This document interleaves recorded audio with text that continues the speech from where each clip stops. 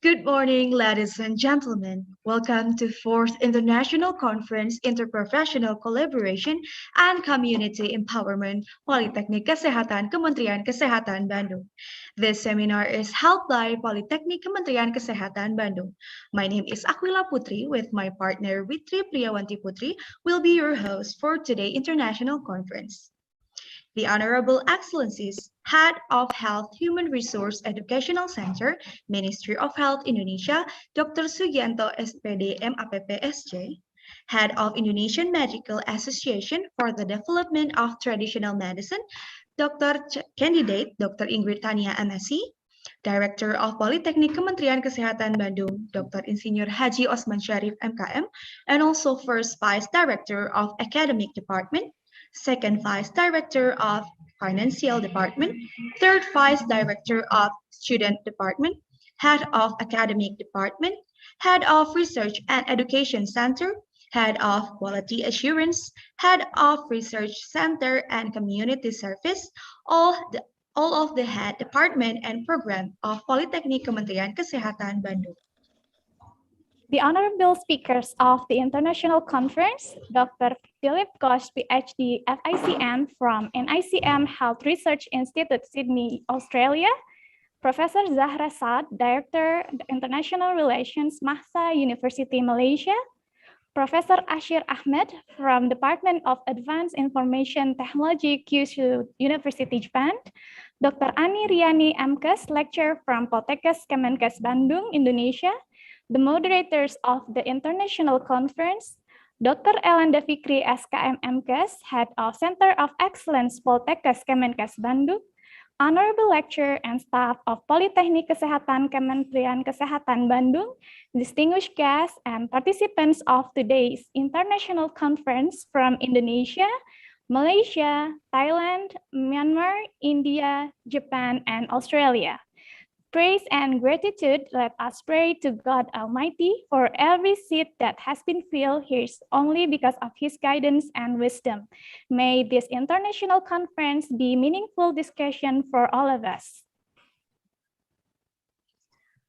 Ladies and gentlemen, at this time we ask you to remain seated as we honor the Indonesian national anthem.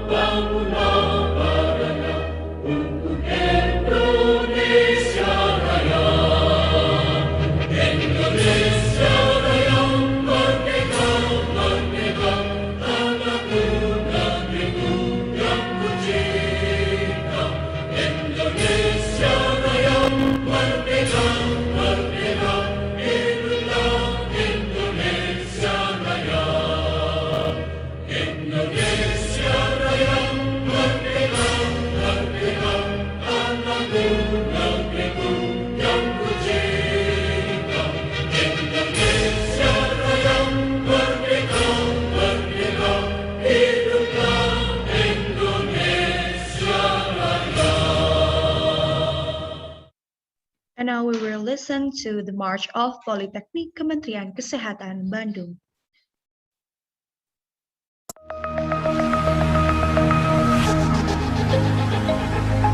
Politeknik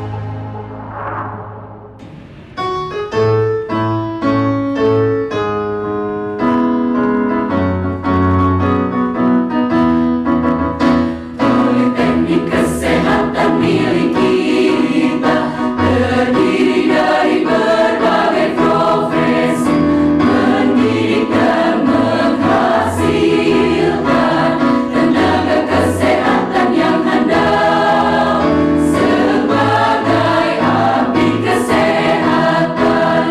Mari kita jadi teladan.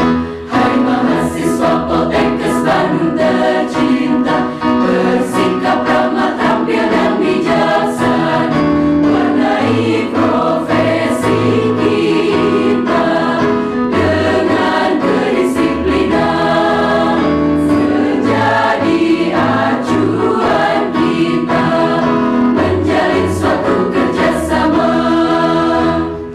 Keperawatan, kebidanan, farmasi, keperawatan gigi, analis prokes gizi, kesehatan lingkungan di bawah naungan Poltekkes Bandung.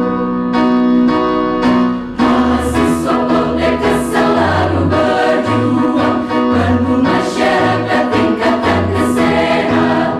Tujuan kita membangun bangsa Indonesia sehat sejahtera. Kembangkanlah profesi kita ke seluruh Nusantara. Bersama Poltekkes KPS Bandung, Anda meraih sukses.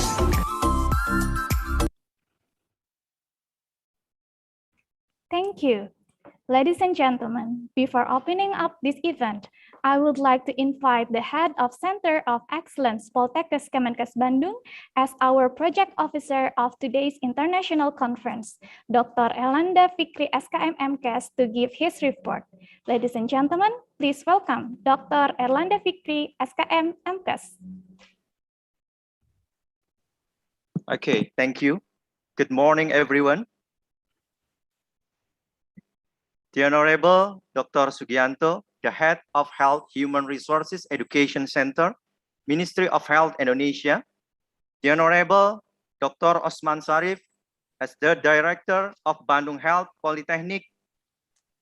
And to all the honorable speakers, academicians, and participants of today's international webinar. It's a blessing for all of us to be able to gather in this event despite all our busy schedules for the sake of the knowledge exchanging process. It is our honor and pleasure to welcome delegates to our 4th International Conference on Interprofessional Health Collaboration and Community Empowerment, or ICI at CCE, with the themes utilization of local materials, resources, health applied technology, and community empowerment for health improvement in the new normal era. This event is following the success of our effort on the 3 previous ICI at CCEs proceeding since 2018. The participating countries continue to increase in number. Such countries such as Australia, Japan, Malaysia, Myanmar, Indonesia, and other countries. This event was organized in collaboration with the Center of Excellence Balok Dayamas, Center of Research and Community Service in Bandung Health Polytechnic, and the Indonesian Medical Association for the Development of Traditional Medicine.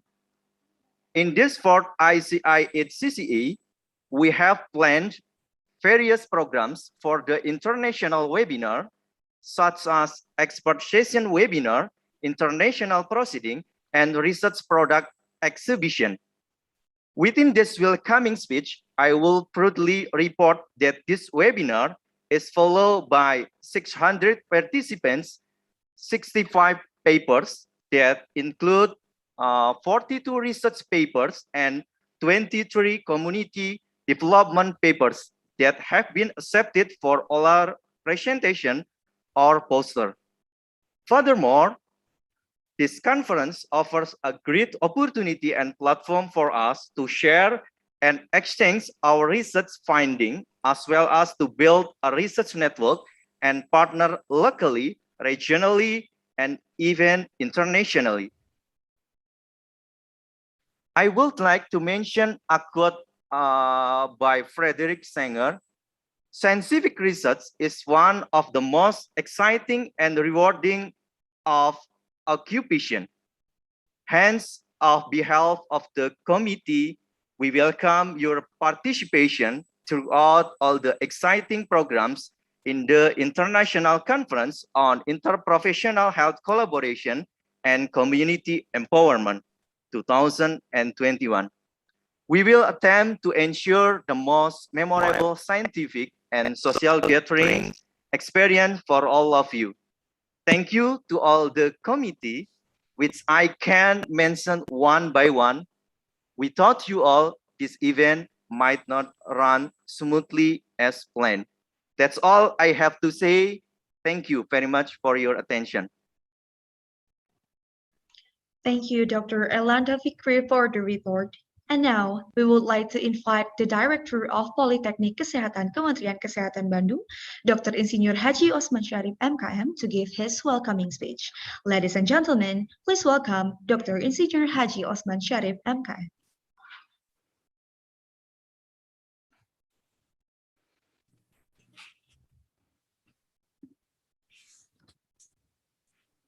Bismillahirrahmanirrahim. Assalamualaikum warahmatullahi wabarakatuh. Good morning, ladies and gentlemen. I heartily welcome our Honorable Head of Pusdik SDM, Health Ministry of Indonesia Republic. Selamat datang dan terima kasih Bapak Dr.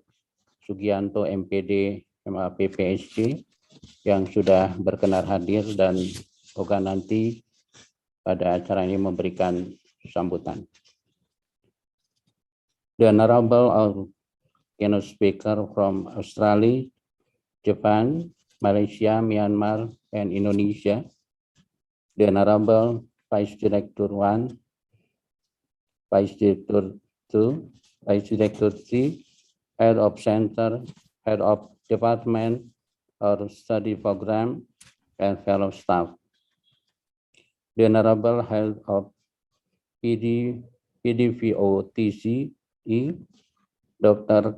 Candidate Dr. Ingrid Tania MSc, their lecturer, as well as educational staff of Poltekkes Kemenkes Bandung, whom I respect.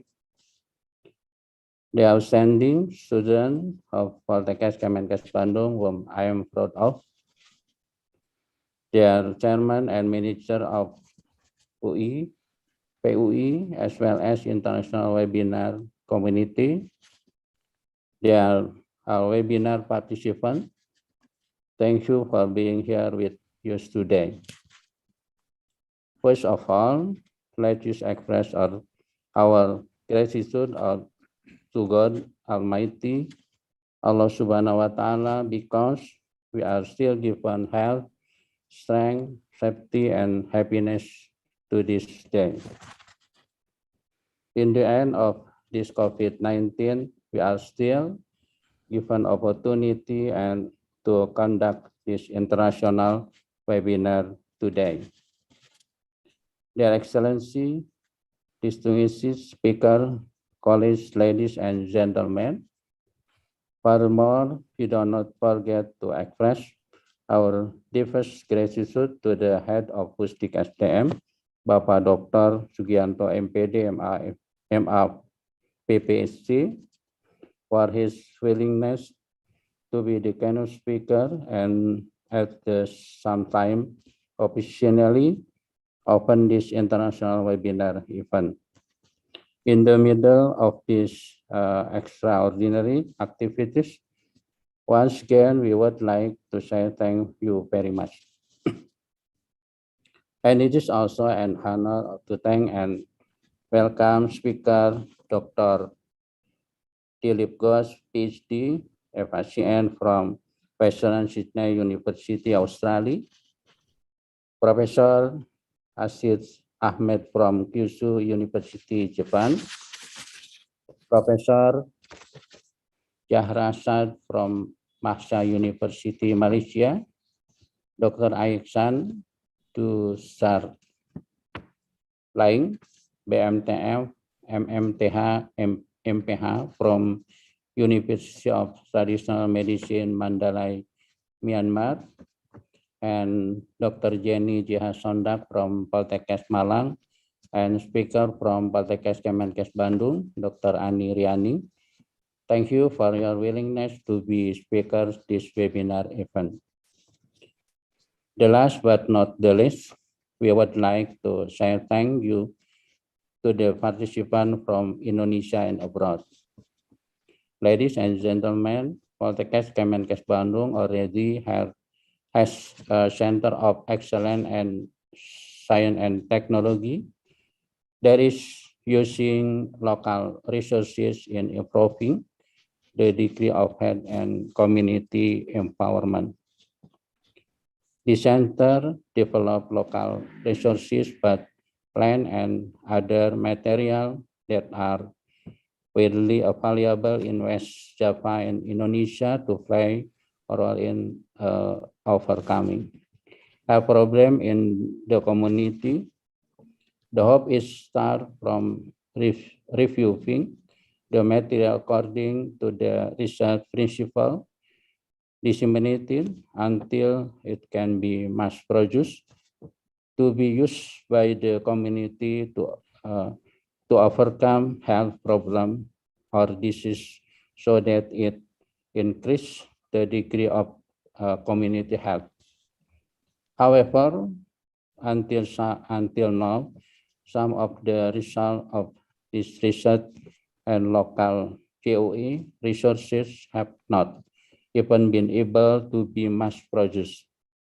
Throughout this webinar, it is hoped that it can provide additional knowledge about the use of local resources and community empowerment, as well as its development until the result of this research can be mass produced.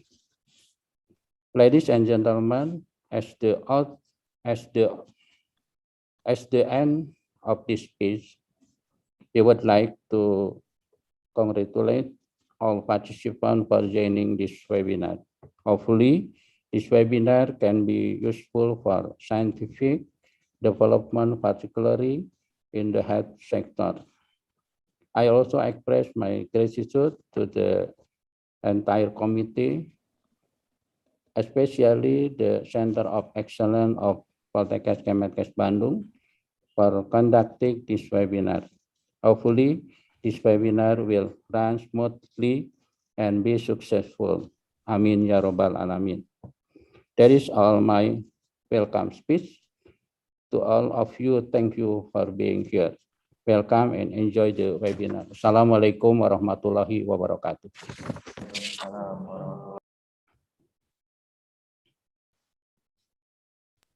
Thank you, Dr. Insinyur Haji Osman Sharif, MKM, for the speech.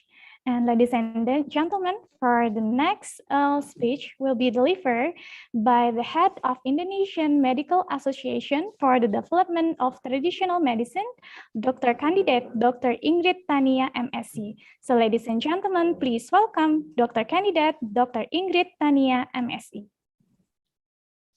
Thank you, Ms. Switri and Ms. Aquila. The Honorable Bapak Dr. Sugianto, Health of Human Resources Education Center, Ministry of Health, Republic of Indonesia. The Honorable Bapak Dr. Osman Sharif, the Director of Politeknik Kesehatan Bandung.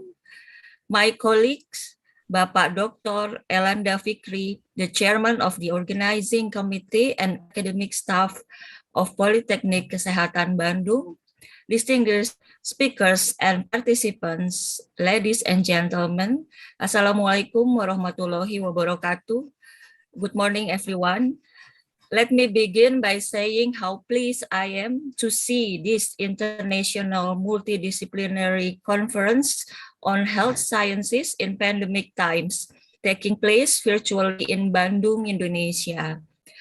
On behalf of PDPOJ, Indonesian Medical Association for the Development of Traditional Medicine, I would like to express our thanks for the opportunity in co-hosting this international conference.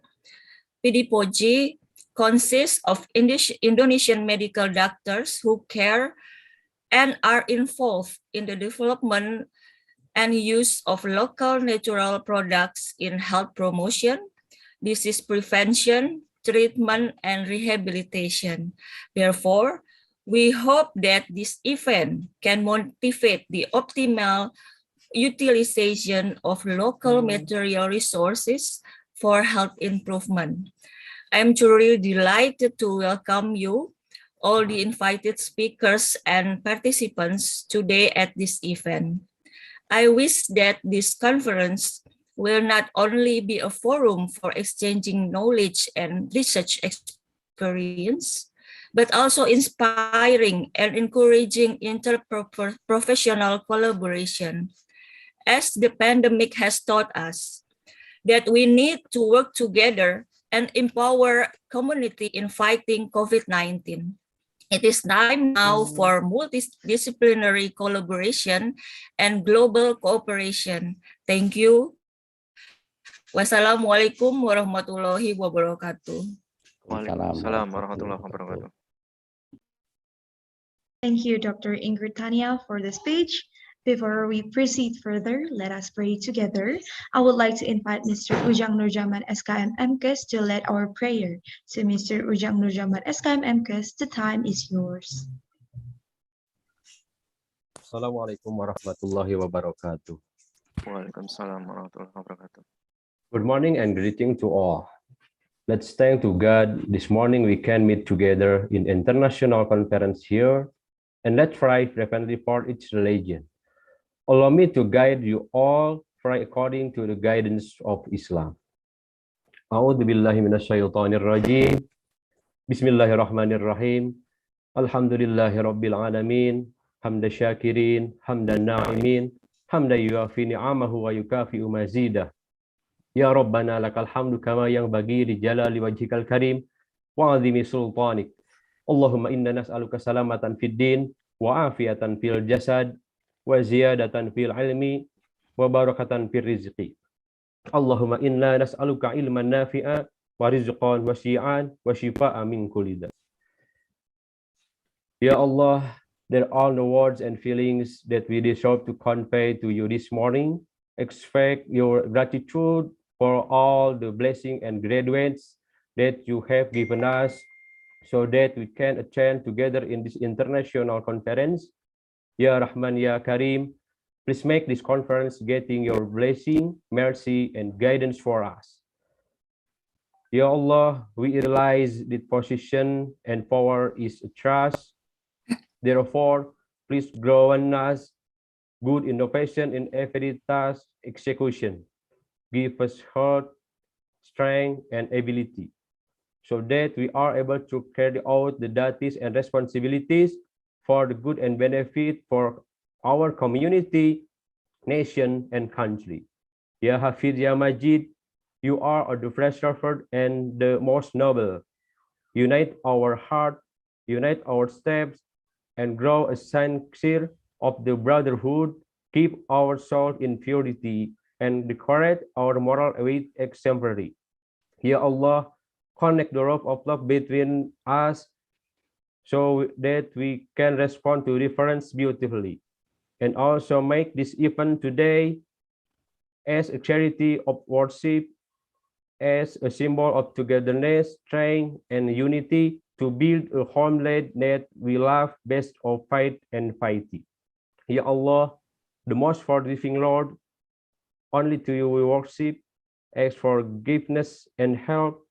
Oh Ya Allah, Please accept our prayer and supplication. Amin ya Allah ya Rabbal Alamin. Wassalamualaikum warahmatullahi wabarakatuh. Thank you, Mr. Ujang Nurjaman, for leading our prayer today. So, ladies and gentlemen, for the next agenda, there will be a photo sessions. For the photo sessions, I would like to invite all the participants in this Zoom meeting platform to open up your camera. So there are around 15 slides at this time. So I will begin with the first slide and continuing until we're reaching our last slide. Ladies and gentlemen, please keep your smile until the end of the slide because we don't know where your screen is. Okay, let's start from the first slide. 1, 2, 3. Keep smiling until the last slide. Committee will begin the documentation until the last slide. Thank you.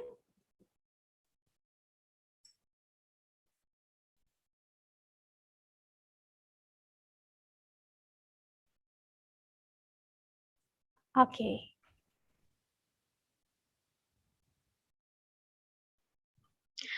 Okay, thank you for joining our photo session.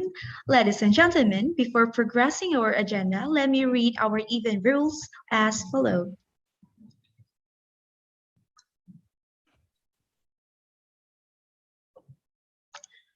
Our event will be held for 2 days on 2nd and 3rd November 2021. The first day agenda will consist of main session in the morning, followed by the expert session in the afternoon. The second day agenda will consist of virtual open house and plenary session. Participants can join this webinar by using Zoom Cloud Meeting platform for the first 1,000 participants, and for the rest participant can access it through our YouTube channel at Media Poltekkes Bandung. Participants are required to rename the Zoom account into country_real name during this virtual meeting. For example, Indonesia_Putri Priyawanti Putri. Participants are requested to deactivate the microphone during the sessions.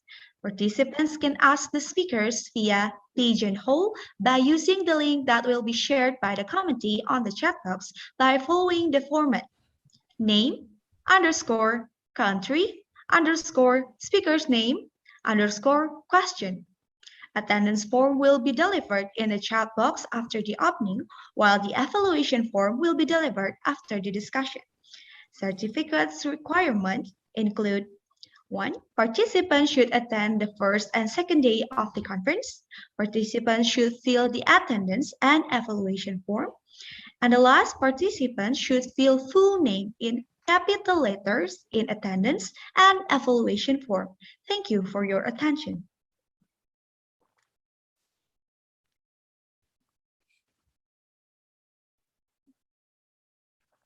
So before proceeding to our main agenda, I would like to invite Dr. Sugianto, SPD MAPP SC, as the head of the Center for HRH Education Center, to give the opening speech and opening up this event. But before that, allow us to read the curriculum vitae of Dr. Sugianto, SPD MAPP SC.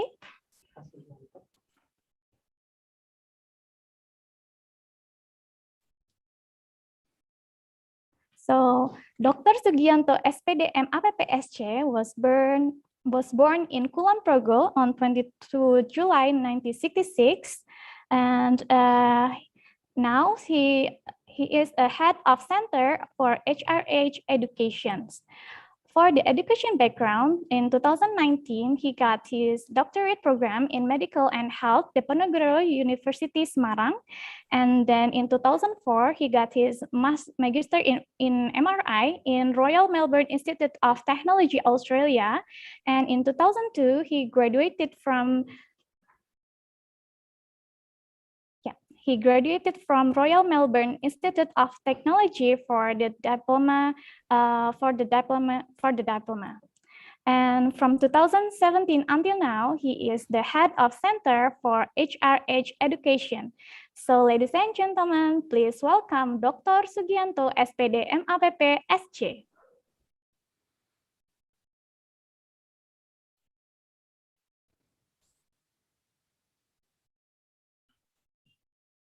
Terima kasih MC. Assalamualaikum warahmatullahi wabarakatuh. Waalaikumsalam Waalaikumsalam warahmatullahi Ya. wabarakatuh. Selamat pagi, salam sejahtera untuk kita semua. Salam, Om Swastiastu, Namo Buddhaya. Best wishes to everyone, best wishes to all of us. To the honor Director of Politeknik Kesehatan, Kementerian Kesehatan, Bandung, Pak Osman, with all the staff, Ibu Ingrid Tania from PD Poci, the international and Indonesian guest speakers, all participants. First of all, we thank God for the blessing He has given us, which permit us to hold this meeting today, especially the blessing of health, which lately has been the utmost concern amidst this pandemic. We hope that our meeting today in the 4th International Conference, Interprofessional Health Collaboration and Community Empowerment, with the theme Utilization of Local Materials, Resources, Health Applied Technology, and Community Empowerment for Health Improvement in the New Normal Era will be beneficial for all attendees. In this blissful moment, I would like to express my appreciation and gratitude to Pak Usman Sharif, the Director of Health Polytechnic, Ministry of Health Bandung, Dr. Philip Ghosh, the Director of NutriConnect, Professor Zara Hassad, the Director of International Relations at Masa University, Professor Ashir Ahmed from Kyushu University, Japan, Dr. Ani Riani from Health Polytechnic, Ministry of Health Bandung, and others, the honorable experts, from their willingness and knowledge sharing during this event. Next, I would also honor all the attendees in this conference for their time and attention. Ladies and gentlemen, as we have already known, the pandemic affects all layers of society. Therefore, we should also realize that the best solution would be the ones that utilize the potential from every layers of society. One way of doing that is to realize the potential that local natural resources has to be turned into health products. So that region can be more independent in supplying health-aware products to support the lives of its citizens. The government fully support the local empowerment initiative by the enactment of Article 6, verse 1 in Ministry of Health Regulation number 17, year 2017, regarding pharmaceutical and medical devices industry development. This regulation instructs the pharmaceutical and medical devices industry to prioritize procuring material from local Indonesia. Based on this regulation, the Center of Excellence of Balok Dayamas Health Polytechnic of Ministry of Health in Bandung was formed and decided that one of the research focus would be the utilization of local resources for medical purposes. In order to meet that goal, community empowerment is very essential. The local community is undoubtedly domain expert about natural resources in a region. empowering them to be self-sufficient in managing their consumption. Another important keywords to the success of this initiative would be collaboration mindset.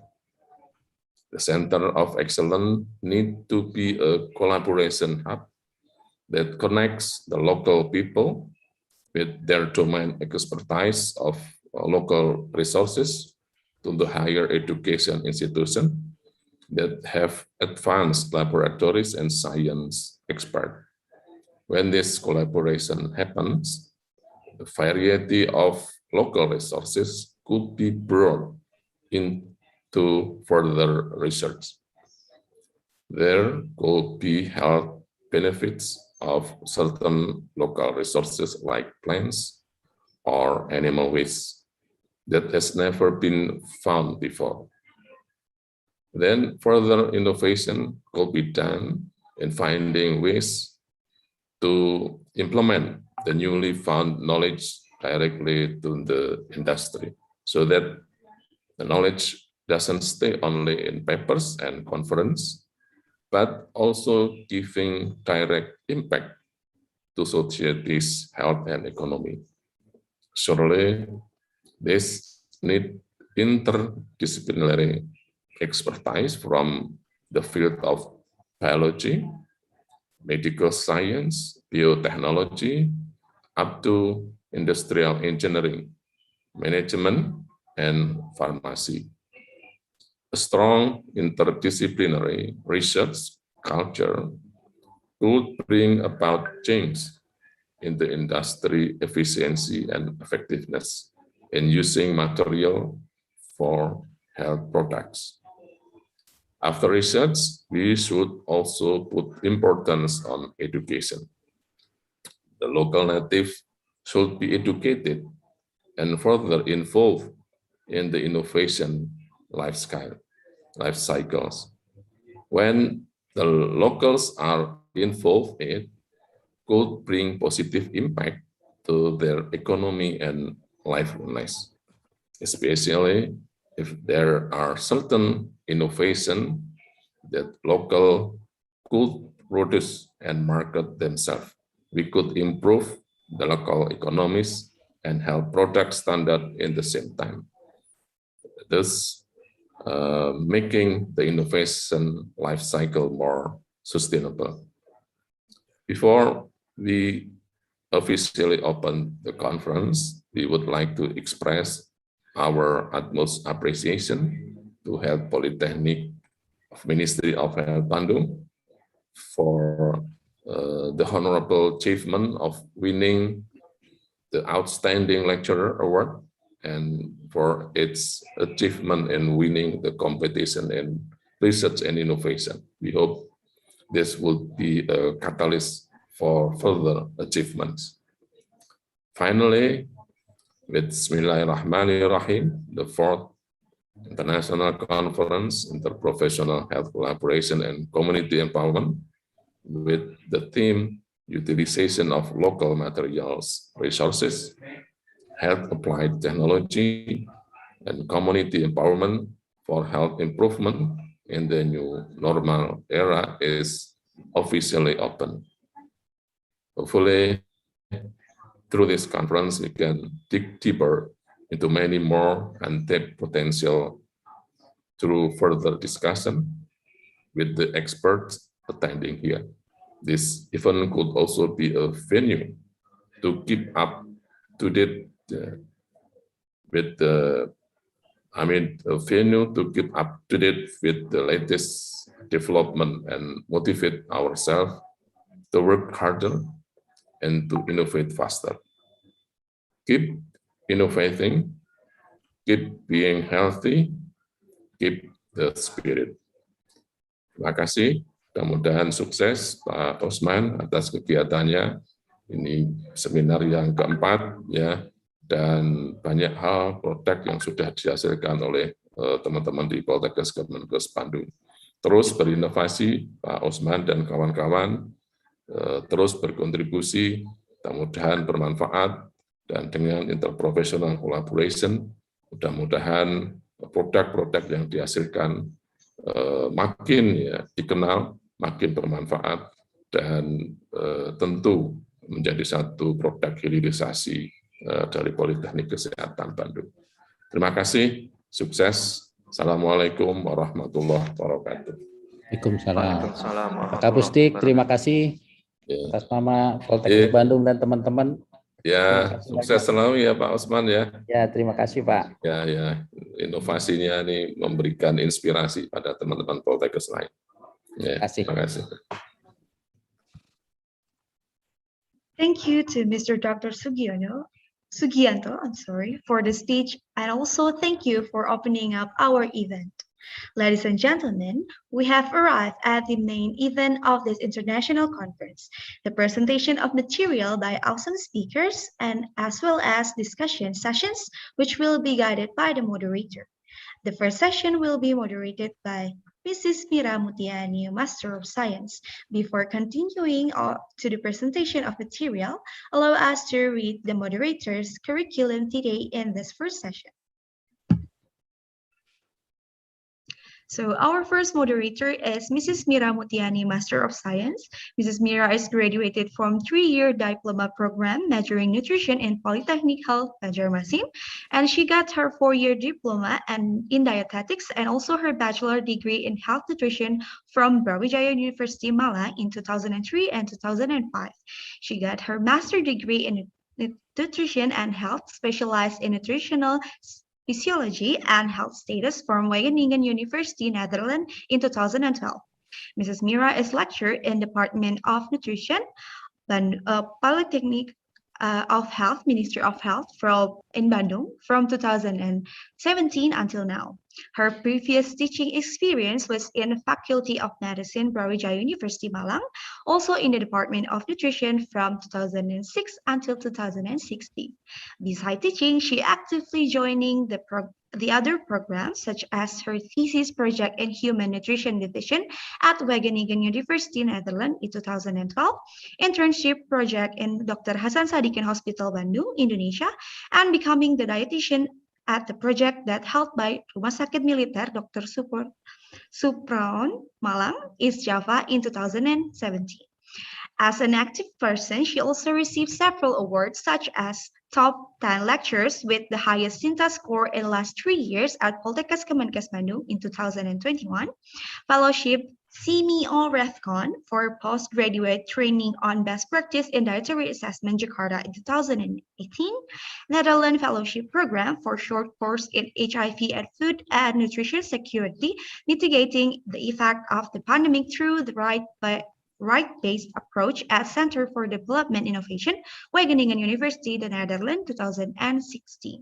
Mrs. Mira is very productive in submitting her papers. Some of her latest publications are a paper that published in Journal Riset Kesehatan Poltekkes Depkes Bandung titled The Glycemic Index of Pigmented Rice by Measuring Blood Glucose Response in Healthy Subject into 2020.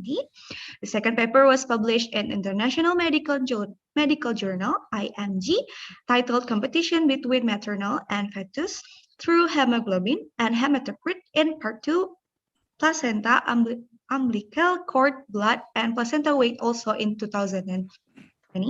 She also published a title in 2019.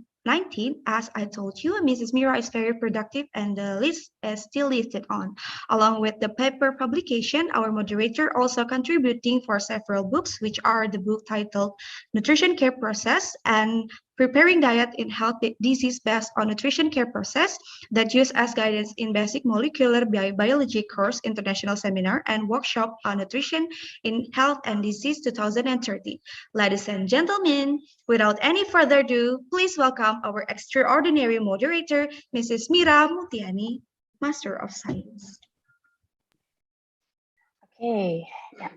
Thank you, Ms. Villa, for the nice introduction for me.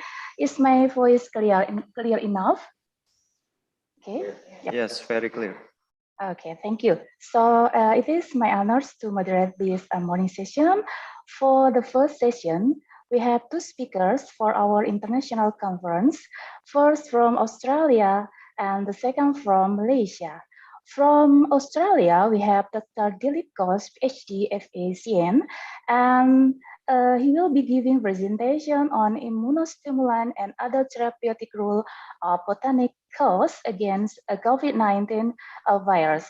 And from Malaysia, we would have Professor Zahra Saad that will be giving topics on community environment strategy in the health sector in the new normal era.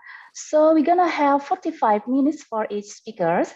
Then we will have the final discussion and look forward for a very fruitful discussion later. Okay, for audience, if you have any question or something or opinions or comments, please write down your question via Pigeonhole by using the link that will be shared by the committee below. Okay, thank you very much, Dr. Philip Ghosh, for your coming in our online international conference. So, Dr. Dilip, how can I have call you Dr. Dilip or Dr. Ghosh? You can call me Dilip. Okay, thank you, Dr. Dilip. Yeah, before I hand in the session to Dr. Dilip, let me first read the CV of Dr. Dilip, please, the committee.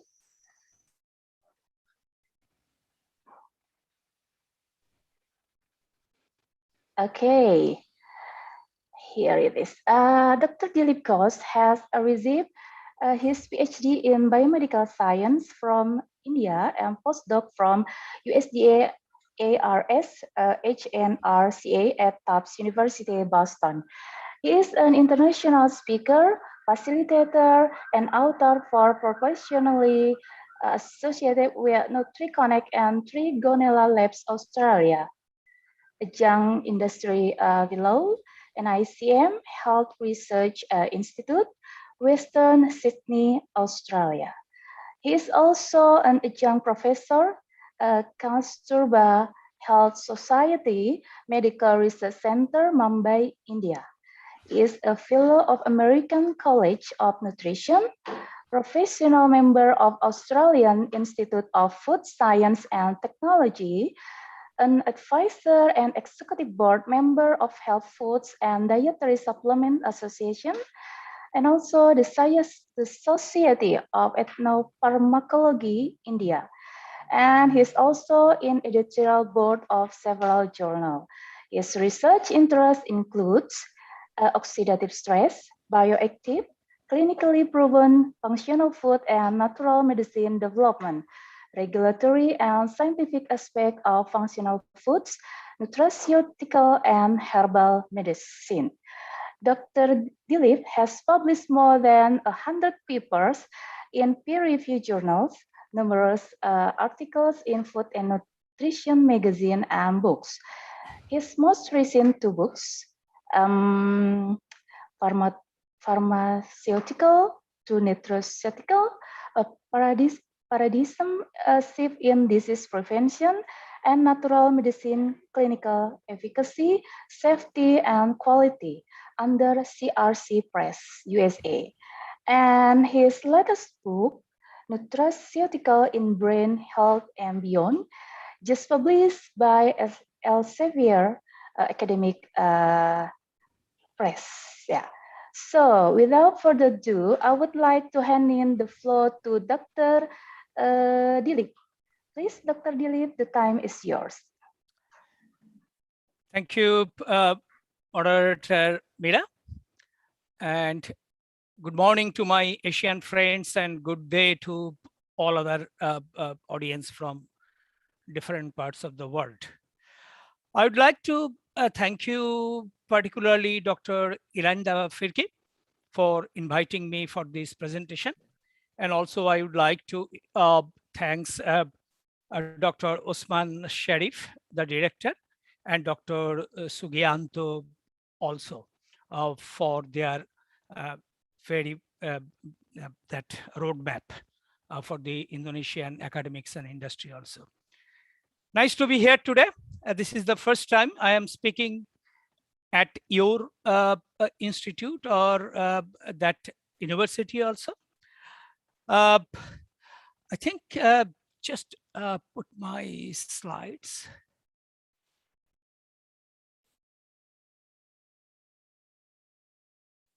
Can you see my slides? Yes. Yes. So today I am talking on one very, very relevant and very timely topic. It's a buzzword. So immunity, immunity, immunity.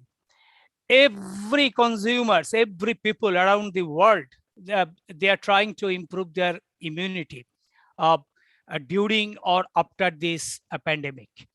So I will talk some of these. What is immunity? What are the role of botanicals in this immunity? What are the latest development of medicine in this area? And also I will highlight some Indonesian research also in this category also. So first, this is a disclaimer. I gathered all information in this presentation from different sources, but I try my best to make the accuracy, the correct information. And if I mentioned some of the product, because I have to mention, because I will show you the showcase, some case studies. So I have to mention some product related science, but I confirm you, I have no financial connection with any of this company named in this presentation. So these are only for the sake of science. Just giving you a few books, because if you are from medical science or nutraceutical or natural medicine or nutrition domain, I think these books are very, very essential. I published all these books with either CRC Press or Academic Press. These are the world #2 publishing house. First book I published a few years back, biotechnology in this area.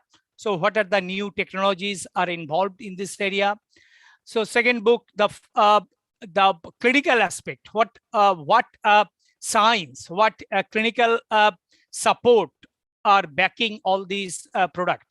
Third one, there are hundreds of patents, intellectual property in this area, but maybe 2 to 5% intellectual property that ultimately see the pharmacy self.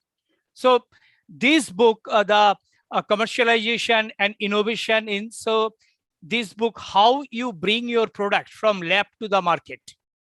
And this book is a good game changer, how the entire industry, that means pharmaceutical industry, we called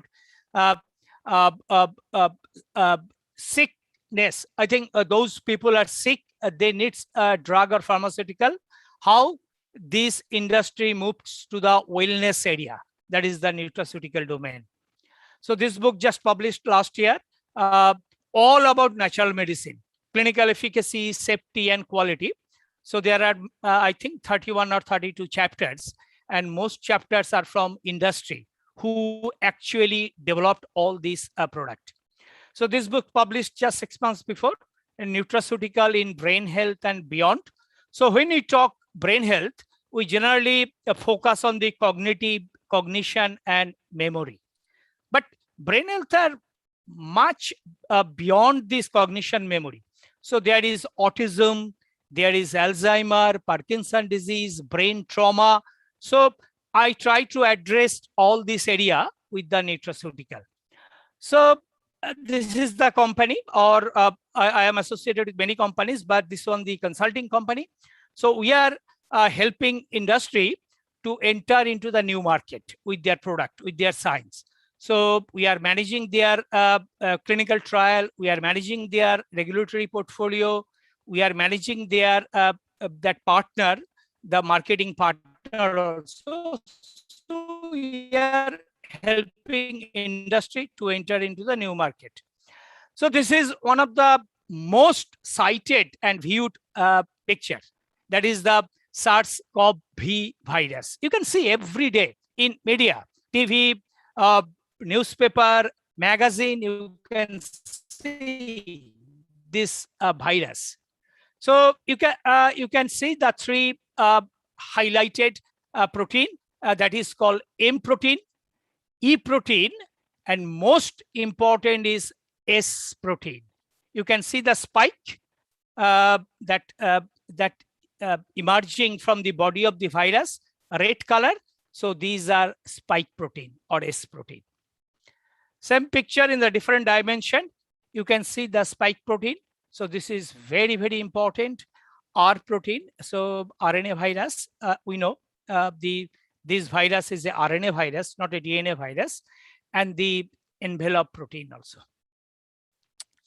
This is so beautiful picture. You can see the beautiful green background and very, very bright yellow colored dots. But this is not really good. So this is the lung cell, that is the green color, and you can see the all yellow bright dots are that COVID-19 virus. So just yesterday's statistics, just to give you a snapshot. The total case is 246 million case, COVID-19 case around the world. Total death is also very, very sadly, it's a 5 million people, they lost their life. But the good thing is the 7 billion vaccine already administered around the world. You can see the last 1 month or 28 days cases or death or vaccine. Because we are, I'm speaking on Indonesian platform, so it is always good to cite some Indonesian statistics. That is, you can see the Indonesia had a lot of cases here, and 143 deaths. Unfortunately, that's a huge number. But the good thing is very good number of 194 million vaccine already administered. I think per 100 people, Indonesia have 67 or 68 vaccine also. That is not a very great number, but also this is a good number, not very bad, because some country, they have a very bad vaccination rate. And if you compare with the Asian, that bubbles means the size of the infection. If you see the Indonesia is in Asian country is the one biggest bubble. So these are all Asian countries. You can see the China very small. This is the India, not that much big also. But India per capita population, that is a very high rate of COVID-19 things. So I have done some work in this area. I have published many articles. Some of the articles, if you're interested, you can send me email, so I can send you. So these are a very soft article, so everybody can understand this one. So just you all know, you are all expert in this area because you are bombarded by the media last 2 years. What is coronavirus? What is COVID-19? What is SARS-CoV-2? So coronavirus is that COVID-19 is one of the coronavirus. There are maybe 12 or 13 different coronaviruses that infect animal and human also, that primarily infect birds and animals, but were shown capable of species crossover by infecting human in 2002 with SARS and 2012 with the MERS. So these all happens in your area, but it was not that much big like the COVID-19 case. So new virus, that is the SARS-CoV-2, was discovered at the end of 2019. It's still going also under control, but the strategy for all countries, including New Zealand also, they were initially thought they can eliminate this virus, but elimination of this virus is not possible. So you have to live with this virus. So that means the only thing is you have to increase the vaccination rate, and also you have to increase the basic hygiene, nutrition and hygiene. So today I am talking about immunity. So we have two types of immunity. I will talk later. we have innate immunity, and also we have a acquired immunity. So these two immunity are very important for SARS-CoV-2 control. And there are 4 membrane protein: spike protein, envelope protein, and membrane protein, and nucleocapsid protein. All are important, but the spike protein is most important, because spike protein, when they landed on our lung tissue, alveolar tissue, so they first infect our body. So this is very important also. You can say the S protein, that the spike protein, that attached with our one of the receptor in our body, we called ACE2 receptor, S2 receptor. So this receptor mostly prevalent in the respiratory tract in this area, including lung, but you can find this receptor at heart, kidney, blood vessel, and intestine. That's why our first point of infection is respiratory tract, including lung, but it is a heavy infection that it can attack our heart, kidney, blood vessel, and intestine also. So S2 receptor is the protective to the respiratory epithelium.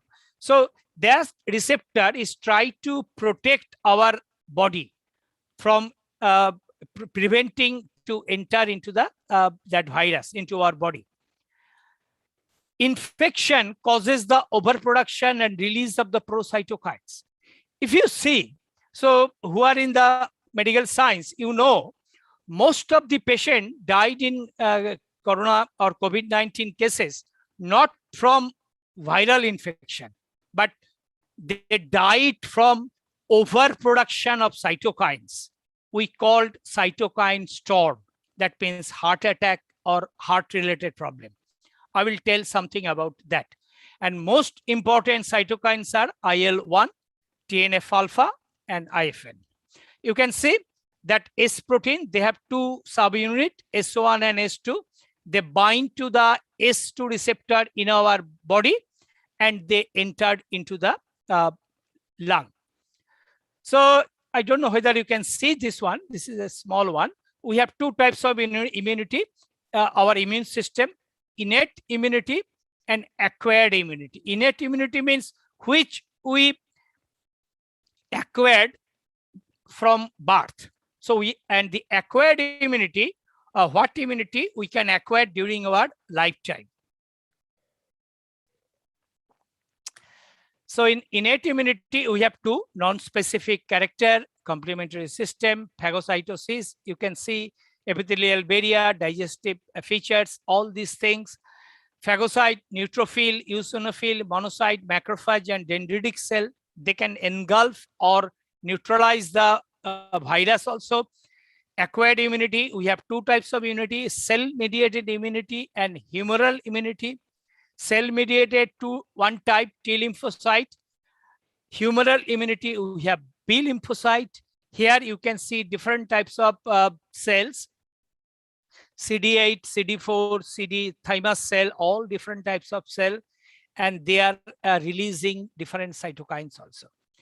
And there are some plasma cells also, but they are also involved in the immunity also. This is more simplified cell slide. That is the natural or innate immunity, which we born with this immunity, or specific or adaptive immunity. So we acquired during the lifetime. I already told cell system involves neutrophil, monocyte, macrophage, natural killer cells, process phagocytosis, antigen presentation. So these 2, cytokine production, antigen presentation, they stimulate B cell and T cell, and T cell, they secrete different cytokines and B cell, they produce the antibody production. So this is the lung. Left hand side is the normal lung. We have everything. You can see the bronchial epithelial cell, type 1 alveolar epithelial cell, These are the cross section of the alveolar cell. But when we have disease state, right hand side, you can say this is the virus. They infect the alveolar cell. They entered into our body or within the cell, and they have 2 or 3 different vascular leakage, coagulation, and inflammation. And ultimately, they produced huge number of cytokines, interleukin, different types of interleukin, and MCP, GCSA, and that ultimately kill the people. So you know that our immune system, when we age, our immune system going down. So you can see it is not only age, but if we are working or we are living under huge stress. So stress not only from the everyday working environment, but stress comes from the environment also. If your environment is hugely polluted, then you are under stress also. You can see this is the healthy cells. So if you have a stress, either metabolic stress or replicative stress, your cell, healthy cell that converted, this is the, you can see the maroon color cells. So they converted to the senescence cell. Immunosenescence, cellular senescence, that is the aged immune cell. So this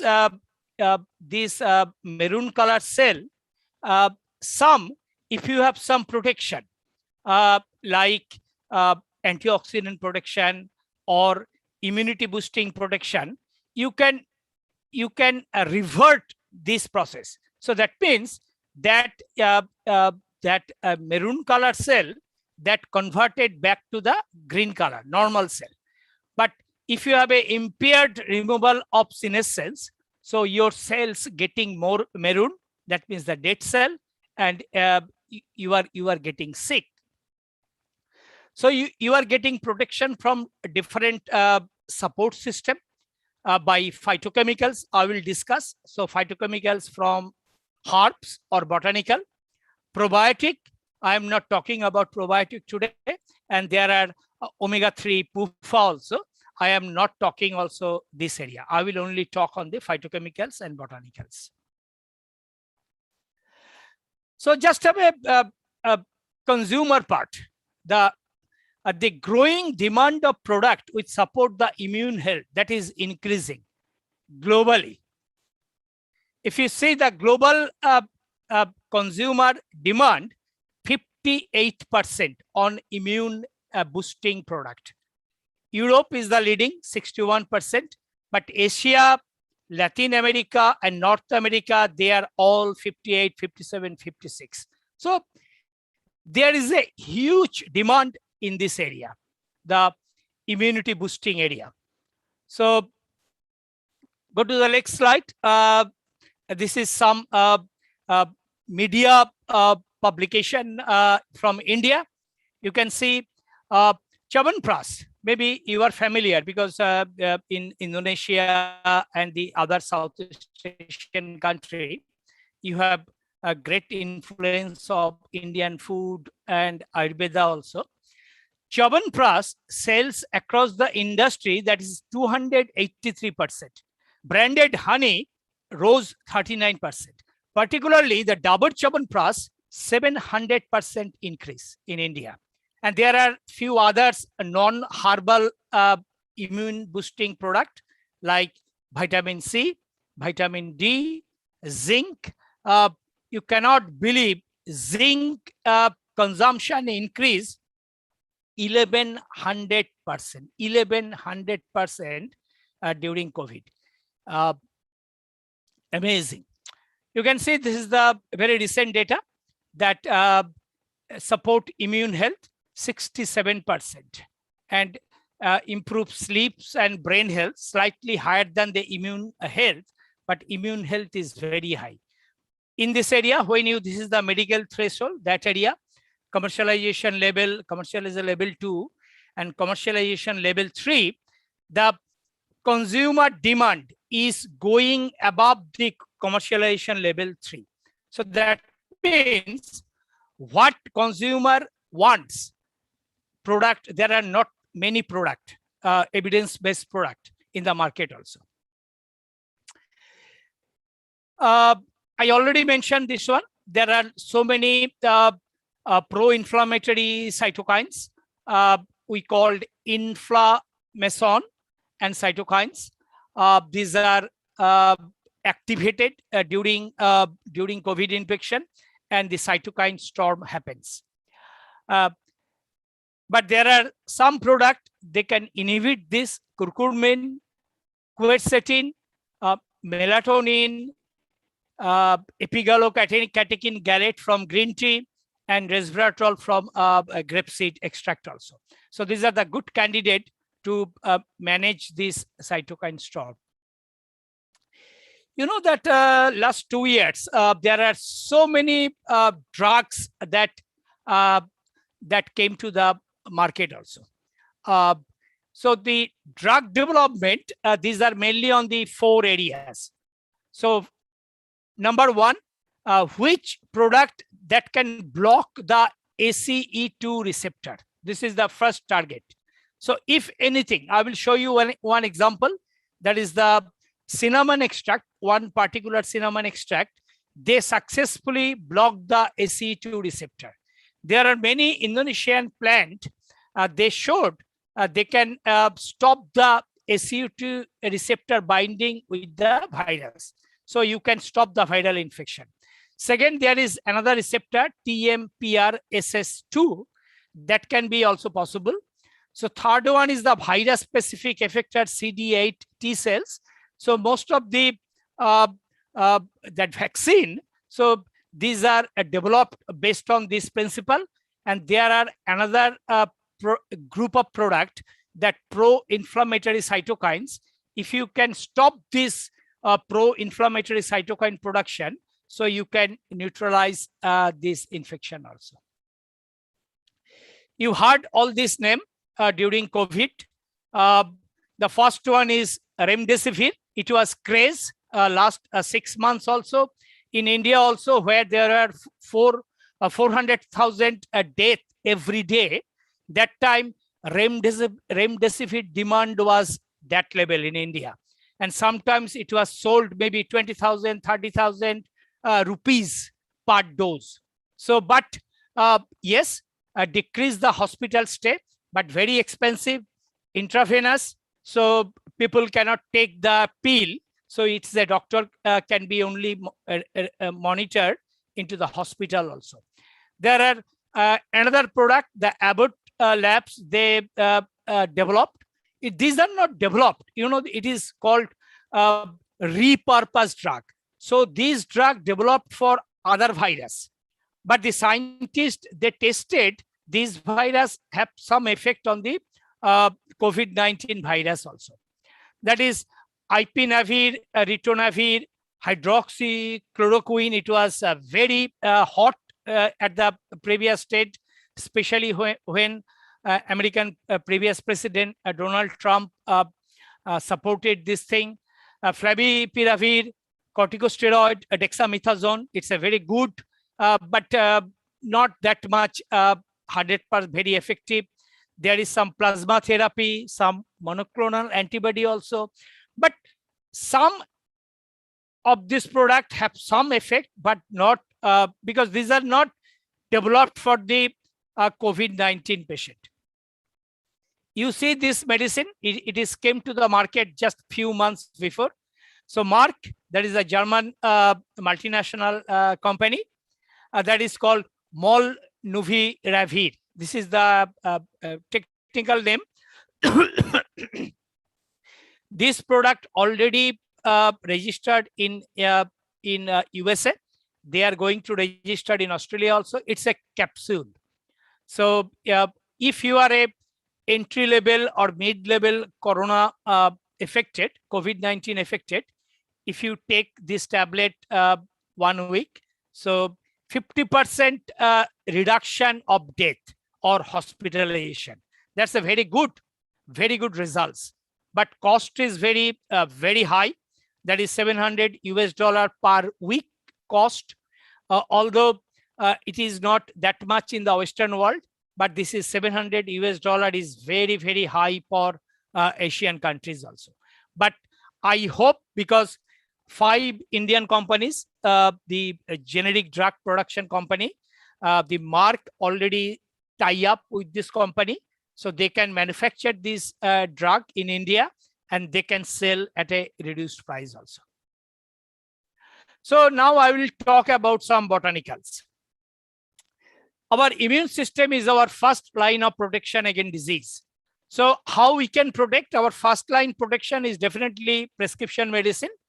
Unfortunately, we don't have any authenticated or registered prescription medicine against COVID-19 virus. Traditional medicine, including Ayurveda or Jamu, that is the Indonesian traditional medicine, or some nutraceutical or over-the-counter product also. You can say this is a very nice product, but this is a lot of information in one slide. That is the treatment outcome from 0 to 99%. That is very positive. And the mortality rate, death rate, 0 to 99%. And if you see the infected patient, viral replication, load and toxin, clinical intervention, and pulmonary resistance, you can see if you have 99% treatment positive outcome, that is how high nutritional, metabolic, and lifestyle status, low viral load, asymptomatic, no clinical intervention, no major issue in breathing. But if you have a 0 treatment outcome, that means if you have a diabetes, obesity, pulmonary, cardiac disease, you have very high viral load. That means your viral number in your body is very high. You are in the ventilation or in the ICU, or you have a respiratory dysfunction. So that means your death rate is very high. You can see the traditional medicine usefulness during COVID, including Indian medical system Ayush also. So that means, yes, 66% people, they believe the natural traditional medicine, they can help or cure this problem. 25% not sure, and 9% they don't know. They have no. So you can see the nutritional inadequacy. That means if your health is good, that means your immune system is good. It is not that if you have a COVID and you are taking a lot of nutritional support, it won't help. You have to develop a robust wellness, robust health. So that means your nutritional status is already high. Then you can fight all these diseases, including COVID-19. You can see how can you do that. There are many publications. I only cite 4 or 5, how diet and immune function are related. So diet and immune function, immunity, nutrition, nutritional modulation of immune function. So nutrition, immunity, and COVID. So that already established.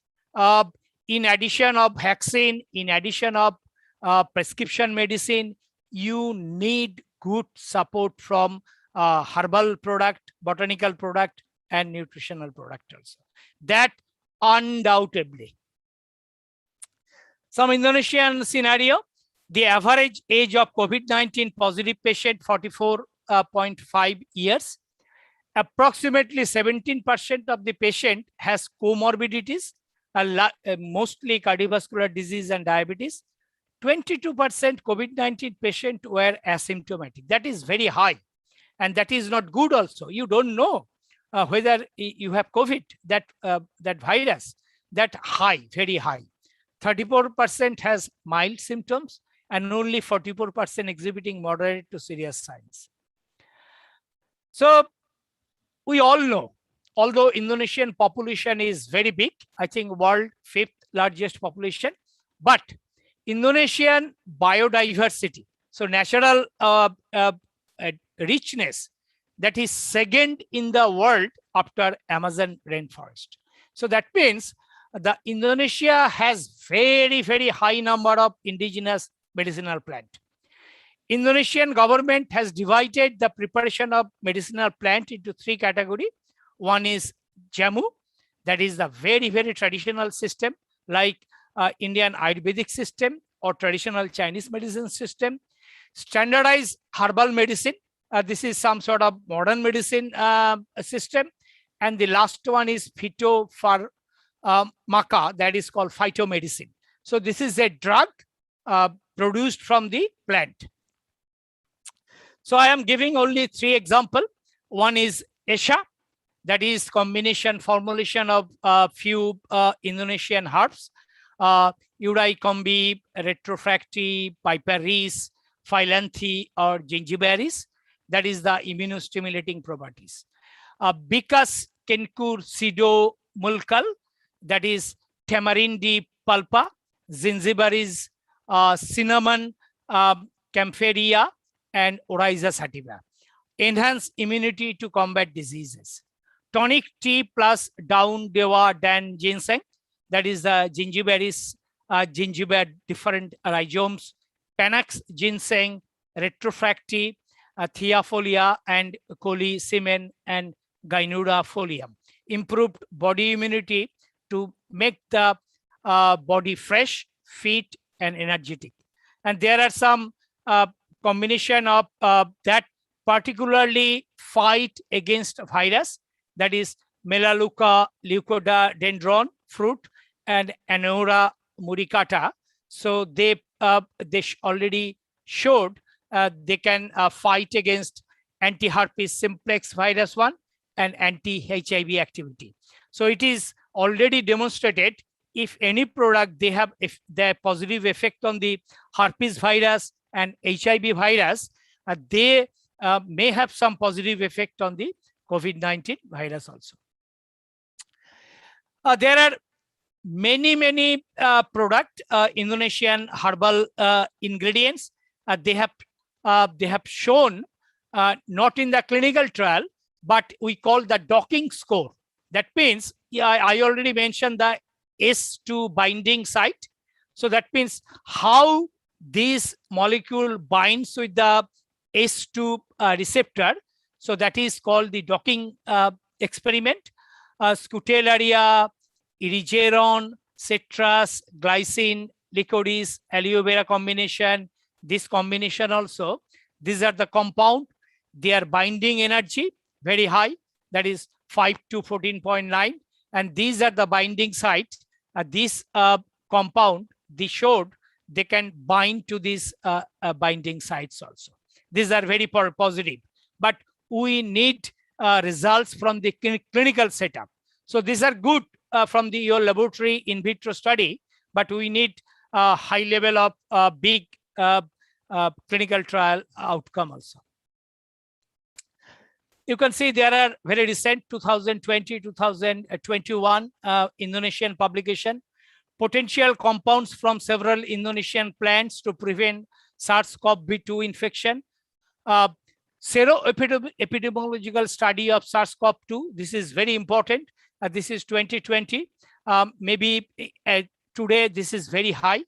So the 12 to 14% population, they already seropositive for this virus. But if you see 5 Indian cities, Delhi, Mumbai, Kolkata, Madras, Chennai, they already, their population already showed 80 to 90% seropositivity. That means what we call the herd immunity that already developed. If your population, 80% above population, they have a seropositive to this particular virus, that means you already developed herd immunity.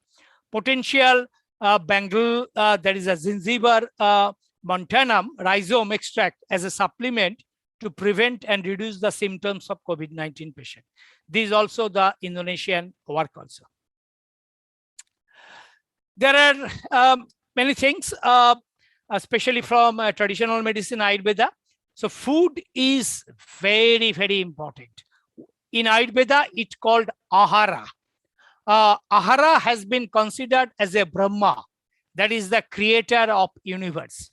And in Ayurveda, they have a different dosas, that means bad things, or that and dhatus also, body component, biological humors and body component. And this patha or ahara or food, they can control this dosa and dhatus also. You can see this is the blue color, that is the modifiable factor, and the this color, the yellow color, that is non-modifiable factor. So food is in your hand. So that means you can change anytime nutrition.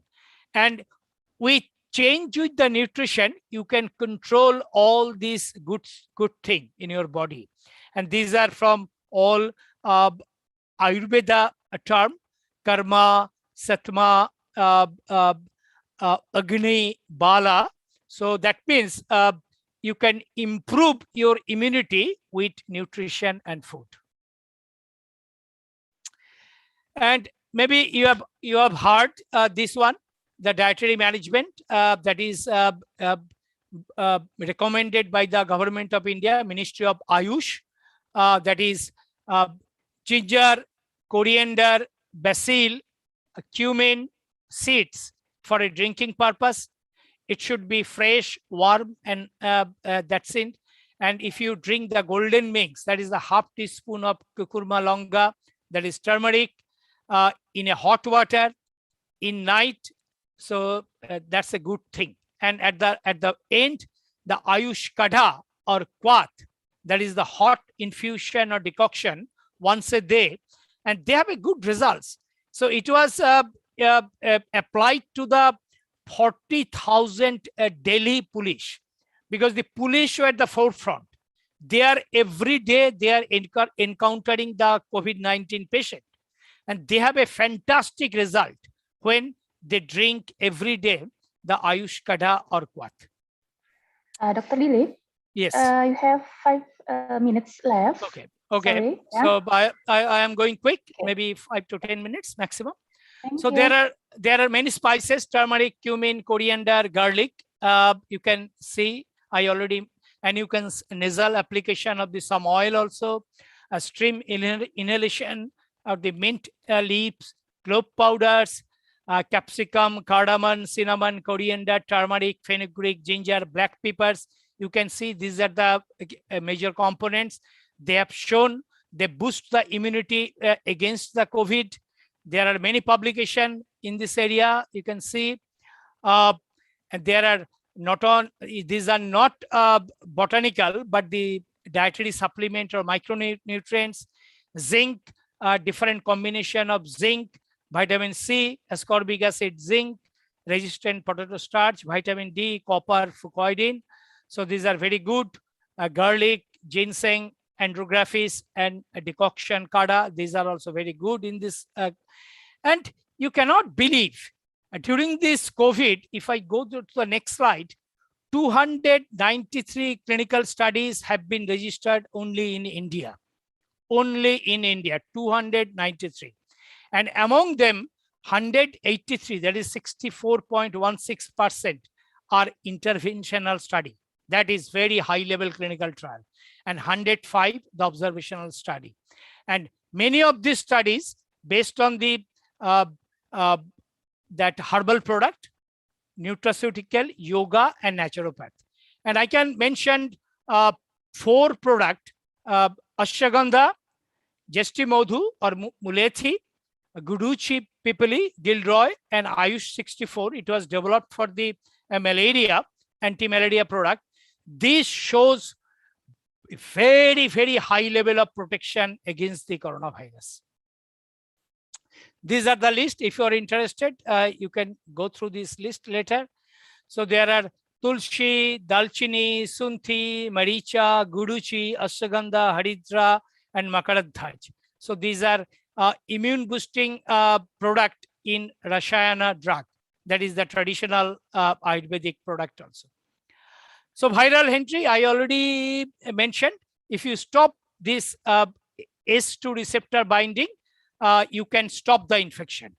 So we have done very, very long studies with some special cinnamon extract. we called IND02, and we published many products. We showed that cinnamon 2, they stop the glycan masking and they stop the H2 and that receptor binding also. So if you stop the receptor binding, the viral attachment won't happen and your viral load would be 0 or very minimum. And we developed 2 products, one in nasal spray and also one in capsule format.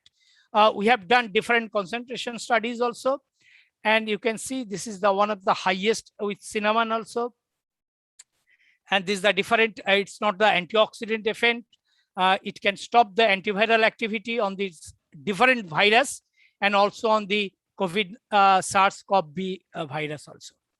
So that's the 2 studies already completed in India with cinnamon. One is prophylactic study, that is the spray, nasal spray. Another is the therapeutic trial with the capsule of the same cinnamon extract. So there are many other products that went to the clinical trial. That one is artemisinin plus curcumin.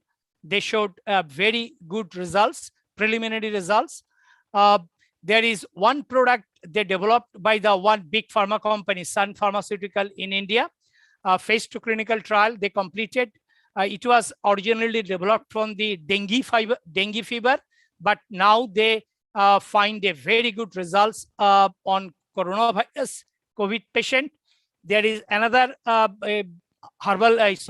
pharmaceutical company. They developed this product also. They also block the ACE2 receptor. They have completed 2 clinical trials. And there is some product that is showed some preliminary positive results also. So combination intervention, it is not only one product. If you combine with some pharmaceutical product with the natural product, you will get fantastic result. And these are the area, the combinational intervention that pharmacological and nutritionals are very positive. So because I am from Australia, so Australia and Indonesia to partner on COVID-19 research. You know that CSIRO, that is the Australian government research, they developed some partnership with the Indonesian Research Institute to develop the COVID pandemic preparedness and response and accelerate the joint research outcome related to the COVID-19 patient. So last 2 slide, take home message. We all see, because we are not in the pharmaceutical or drug area. So we are talking on the natural product, herbal product. So that means if we go to the next slide, so we have to more concentrate not to the treatment part. We have to concentrate more on the prophylaxis part. So how can we prevent this disease? Treatment is coming later. So that means we have to do more study. And also, if you read decision, the coronavirus or COVID-19 related division, that coming from the politician, not from the scientist or the public health people also. It should be developed and delivered by the scientist or the public health people, doctors, and definitely the management should be done by the politician, but primarily by the scientist and medical. So I finish, I think, on time. If you have question, I'd be happy to answer your question later.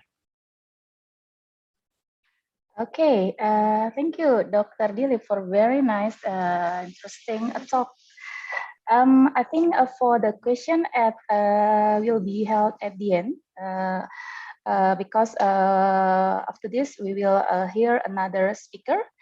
Yeah, Dr. Dilip, you said that, or you saw that you have books very interesting, yeah, and we must have for your book. Maybe after this you can send us the copy of your book if you don't mind. Send to us, maybe a version, electronic version, yeah, and I will read your book. Okay, thank you. Now we move to the second speaker. Then we will invite Professor Zahra Saad. Yeah. Before I hand in the session to Professor Zahra, let me first read the CV of Prof. Zahra. Please, the committee.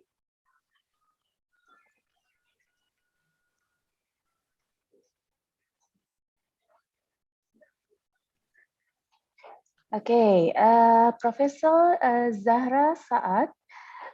She is now a Director International Relations Massa University, also former Dean, Faculty of Nursing and Midwifery, Massa University. She is also member of Malaysian Nursing Board for 3 terms, panel for Malaysian Quality Assurance, and Train the Trainer. She is also chairman for the Special Interest Group in Education under the umbrella of Malaysian Nurses Association. Also chairman of Nursing Professional Group. Yeah, she's also the first Malaysian senior nurse to receive the fellowship to attend the Nursing Global Leadership Institute in Geneva, Switzerland. A member of Global Nursing Leadership Institute, founder of Al-Falah Z Care, the NGO services for the elderly vulnerable zone.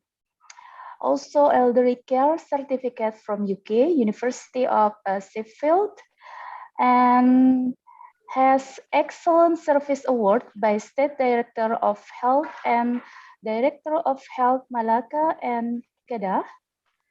Received the most supportive staff from Director, General Ministry of Health. Also has award from Malaysian Professional Body and Malaysian Nurse Association, Tokoh Jururawat in 2015 in education. Her expertise are management, curriculum development, and care of the elderly. She's also speakers, national and international, such as in ICN Barcelona in May 2017. Also published 5 books and more than 70 reports or articles. Okay, without further, I give the time to Professor Zahra. The time is yours. Thank you. Can you hear me? Yes, very clear. Very clear. Okay. Bismillahirrahmanirrahim. Assalamualaikum warahmatullahi wabarakatuh. And a very good morning to our Dr. Osman, the Director of the Polytechnic, Dr. Sugianto, Head of the Health Resource Educational Center, MOE, the head at the school, the B3, the distinguished lecturer and the speaker, participants, and all those attend this webinar conference. First of all, pada permulaan ingin saya mengucapkan kesyukuran kerana dapat bersama dengan anda semua. Alhamdulillah. And thank you for this kind invitation. It's really an honor to be together with other healthcare professional from multidiscipline science on nutrition, midwifery, dental health, pharmacy, environmental health, nursing, medical laboratory, technology, and health promotion. So it's really an honor for me. Terima kasih di atas jemputannya. Dan untuk itu we are partner. Ya, kita berkolaborasi Massa University dengan this institusi dan banyak lagi institusi di Indonesia yang kita ada partnership. Almost during this pandemic, kita banyak berjumpa secara maya virtual. The topic for me, given as on this community empowerment, jika tadi first speaker more on the scientific and technical, let us share this experience, something lighter, which is more common, okay. So that we can have our discussion, and this topic given something that I also share with other academic partner, or related to the community enforcement and community empowerment. Can we have the first slide, please?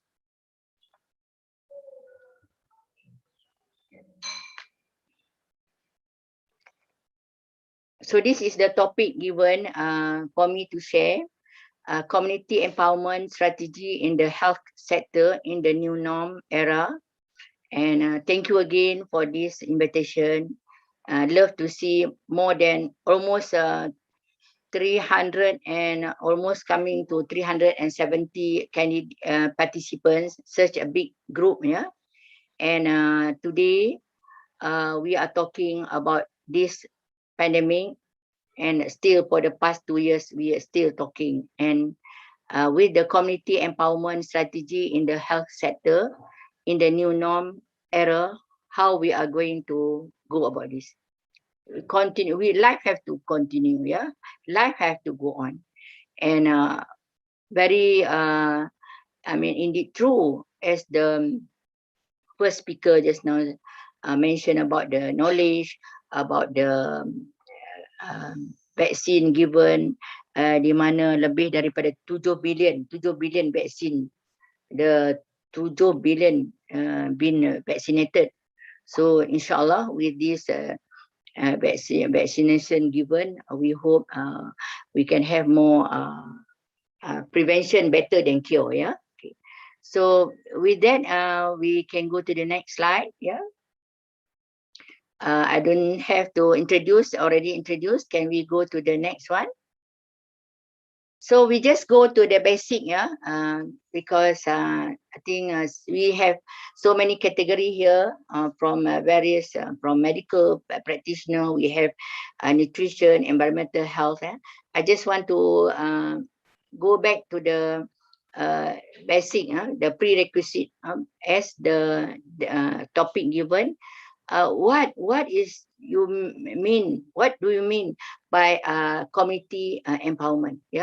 Because this is a process of enabling community in this process, because we want to have control on our life. Tidak ada orang lain yang boleh control our life. We are the one who are able to control our life.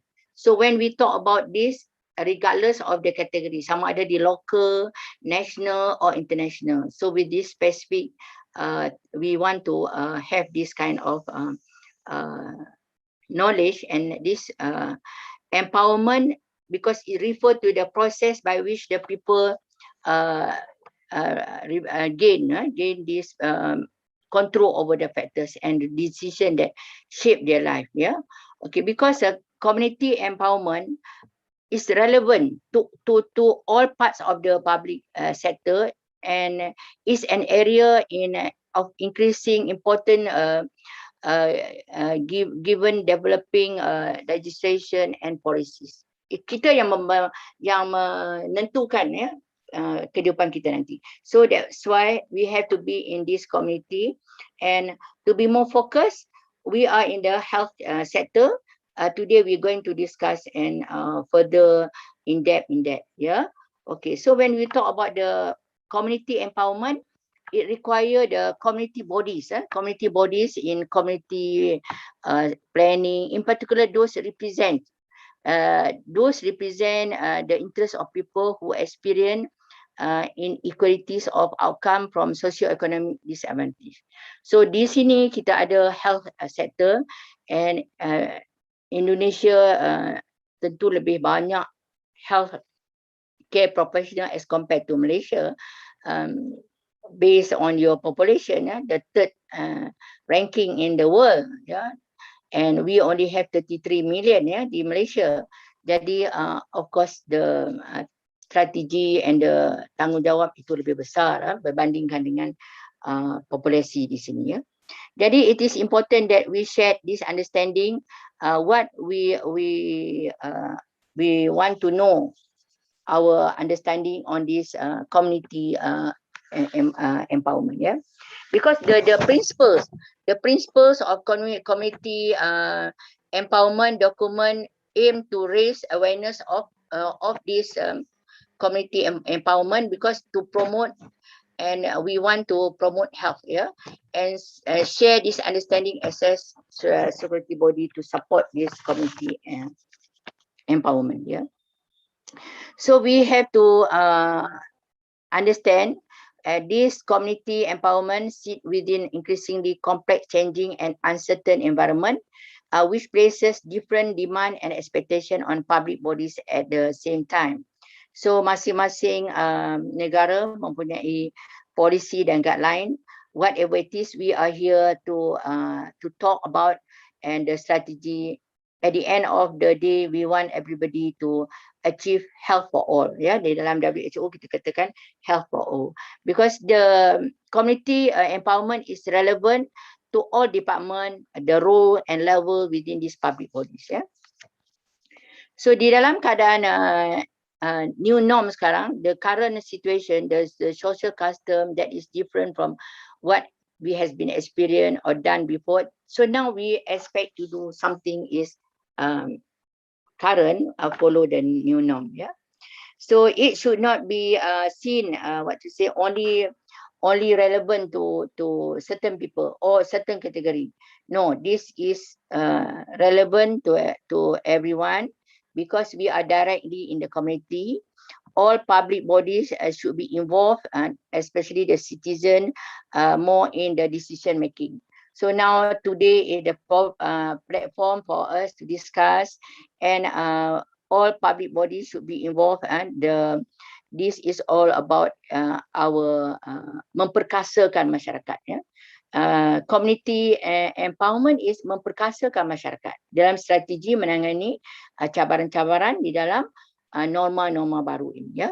Jadi dalam kita memperkasakan masyarakat ini, it should not be part to consider that separate entity ya, should be at large ya, community at large. So because we want to improve the well-being of the community. So inilah actually when we refer to the various literature, when I try to look for the various literature and have some focus group, more or less we have the same strategy, and it depend on the the state by state, also the country by country. Thank you. Can we go to the next slide? Can we go to the next slide? Okay, my overview of the presentation will be from the Malaysian scenario. Okay, Malaysian scenario, the COVID-19 challenges, yeah, and the healthcare sector, the role of healthcare professional and the frontliners, yeah, barisan hadapan, yeah, frontliners. What are the strategy?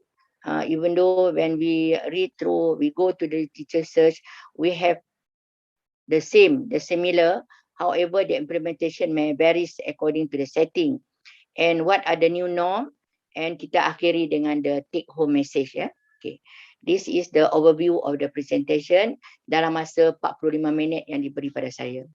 Okay, please remind me another 5 minutes ya. Saya tahu akan saya boleh jadi bercakap kerana latar belakang educator ni, narasumber ni dia bercakap terus saja ya. Moderator, dia Mira. Okay, dia. Okay, next one. So the Malaysian scenario, we have this every day, kita akan tunggu mendengar apakah situasi status sekarang ya di dalam situasi negara ya.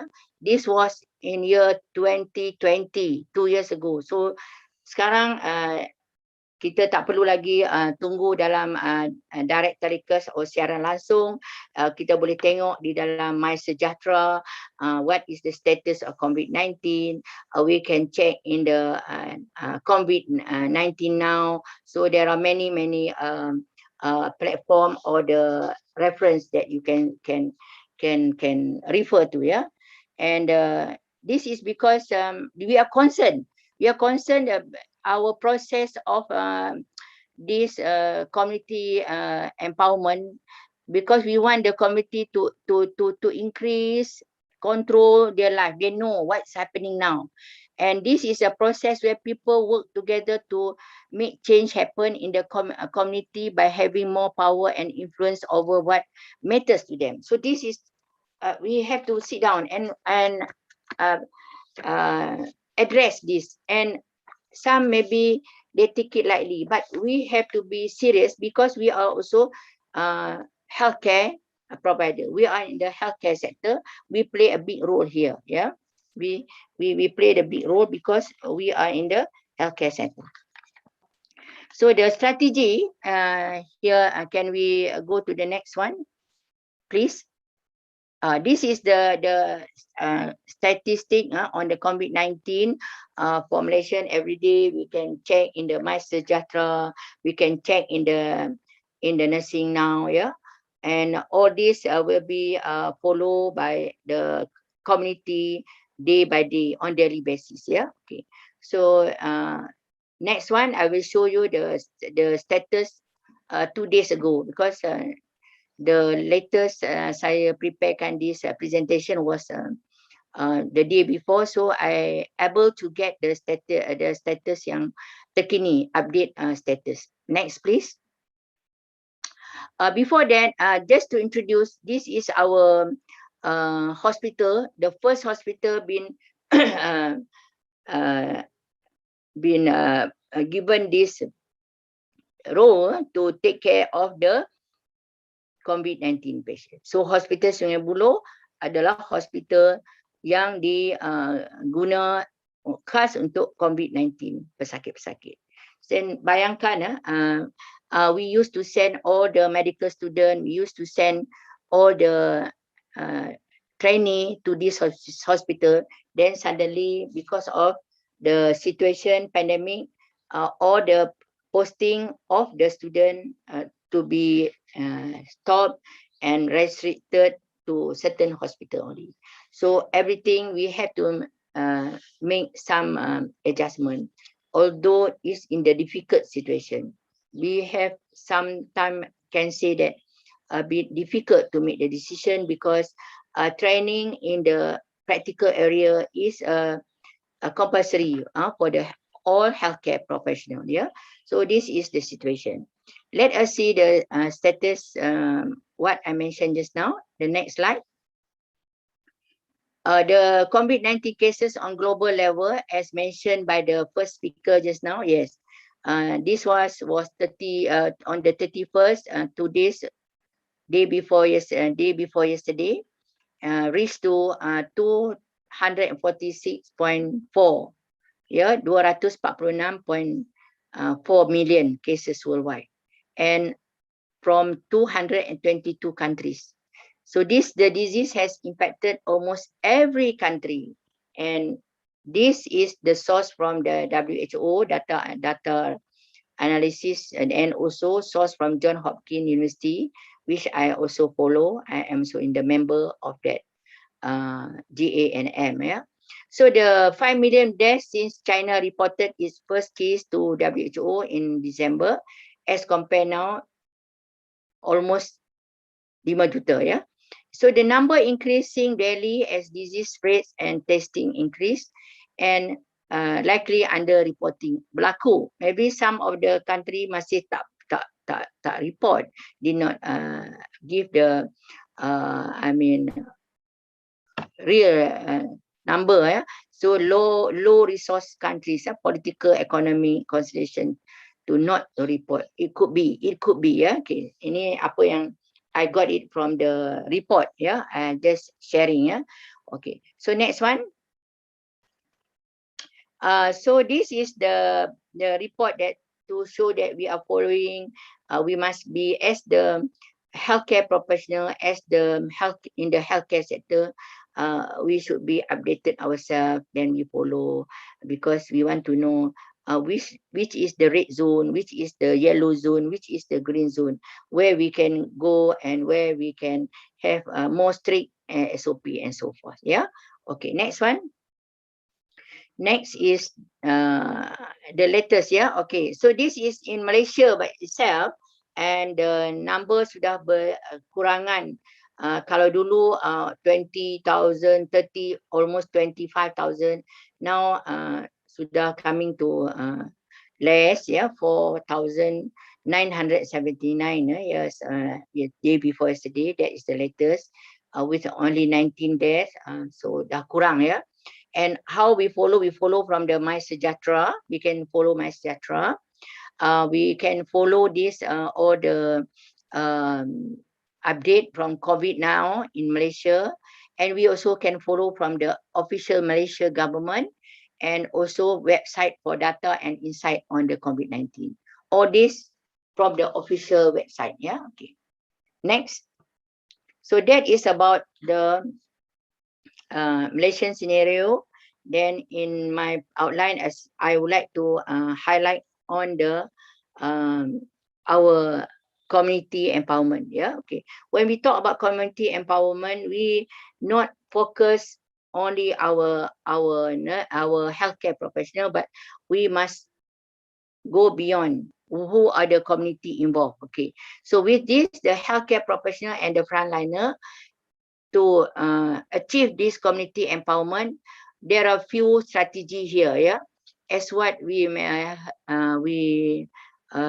hear just now from the chairman, from the head of the Health Resource Educational Center MOH Indonesia, by Dr. Sugianto. Ya, apa yang I like what he said just now, kita mesti terus berinovasi untuk mencari this community empowerment. Apa dia cara dia? Kita mesti terus berinteraksi, ya, dan kita mesti terus memberikan inspirasi, katanya. So I like that word, this quotation. It's really a wise man words, yeah. So we have to build this organizational capacity. How we build this organizational capacity to achieve this community empowerment, because we need each other. We have to foster the program by trans community. It's not only in the healthcare, but we have to go to the village, we have to go to the industry, we have to go to the factory, all this trans community, and the collaborating with trans community in the program. All this will be developing and establish the community empowerment, yeah. And mobilizing resources for sustainability. We have our resources, we have our expert. This is the time for us to utilize, ya. So anda telah membawa doktor tadi, first speaker from Australia, and you bring the speaker from Japan. So this all about mobilizing resources for sustainability. Congratulations. Supporting community mobilization and sustaining social movement. So this is again another way to enhance our community empowerment, and promoting a human rights framework. Everybody has their own right. So not only one sided, we have to be two-way in the communication from top to bottom, bottom to top. So from there only community empowerment will take place. Yeah. So semuanya akan terlibat. Then even today we have one from the government. Bagaimana sedangkan saya ada di sini, I will attend the recorded meeting there. Bagaimana menuju negara usia emas, aging country by year 2030. So they invited us to attend and give our idea. So this is what I said. We want to mobilize the resources for sustainability. We want to take part. We must take part as the I like to quote this. If you have idea, you have this one, you have to take part. The wise man said, if you are not in the policy table, bring your chair. Bring your chair. If you're not in the policy table, bring your chair. Bermaksud you kena ambil bahagian. Yeah, you have to take part because this is how we want to get involvement of everybody in this to establish the community empowerment. Okay. Next. So the under institution of higher education, because all of us, many of us from the training side, we have to follow the this strategy or the planning from our top. From top said, this is the institution of higher education. You are under higher education, you have to follow. These are the SOP you have to follow. So you have to, if the patient confirm COVID-19, how you assess, then how long is the quarantine, self-quarantine, or whether you have to go to the quarantine center, or you have to be admitted, you have to go for, again to the, all this, we have to follow the SOP. Meaning that we should know whether this person is under category 1 or this person category 2, category 3, category 4 and 5. And all this through the knowledge. This morning, you heard about all the drug, the component, everything. So that is part of the technical. But we must have the knowledge. Yeah, see, this is again to remind me, to remind all, knowledge is power. We have to update our knowledge. As the wise man said, you have a property, you need to take care of your property. But you have knowledge, knowledge will take care of you because you have knowledge, right? So that is very important for us to update our knowledge. So now everybody talk about pandemic. So we must know what is category 1, what category 2, category 3, 4, 5, all this about knowledge in this COVID-19, yeah? And knowledge about the immunization, knowledge about the immunity, and this morning about the other drug and so forth. Okay, next one. So the other learning strategy with regard to the SOP, I just sharing here is the strategy we have to follow. We have to follow like encourage student and the staff to stay at the home when they're sick. We have to monitor. I'm talking about based on my education background. Yeah.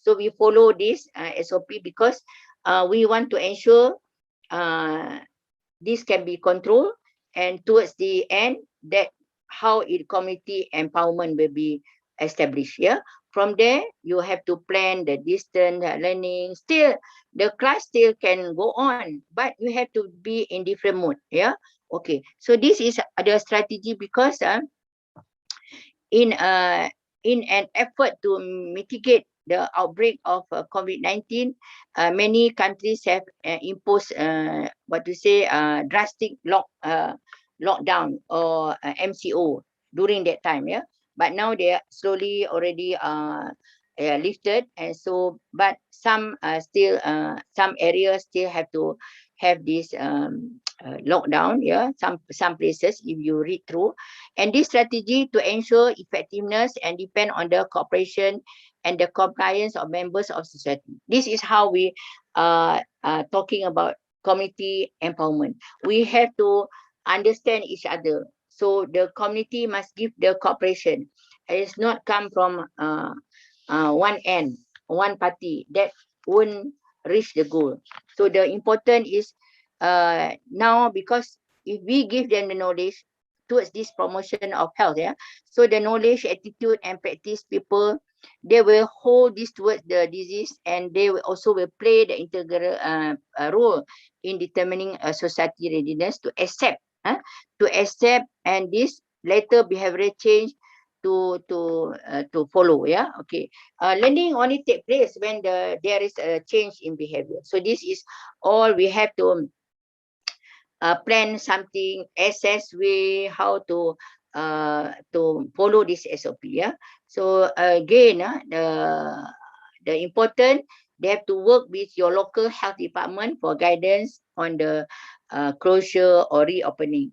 So Alhamdulillah, I'm sharing with you, Masa University, we are going to fully open this month, next 2 weeks. Our international students are now coming back to the campus, and they have to follow the quarantine, but we also will follow the SOP.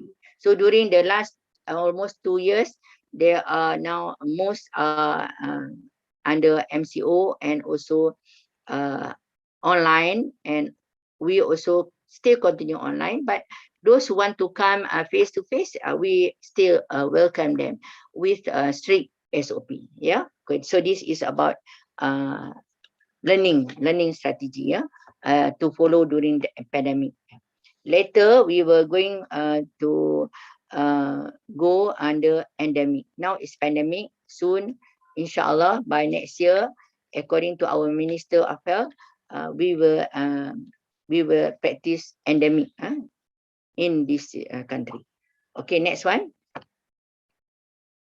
Okay, this is the mode of transmission, that person to person, and this is what the knowledge all about. And as a healthcare professional, we are the role model. We have this knowledge.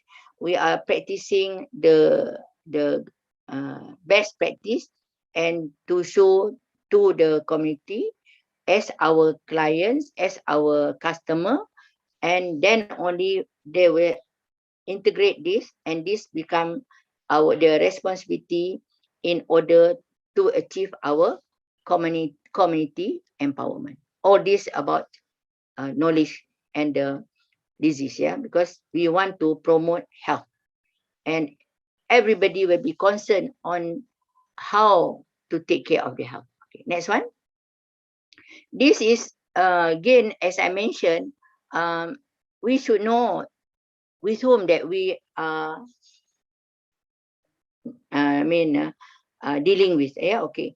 Whether this person is high risk, this person is medium risk, or low risk, or no risk. That is the knowledge that we are having now, and we practicing this. This is why I said the knowledge is power. You have the knowledge, you know to whom that you can have close contact, know with whom you have the confirm that you have to do something, you have to be prepared. So that's why you have property, you have to take care of property. You have knowledge, the knowledge will take care of you. So that is again important of knowledge. Knowledge is power. So this is just to refresh our knowledge, and this is for the past 2 years, this pandemic with us, and to be part of our activity in life. Yeah. Okay, next one. Okay, what we do here, we also have this suspension of non-clinical courses or attachment. That one I share with you. But the courses stay on for the theory.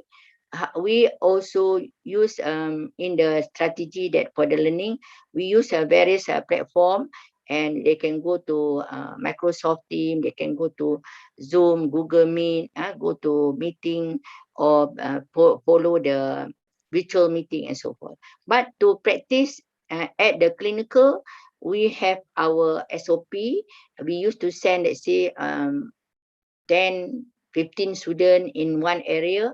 Now we need to reduce less than 10, maybe around 5, 6, all depend on the guideline given to us. So this is the new SOP, the new norm era in the training and also teaching for the for all the healthcare professionals. So the local public health decision also we must follow, and school will be obligated not to convene in one person class. Everything we follow. The school already open this month. For the last year, everything is most online, and they give preference to the student who are sitting exam. They can come back to school tanpa penggiliran, ya, bermaksud dia boleh baliklah ke school ya sekarang. So school may be more restricted than the local public health agency because sekolah dah banyak ya. So alhamdulillah the latest one mulai next year pelajar-pelajar yang bawah 18 sudah boleh dah ambil vaksin ya. So we already reach herd community for the vaccine 80%. That's why we can have the SOP follow the latest ya, follow the latest. Kalau dulu kita tidak boleh keluar dining ni, kita tidak boleh keluar travelling, sekarang sudah boleh keluar travelling dengan syarat your vaksin sudah cukup, sudah complete 2 dos ataupun penggalak semua sudah ada. So they have our schedule, we have to show in our My Sejahtera ya. So next one. So that is the new norm we have to practice. When we cancel, you can see the first picture, itu dulu ya, the first picture yang atas tu. Tapi sekarang you can see the way we have to conduct, semuanya ikut SOP. So kalau dulu the class, the auditorium can meet almost 300. So now the auditorium, such a big auditorium, only can meet around 100 only, so less. So that is what I want to share with you. This is the SOP, the new norm. That was cancel the non-essential travel. Now already lifted. They can come, and before no extracurricular activity, they cancel the student staff faculty gathering. Now boleh, tetapi with the new norm, tidak boleh lebih daripada 10, 20, dan ikut juga SOP. Kalau sembahyang di masjid, ikut the capacity. Dia kena daftar awal dan juga mesti ikut guideline, arahan di situ ya. So that is all about implementing of the new norm. So this implement the continuity of the plan for e-learning, for distant learning, all this towards SOP, the new norm. So what is we want to share now, with the cooperation from the community, then only we can have this community empowerment. Then only we can promote the health for all. Yeah? So we have to follow, because this is very important. Next one. So this is again as the frontliner. Here we have so many categories from the environmental health. We have pharmacy, we have dental, we have medicine, we have nursing, midwifery. So managing public health emergency, norm of healthcare. So this is really common in every country. Yeah. So what we have to do, we have to follow the guideline, the SOP, and all must be prepared to respond. And from my literature search, I can check here the what to say in this statistic. Of course, di Indonesia lebih ramai ya healthcare professional. Lebih ramai as compared to our country, only 33 million. You have double. I can check more than 800 healthcare professional. We only around 120,000. But still, if you follow the ratio, we are still not meeting the WHO standard norm. Ya. Untuk doktor 1 to 500 ya. For the nurses 1 to 200. So the survey or the research done, the finding from one of the researcher that I read the finding, that one was done 3rd April. ANOVA were conducted. 95.9% the ability of the Malaysian to conquer the disease, avoiding crowded. Maksudnya dia follow dia follow the SOP. But mask less, not many people wearing mask. Okay, so this is as follow from the survey.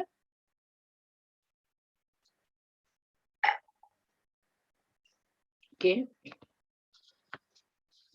so in this case we must have the consistent messaging from the health authority and the government also as well, the need for us to tailor according to the guideline.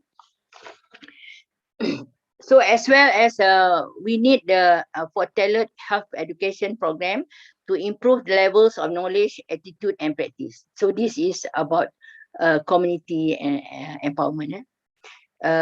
We have few programs that come out to prepare for this community empowerment, such as Tibet. Tibet is training vocational, and this also for the partnership, establishment of new partnership and so forth. Okay, so next one. Prof. Zahra. Yeah. 5 minutes left. Okay. Sorry. Oh, Yeah. okay. Yeah. So that in the case, can we go to? Okay, can we go to the next one? Okay. So very important here. I have mentioned here is very important for us to use the simulation and the virtual reality for the practical training. We have to use the simulation. So that is the new norm. We also engage online resource for teaching clinical care. We have also community empowerment strategy, as what I mentioned just now in the partnership program and for the industrial partnership. We look for more partner to ensure our student gain the best clinical attachment based on the SOP. So the important here in reaching the community empowerment, we must have the emergency committee where inside there all the expert must be there. That is what I talk about strategy. So it's about like this, like in the industrial partner, in the community empowerment is about people becoming an active partner in the healthcare. So based on what matter to them, okay, rather than what is the matter with them. So this is a shift from patient like feeling powerless to sharing power with health professional, from being told how they should take care of their need. But now will be very important for them to being valued as an active partner in their own health and this matter, with this matter. Next one. Okay, so this is about the unique about public health, so population, use of PPE, disease containment, crisis leadership, managerial, and with this platform today is really something meaningful. The leaders of the healthcare institute take part to be able to establish towards the community empowerment. Next one, please. Okay. Okay, next one. I just want to. Okay, this is to update on the latest situation. We have our central where the student will go and consult anything to follow with the new norm, the SOP. So this is what we are here to ensure we practice the new norm, and we have our student central engagement with the community in the area. Okay, so this is what all about. Next one. Okay, information, the surveillance. Okay, this is more like repetition. However, I would like to stress here, before the student come back to the school, they must be vaccinated. So the vaccine, everybody got the complete vaccine schedule.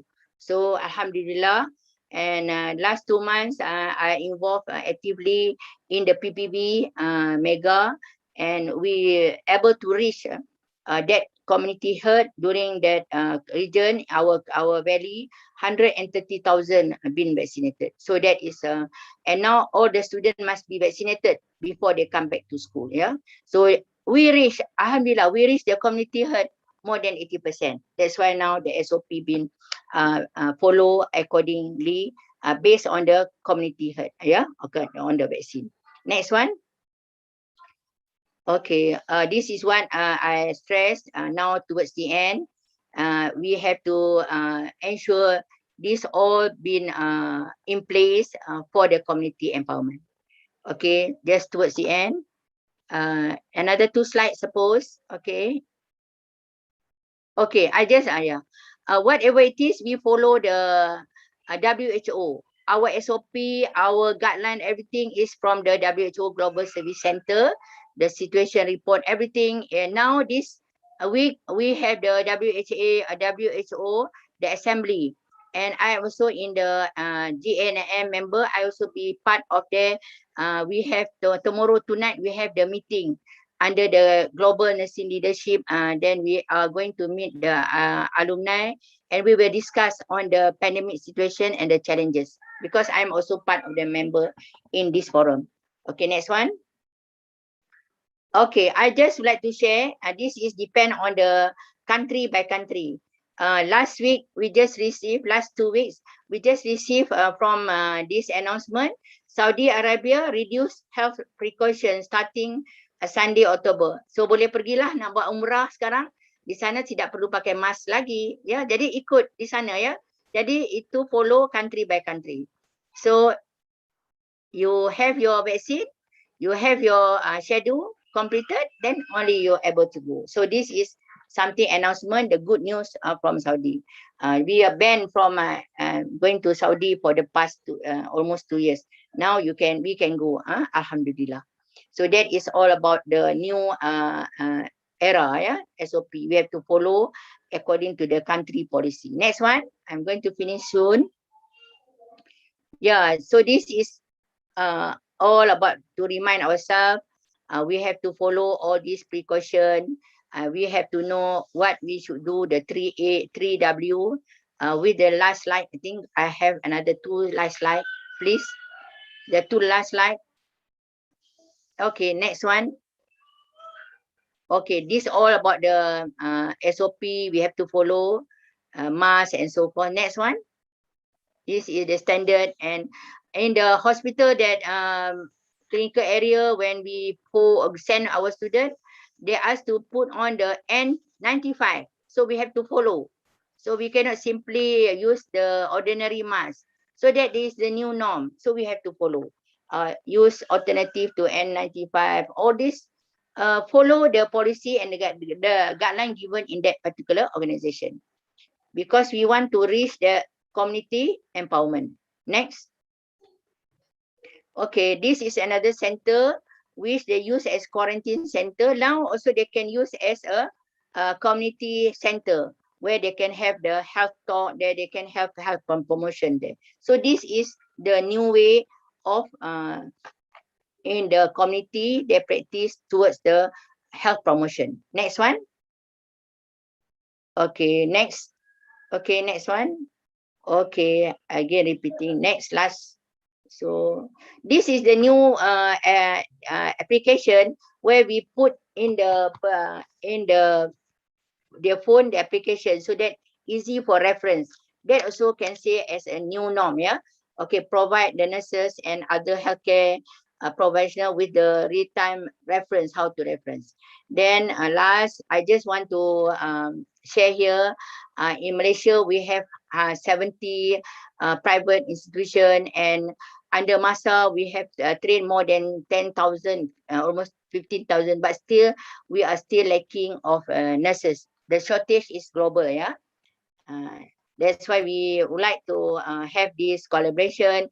I can see in Indonesia just now few nutritionists. So we'd like to invite you to give a talk to our student at Masa. You have many distinguished speaker with the nutrition. Okay, next one. Okay, this is the maxim of methodological, all about the new norm. So we no more gathering like this. Everything must follow the SOP. Okay, next. Okay. What is very important, the skill development in the time of COVID, we have to follow the policy, the SOP, so that we want the student to graduate on time. So whatever strategy we must use, the strategy, we cannot go to this A, we choose B, we can choose C. So with more clinical placement, they will go, instead of last time only 3 or 4, now we have to open more, so that everybody have the chance to experience the clinical practice. Next one. Okay, next one. That is the area. Okay. This is the platform now. We are teaching online. Everything is online. That is the new norm. Next. Okay, these are my students. We have come out with this platform, whatever today. Because of pandemic, I'll be there with you. Kalau tidak ada pandemik, barangkali kita tidak berjumpa di Bandung, ya. Okay. So sekarang saya masih boleh berinteraksi, berjumpa secara maya. Almost every month, saya bersama academic partner di Indonesia, di Banjarmasin, di Malang, di Yogyakarta dan sebagainya. I'm very happy to meet all of you. Okay, I would like to end another one. Last, okay, this one putusan kita kena ingat, ya. Sebagai elakkan 3S, 3C, 3W, amalkan. This is our new norm, yeah. Everybody, we have to do. And furthermore, we are the healthcare professional. We are the role model. Kita kena tunjukkan role model yang baik. Sebab semalam kita jumpa di dalam satu paper, kata ada one tak pakai mask, so dia dikena saman dan sebagainya. Itu berlaku, ya. Okay, next one. Kita akhiri dengan thank you, terima kasih di atas jemputan. I like to quote this from Dr. Sugianto, pinjam bahasa beliau semasa opening plasmian tadi. Cantik bahasanya, mengatakan kepada sekretariat, kepada organizing committee, terus berinovasi, terus berinteraksi, terus memberikan inspirasi. Sekian, wabillahi taufiq wal hidayah. Wassalamualaikum warahmatullahi wabarakatuh. Waalaikumsalam warahmatullahi wabarakatuh. Thank you so much, Prof. Zahra, for a very interesting presentation. Okay, and I think I also glad to hear that in Malaysia, college student come back to school. Yeah, Prof. Yes. But still follow the the rules, SOP, yeah, for yes. new SOP, and also at least has 2 doses vaccinated, yeah, completed, yeah. Yes. Okay. We have to follow. Okay, thank you, Professor Zahra. And now I will open the discussion. I think we have many questions here. Okay. Okay, please, committee. All right.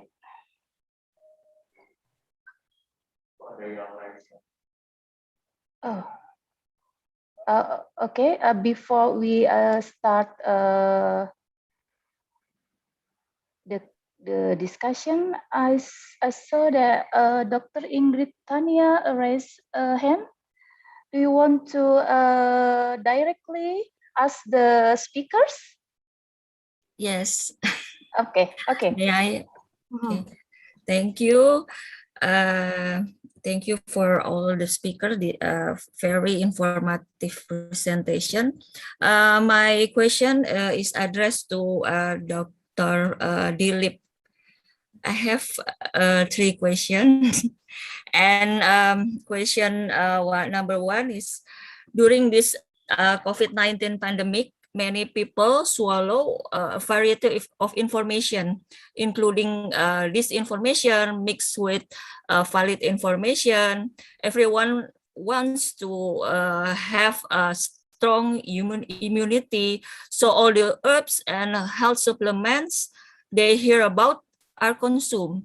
For example, a person already consumed a balanced, nutritious diet. She or he also consume various jamu, turmeric, tamarin, Andrographis maniculata, Nigella sativa, curcumin, high dose or mega dose of vitamin D, vitamin C, zinc, ivermectin, etc. As a result, there are currently several case reports of impaired liver and kidney function. What is your opinion, and what are your recommendation about regarding this? And the second question is, one of the important issues or big problems in Indonesia is sustainability, botanical ingredients authenticity, and consistency of biochemical profile along diverse value chains in order to ensure the quality of the finished herbal products. And Indonesia lacks of SOP on how herbs are grown, handled, and processed. What is your suggestion regarding this issue? And the last question is, I'm interested in the research of Cinnamomum zeylanicum as an immunostimulatory that you mentioned in your presentation. What do you think about Cinnamomum burmani? Because Indonesia has Cinnamomum burmani. Does it have the same potency as Cinnamomum zeylanicum? Thank you. Okay, thank you, Dr. Ingrid. Please, Dr. Dilip. There are three questions from Dr. Ingrid, I think. Yeah, you can answer now. Dr. Dilip, I cannot hear your voice.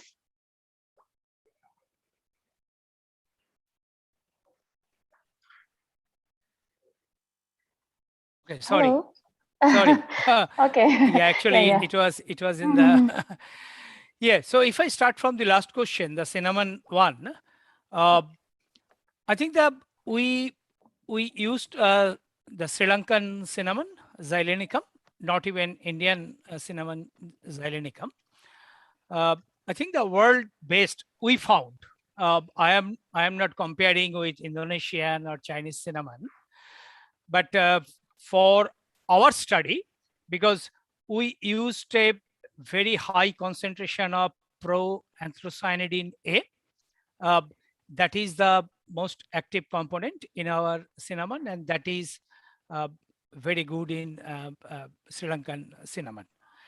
And as you know, I know you are in traditional medicine development area. You need to hit the right time, like ginseng.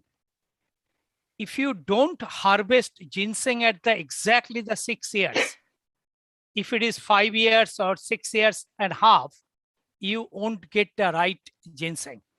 So that means the time of harvesting, climate, soil condition, everything is important for right product or right ingredients also. So we called seed to patient.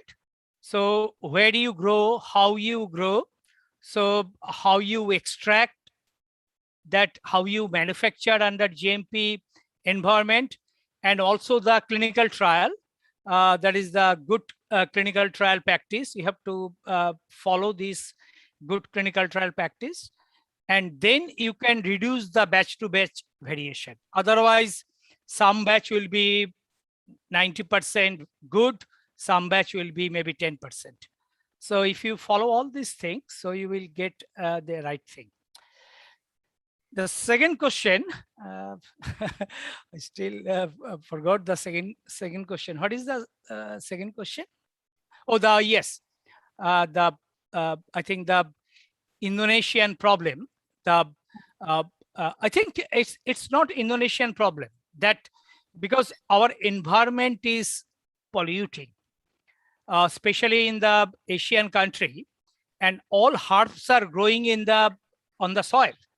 So that means that herbs is taking all these toxicant like herbicide, pesticide, insecticide from the soil and also the air also. So that means if you see the European regulation, there are 327 that toxicant that should be not detectable limit. And it is very hard to reach this standard. Even a lot of Indian big companies, they failed. So that means only option is organic culture. And second option is if you follow some sort of insecticide, pesticide free farming and controlled farming, then you can grow the best product. And the first question, can you just give me a hint? What was the first question, Ingrid? Okay. For the first question, I think it's about the variative information related to use of vitamins or botanical products. Is that true, Dr. Ingrid? Okay. Yes. Oh yes, I remember. As I mentioned in my presentation, you know that wellness you cannot develop in one day. So wellness is linked to your lifestyle. That means if you have a strong, solid health, so you can fight. So now this is a pandemic situation. You are taking maybe 10, 20 ingredients, supplements. You know all these supplements because they are 90% supplement not tested for the safety and quality parameters. That means like cinnamon is that few component if present in the cinnamon extract, these are highly toxic for human. So that means many ingredients in the market or dietary supplement, these are with all this toxic profile. So don't rely on this online purchase or that things. You have to trust on the science, and those companies who have invested money and time on to develop their product through the clinical trial or preclinical trial or entire toxicity study. You know, toxicity study is a very complex, 7 days, 14 days, 90 days, 180 days on 2 or 3 animal. So those have done all these things, you can rely. And you know, if you take 5 or 6 dietary supplement, they can interact each other. That means interaction may be positive or interaction may be negative. You don't know. So that's why you have to take guidance from the expert, nutritionist, dietitian, or your general physician, whether this can induce some liver or kidney toxicity also. So these are very important. So don't be an expert. You have to rely on the expert. Okay. Okay. Thank you. Thank you, Dr. Dilip. Yeah. Thank you. So it means that if we read about the information or want to use the products, we should be wisely. Yeah, Dr. Dilip. Yes. And based on the result, yeah, about maybe from the research or clinical expert, trial. you mean, clinical trials, yeah. You know that new technology in the market, if you go to the any regulated country like Australia, so the product has a QR code. Code. I think QR code is very common now after this pandemic. And if you use your mobile, and if you scan this QR code in the pharmacy where you are buying the product, so that code will directly take you to the company website with all the science they have done, every information. So that means on the spot, you can access all scientific backup and you can take decision. Okay. So you don't need to go to the internet, type all these things. So these are the all new things you can use. Okay, thank you, Dr. Dilip. Maybe the committee can share another question on the screen. Okay. There are many questions for Dr. Dilip. I will read the first from Muhammad Patoni from Faculty of Medicine, Universitas Brawijaya. Okay. How about mitigate COVID-19 in the end of this year? Because some prediction there are variant will coming. Okay, maybe you can answer. Yes, Muhammad, I think it's a very, very difficult question to answer now, because as we know, all virus, it is not the COVID-19 SARS-CoV-2, they are mutating. All virus are mutating, and they are crossing the different species from avian to bird to different animal to human also. So that means that mutation that is bad for human. So not always.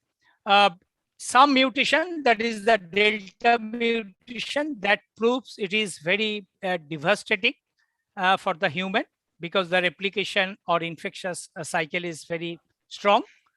So everybody in the world, initially there are a lot of countries like Sweden, like New Zealand, they thought they can eliminate this virus, but now everybody agreed, science agreed, we cannot eliminate this virus. We have to live with this virus. So how can we live? We can live if we have good vaccination record of this. Not if Australia has 98% vaccination, but Australia's neighboring country or other country has 30, 40, every world population that has to be vaccinated, high vaccinated.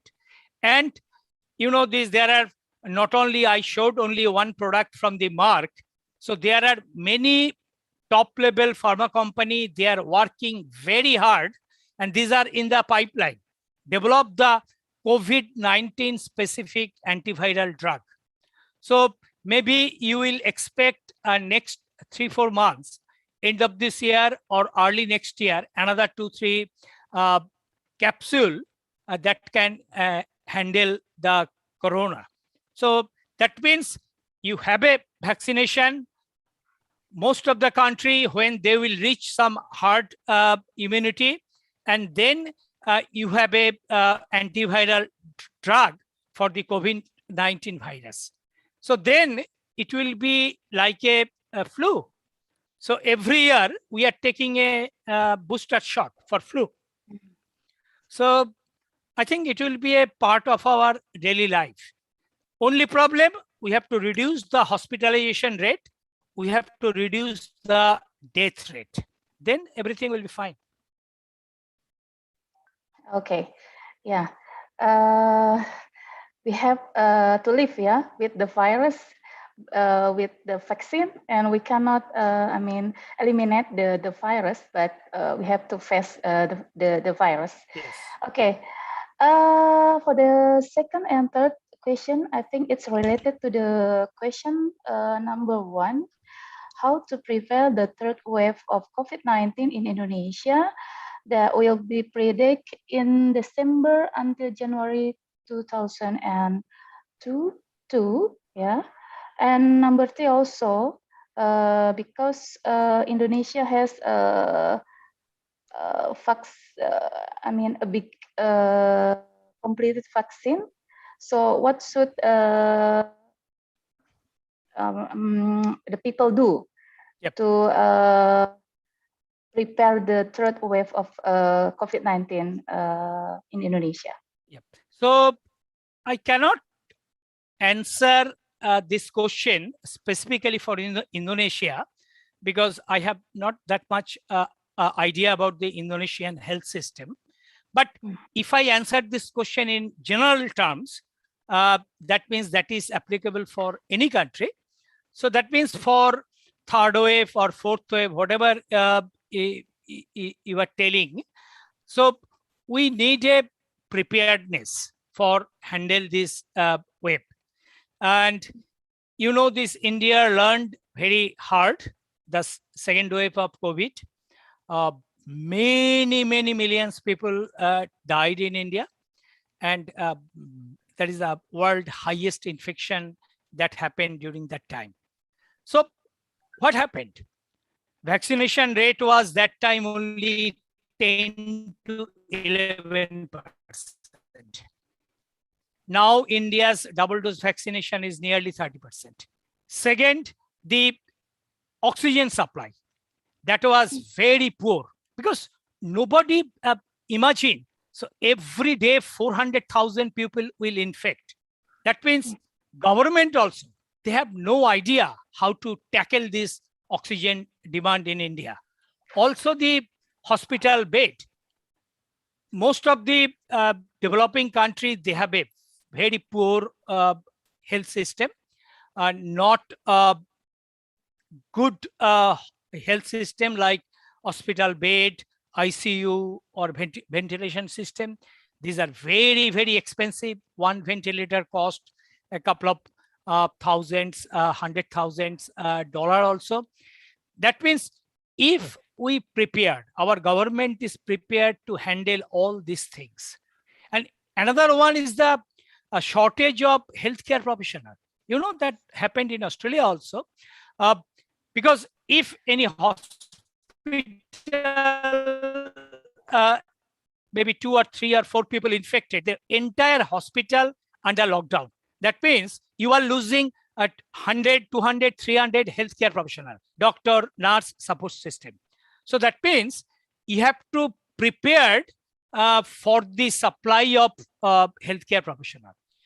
Many countries, including Australia also, they allowed the final year MBBS student to go to the hospital and help the doctor, because there are so many things a government can do based on their local structure. I think if we follow and also store maximum amount of medicine, these are effective, and also the good amount of vaccine, so you can continue your vaccination target also. So then you can handle the big wave. Okay, thank you, Dr. Dilip. I think this question also to Professor Zahra. The same question, Prof, maybe from your perspective, how to prepare the third wave of COVID-19 in Indonesia that will be predicted in January or December, and how to cover, I think, that problem, especially from the community environment. Okay.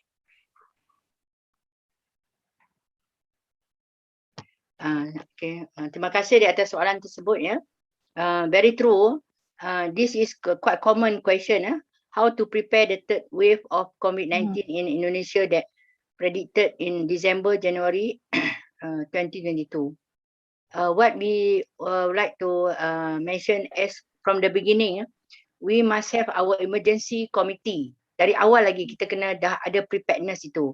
Jadi bila datang dahulu Mas Sabti kata SARS dan COVID-19 ini, kita ada how to prepare, kita dah ada sistem put in place. Bagaimana dari segi frontliner, bagaimana dari segi doktor, daripada mana hospital dan sebagainya. Kalau kita dah ada put in place dalam emergency committee itu, jadi saya kira kita boleh menangani. Tetapi yang paling utama, I want to share here, due to this situation, kita sekarang sudah sampai keadaan tidak ramai lagi nak masuk dalam healthcare, sama ada nak masuk jururawat ke. Ada yang ada sekarang pun kalau jururawat pun ramai yang nak nak bersara awal dan sebagainya dalam keadaan sekarang ya. Jadi kita kena ambil satu strategi bagaimana nak menggalakkan lebih ramai di dalam workforce. That should be take into consideration. You have to be prepared to get more workforce for the country. Prepare them for the good, maybe ya lah. Keadaan sekarang kerajaan dah bagi sedikit lebih insentif, salary dan sebagainya. Dan cukup peralatan untuk mereka PPE dan sebagainya. Jika tidak cukup, perkara-perkara ini akan melemahkan sistem kita. Ya, that is my opinion. Ya, thank you. Okay, thank you, Prof. Zahra. So we need, more extra resource, yeah, to solve this problem. Not only, I think, from the health sector, I think from the other sector also important to work together to solve this issue. Okay, the committee. Nombor question 3 more, ya. I think number 3. Ya, nombor 3 itu. Terima kasih. Ini pun soalan-soalan saya di sini banyak student-student PhD kita daripada Indonesia yang akan datang ke Malaysia dan pelajar-pelajar daripada Pakistan, Maldives, mereka sudah menempah tiket dan mereka akan datang minggu hadapan. So the procedure is they only have to do self quarantine, meaning that they have to be quarantined for 10 days. That is the procedure. The rest is not been imposed. Only now self quarantine. Last time is 2 weeks. Now 10 days. Just self quarantine, yeah. Okay.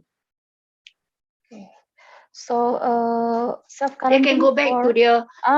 Kalau dia rumahnya, dia boleh balik di rumahnya lah. Home quarantine lah. Tidak perlu lagi cari hotel dan sebagainya ya. Kalau dia balik daripada luar negara, dia akan balik ke rumahnya, dia home quarantine. Kita ada beberapa jururawat daripada Saudi balik kerana bercuti. They go back straight to the home, but only self quarantine for 10 days. 10 days, yeah. Okay, people from foreign have self quarantine for 10 days, yeah, Prof? 10 days, 10 days. 10 days, okay. Okay, thank you very much, Dr. Dilip and Prof. Zahra. I think it's time up. I think many people still want to ask to you, but unfortunately, I think the time is up. So thank you so much for inspiring talk. And of course, if the pandemics end, we want to invite you in person, I think, yeah, at Poltekkes Bandung. So ya, saya pun suka ke sana. Sudah lama tidak ke Bandung, ke Yogyakarta, ya.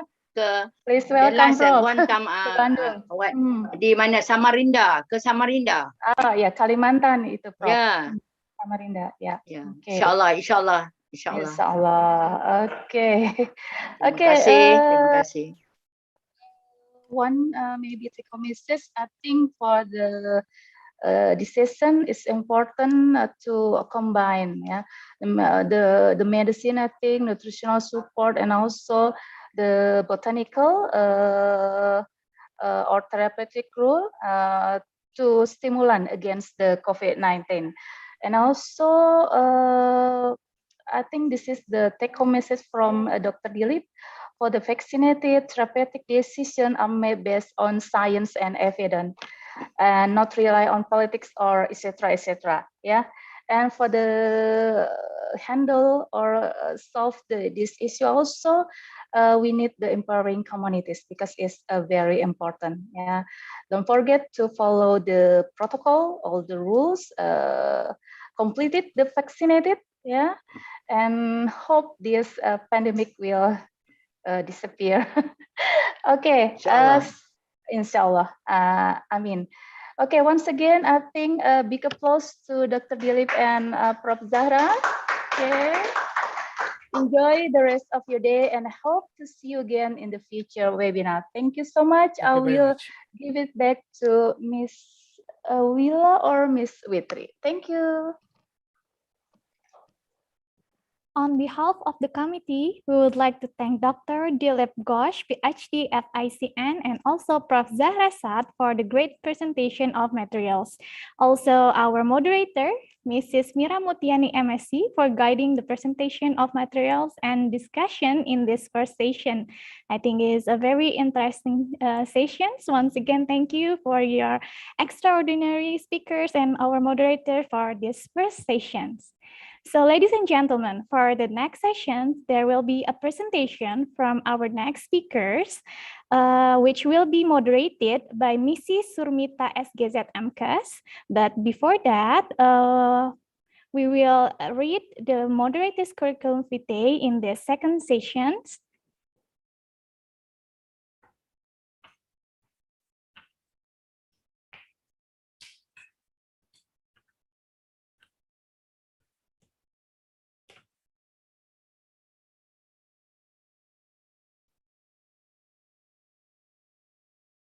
Okay, I think the CV is still running. We will wait for the CV of Mrs. Surmita. I'm sorry for the inconvenience. We will try again to share screen the curriculum vitae of Mrs. Surmita.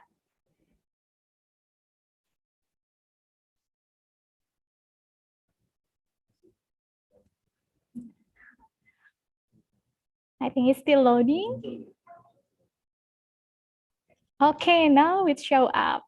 Okay, so this is our moderator for the second session, Mrs. Surmita SGZ MKes. For the education background, he is the Bachelor of Nutrition from the Faculty of Medicine, Universitas Gadjah Mada in 2007, and also holding her master degree in from Universitas Pajajaran. Currently, she is a lecturer in Nutrition Department, Poltekkes Kemenkes Bandung. She has some research interests, regarding the obesity, stunting, sport nutrition, local food, and also digital dietary assessment. She also has several publications, of course, regarding her research interests. So without further ado, please welcome Mrs. Surmita SGZ MKes.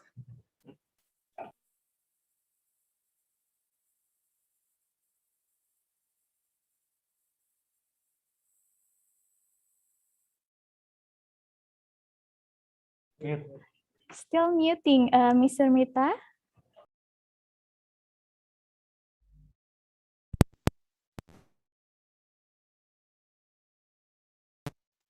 Okay. Bismillahirrahmanirrahim. Thank you, Miss Fitri, for the nice introduction. Can you hear my voice clearly? Yeah, it's very clear.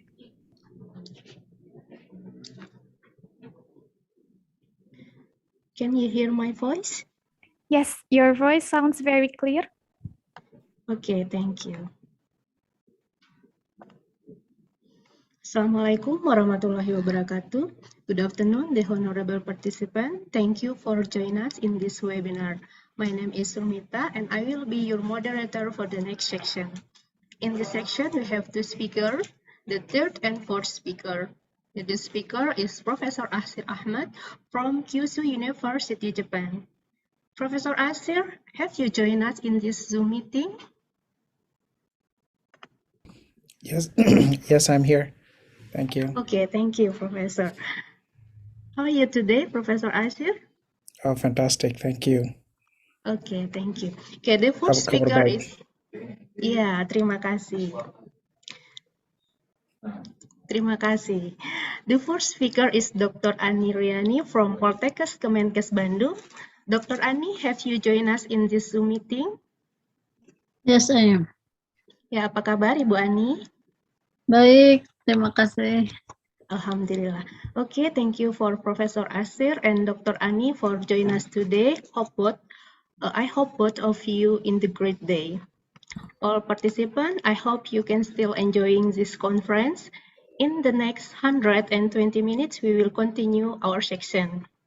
Each speaker will present their presentation about 45 minutes, and after presentation, we will continue with discussion about 15 minutes.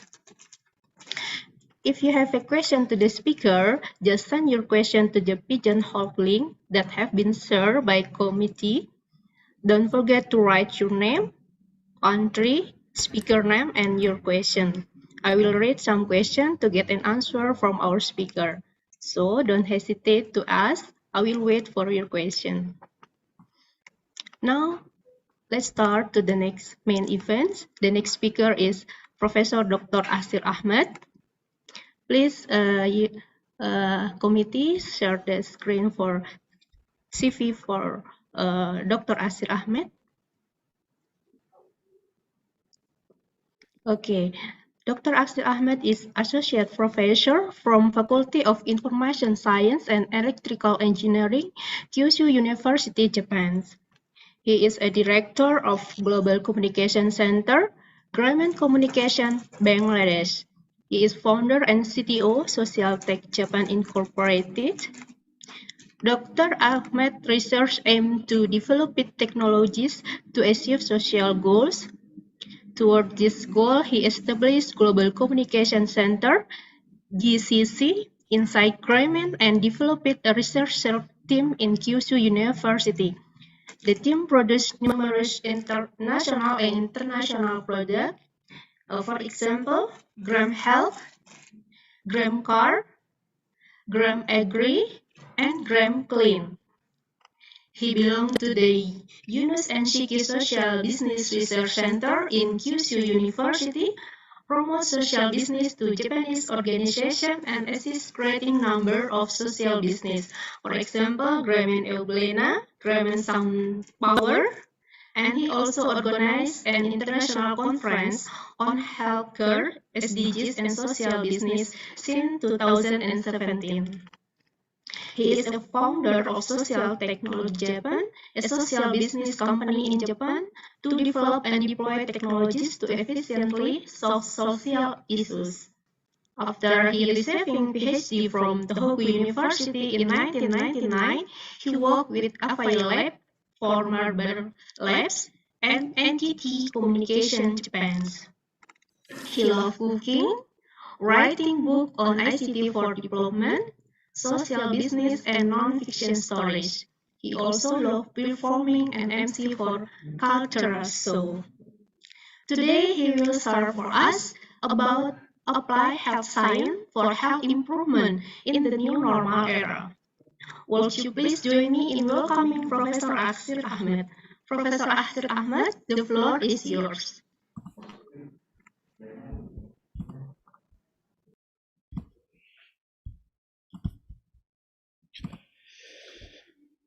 Thank you very much. Assalamu alaikum. Waalaikumsalam. Thank you. Thank you for the great opportunity to speak and share our experience on healthcare issues in developing countries. And the title of the conference, it fits so well what we do in our research in Japan. For an example, utilization of local material resources, health applied technology, community empowerment for health improvement in the new normal era. All the keywords are so beautifully match what we do. So today I would like to share about our technology that we developed, the communities that we apply our technology, the community that we are trying to produce social impact. And finally, I will also discuss some challenges that we are facing in the field. So the title today is Reaching the Unreached Communities. The keywords will be utilized local resources, community empowerment, and advanced technology. So first I will explain what exactly unreached communities or unreached patients are. Then I will uh, talk about how to identify and utilization of local resources. So if you want to do some community empowerment, we have to identify like what logistics are available, what human resources are available in that community. That will make the any project sustainable. And identify and use or develop advanced technology. Technology is something that can give us efficient solutions, efficiency of services that we want to design. Technology, this era, I think we developed so many technology, and technology is the answer for many solutions, many social issues, many social problems. And finally, I will introduce a social business model.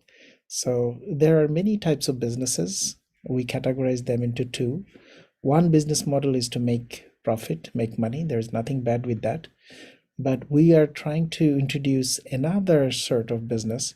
That business will the objective of that business is to solve a social problem. So the financial sustainability will also be there. It's not a charity work, but we are trying to see whether many social issues can be solved by in a business way. So these are the four keywords today, my presentation. I'll speak around 40 minutes, 35 to 40 minutes, so that we can discuss more. I know I have 15 minutes for question and answers, but I would love to incorporate with you, if possible, for a longer period of time.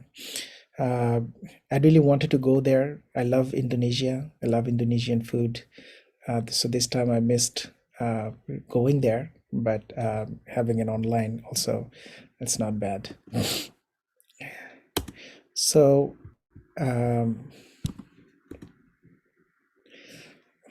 when I say enriched patients, so I always use this graph or this pyramid. You know, the pyramid is representing our world population pyramid. So we have almost like 7.8 billion people. So, and the side of this pyramid is showing their purchase power or income. So we don't have many rich people on the top, but we have many poor people. So when we talk about like serving healthcare, there are so many reasons that poor people are not in the on the list when we want to provide services to this community. There are reasons because poor people don't have money to go to school, poor people don't have money to go to hospitals. Government tries to give them free access to healthcare as well. But what happened until this pandemic arena, we found that the way that healthcare facility has been designed, it didn't have a fair distribution of the facilities. Always rural areas are disadvantaged. Rural areas were deprived of the services that we produce. So the health sector that we designed, we really realized that during the pandemic area how badly it was designed. And I think it gives us a warning, like we need to redesign such a way so that nobody is left behind from like access to medicine. So this pyramid shows the purchase power and the population, number of population. If you can see that almost 66% of the population, almost like 4 billion people, are living in a situation. They're living almost like $5 a day. That's the purchase power. The reason is this is informal sector that we can talk about more, but many times business didn't exist. So what happened to this sector is it was left out for the NGOs and charity organizations. But there's a good news now. Recently, the penetration of mobile phone, like we can cover 7.8 billion people. We have more than 7 billion mobile phones. So everybody is somehow connected.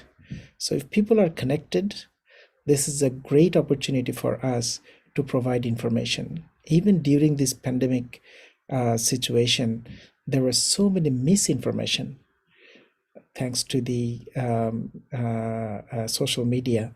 We found a lot of problems that people depended on some rumors.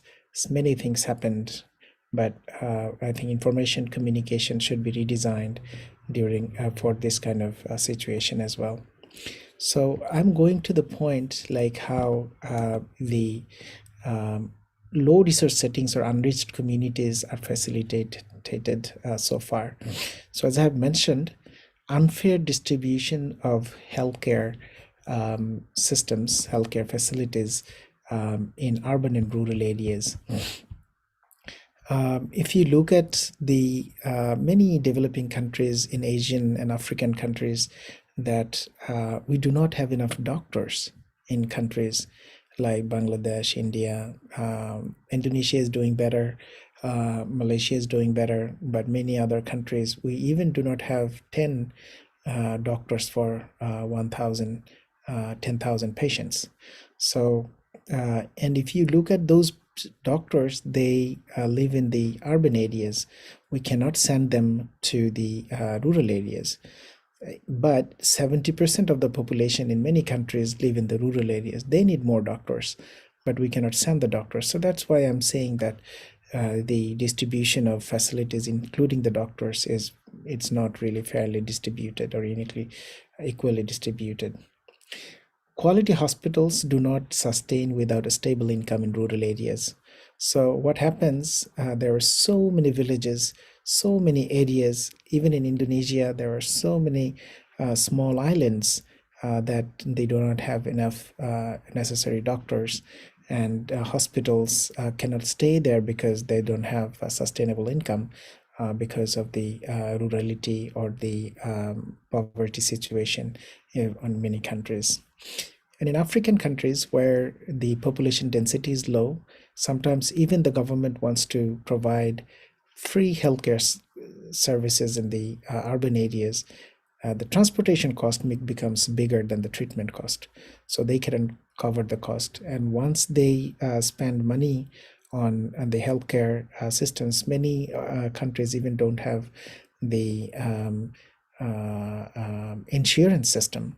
So they have to sell all of their wealth for healthcare services, and then they become poor again. So it's a very bad cycle of poverty situation in many countries.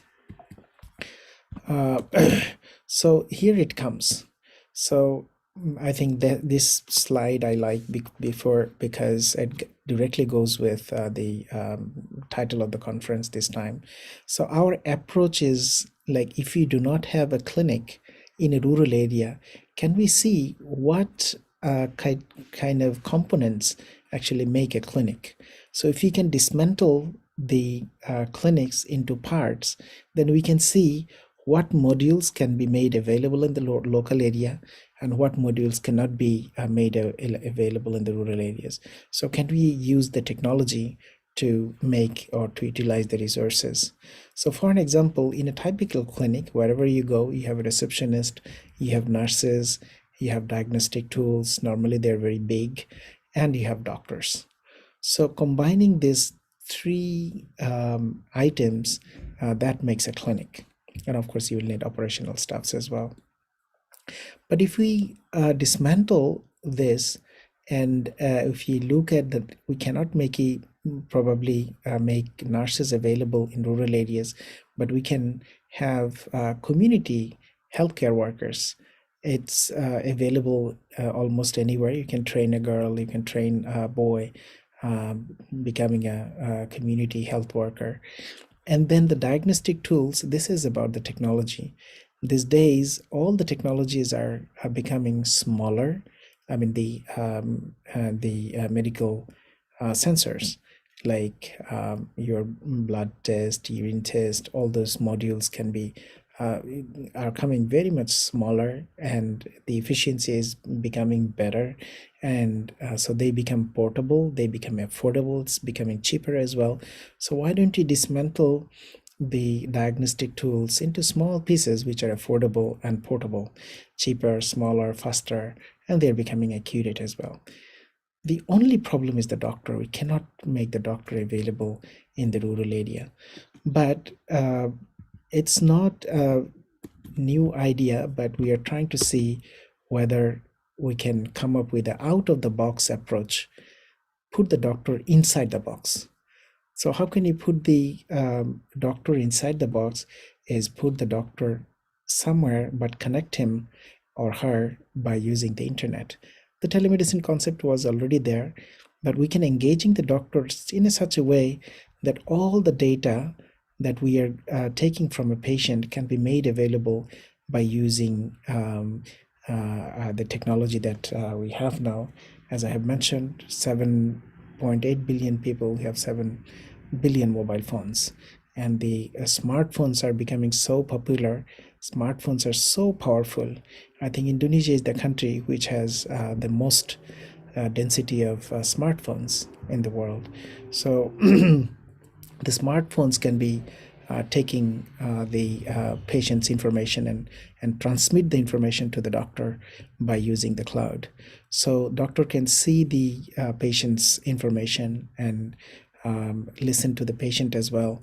So this way, what we can do is, usually the patient used to go visit the clinic, but now we can make the clinic visit the patient, because she can bring the hospital, the portable clinic, with her, and she can visit the hospital. So this is the way a hospital can visit the doorstep, even at your home where the patient is. So this becomes possible. So when we designed this, we made it into put them into 4 pieces. One part is the portable health clinic, the box that I just showed a picture.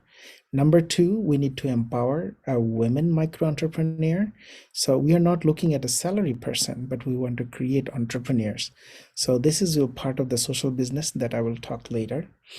And there will be a database of Gram Health. We name it Gram Health. Gram means village, health means healthcare. So Gram Health database will contain all the health records. And this health record becomes so powerful to predict any disease, to analyze your past activities, past diseases as well. And the telemedicine center where the doctors belong to.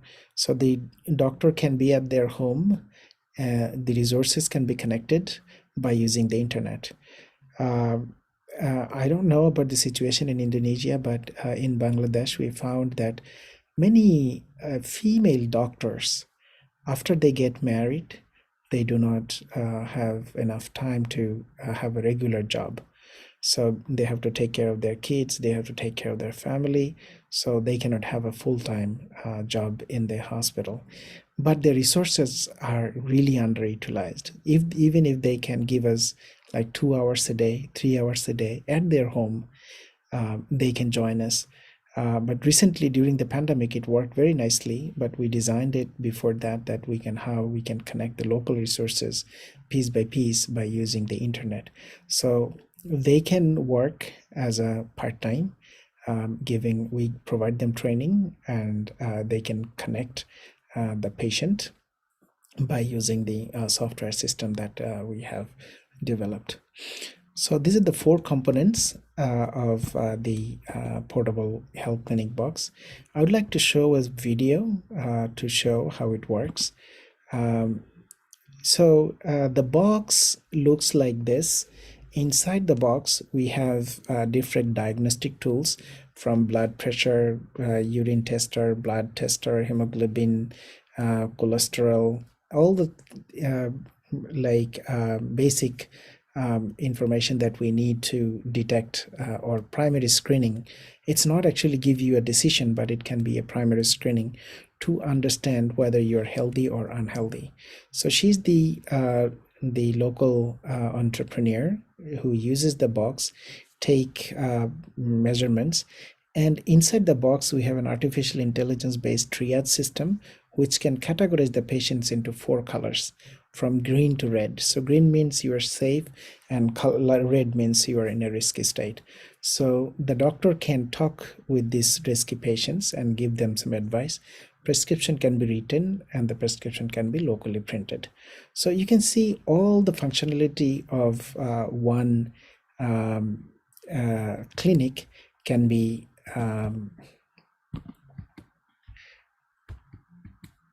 so a clinic can be provided by using this box. So the doctor can be connected by using the internet. So one system that I was mentioning, that how we can do the triage. So triage system is as a logic set, but it can improve whenever we have more data. We can make the color more accurate. But it's currently work as a static logic set right at this moment, recommended by WHO. So we do that. The idea is to classify the patients into 4 color. We have 2 mode. One is the regular mode, and the other mode is during the epidemic and disaster mode. Disaster meaning when disaster happened in Japan. Earthquake is a common phenomenon, natural calamities here in Japan as well.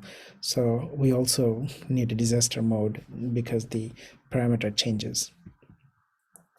So in our experiments so far, we have found that even if we go a random test in any part of the world in rural situation, we found almost like 60% people are categorized as green and yellow, and 40% are like affected and risky patients. So if you want to go for normal health checkup, we don't think that we need a doctor's consultancy for everyone. So we can save doctors' time by 40%. So it can reduce your healthcare cost for individual patients, and it can reduce the cost for the government as well. So only classifying the patients who needs the service and who do not need the doctor consultancy. So one of the challenge that we have facing is like, how can we, in order to reduce the medical cost, how can we keep this green portion patient as green so that they don't come here?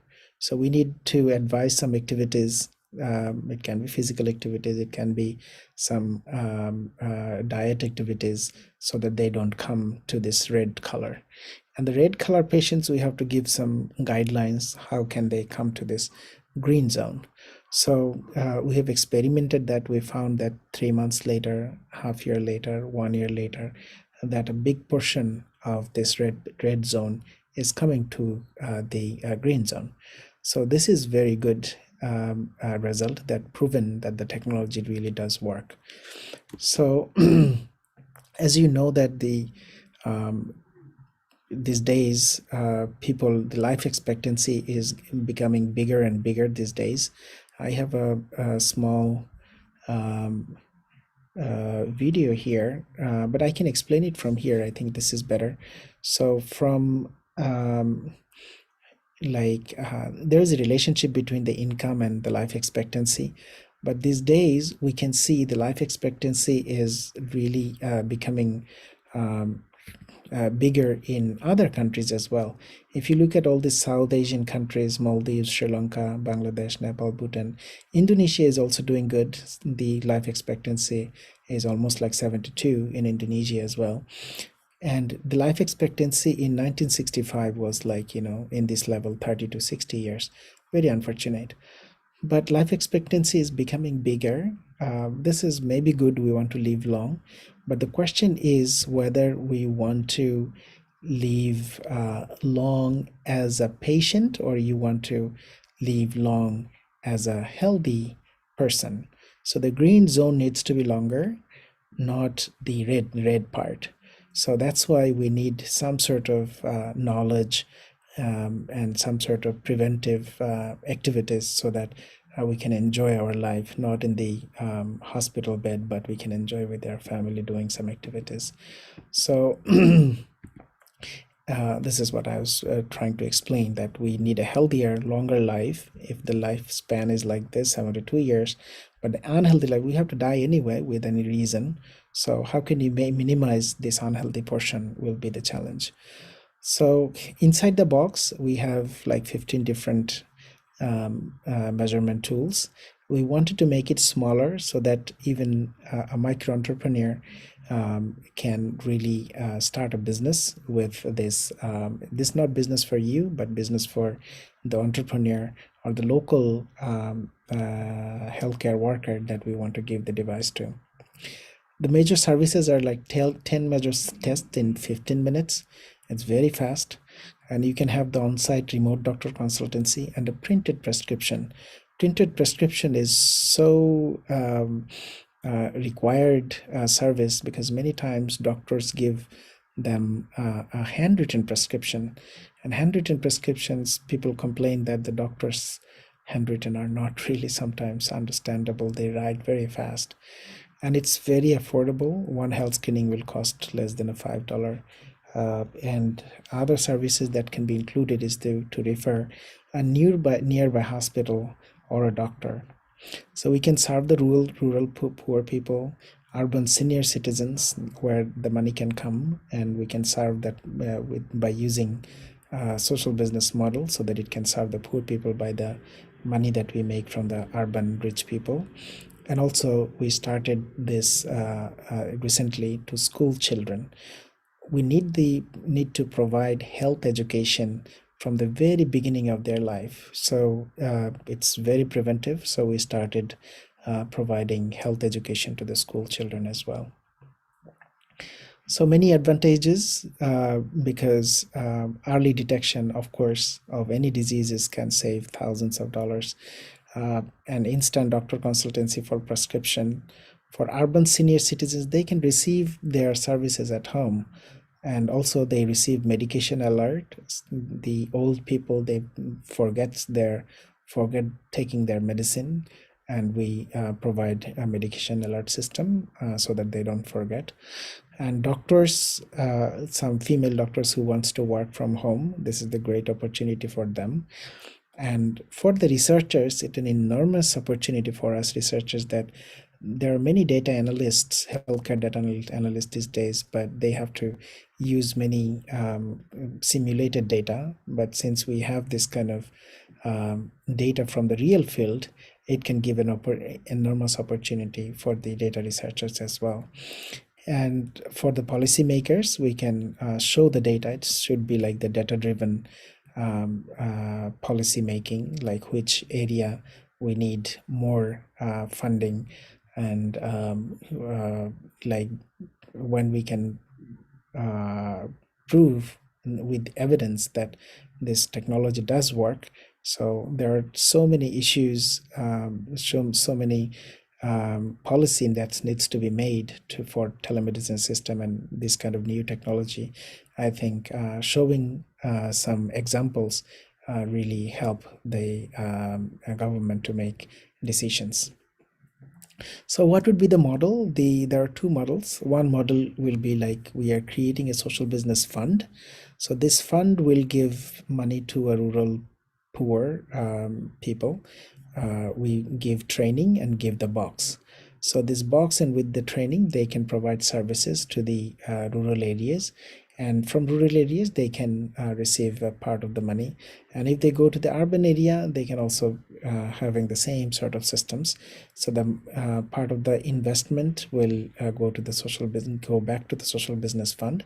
So that this, by using the social business fund, we can create another entrepreneur. So the fund will be utilized, reutilized. So it will work better than a charity fund. Charity fund has just one life.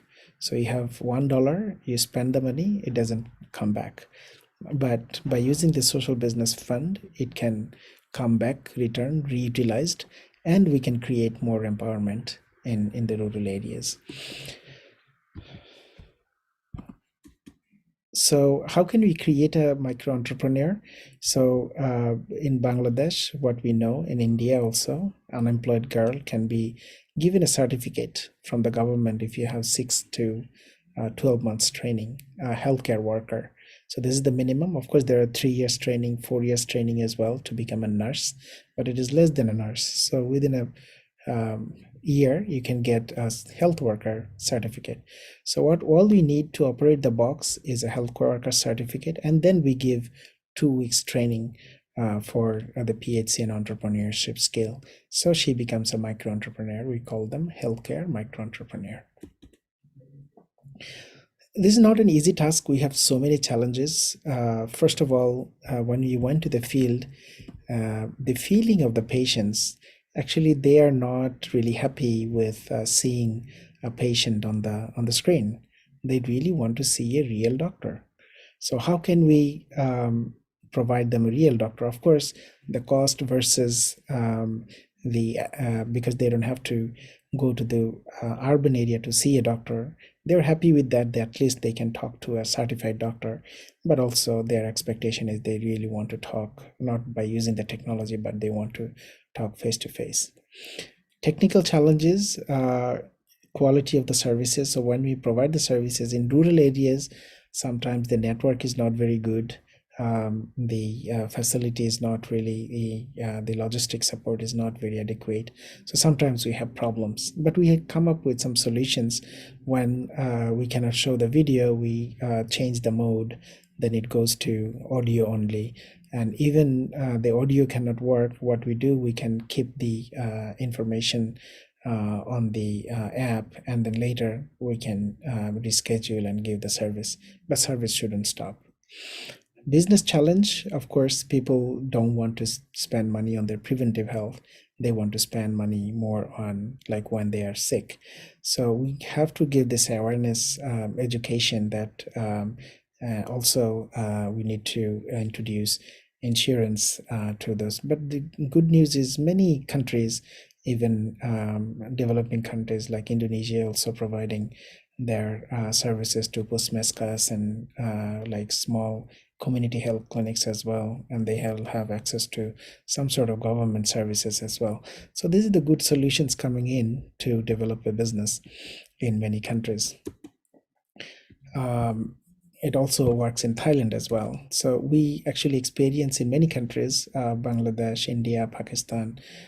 We have a small presence in Indonesia, in Malaysia, and Thailand as well. So one challenge that we face, that how can we increase the trust of doctors, e-doctors, the doctor that come up on the screen, not on the real doctor. Some people think that they are maybe fake. So, but by using the technology, sometimes it happens like when the doctor is explaining about their past diseases. Hey, you had a blood pressure, high blood pressure 3 weeks ago. You had a fever 2 weeks ago, something like that. So when they remind their diseases, they try to understand that the doctors is really saying something about them. So they really think that maybe the system is working. So how do they? It looks like a magic for them sometimes. And also, we had a research to see whether the doctors are the patients really purchase medicine or not. So in that case, we can see that they almost like 95% of the patients, they purchase the prescribed medicine. So it means that they're using their pocket money to purchase medicine, which means that they're liking the service. We also work for the disabled people who do not speak, but they can understand the hand language, sign language. So we translate for the sign language into text and text to speak. So the doctor side who cannot use the sign language, they can listen to this audio, and the doctor can speak, and that speech can be converted into sign language so that the disabled person can also listen and understand. One thing that I want to remind, we cannot replace a doctor. By technology, what we can do, we can assist a doctor. So, but the final decision maker should be the doctor. So that's the message. We also work like how can we predict a prescription by from the conversation and from the clinical data. So it's like like imitating the part of the doctor's brain so that we can make the part of the prescription. But at the end, the doctor will make the final decision. We worked in the during the corona, changed a little bit about the logic set inside the inside the triage system, so which really reduced a lot the transmission risk, so that the doctor don't have to go see the patient in place, but this remote healthcare system can work. So one idea that Grameen, which we are working with in Bangladesh, Grameen Bank, I'm not sure how many people know about Grameen.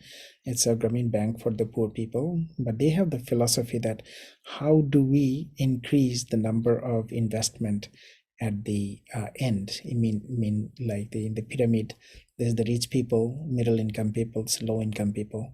So for the low income people, if you just invest $100, then they can create their business, so they don't have to wait for like unemployment, which is a very big threat after this pandemic. How can we create entrepreneurship in this layer, but not giving only charity money? So we should create business for them, so this will work.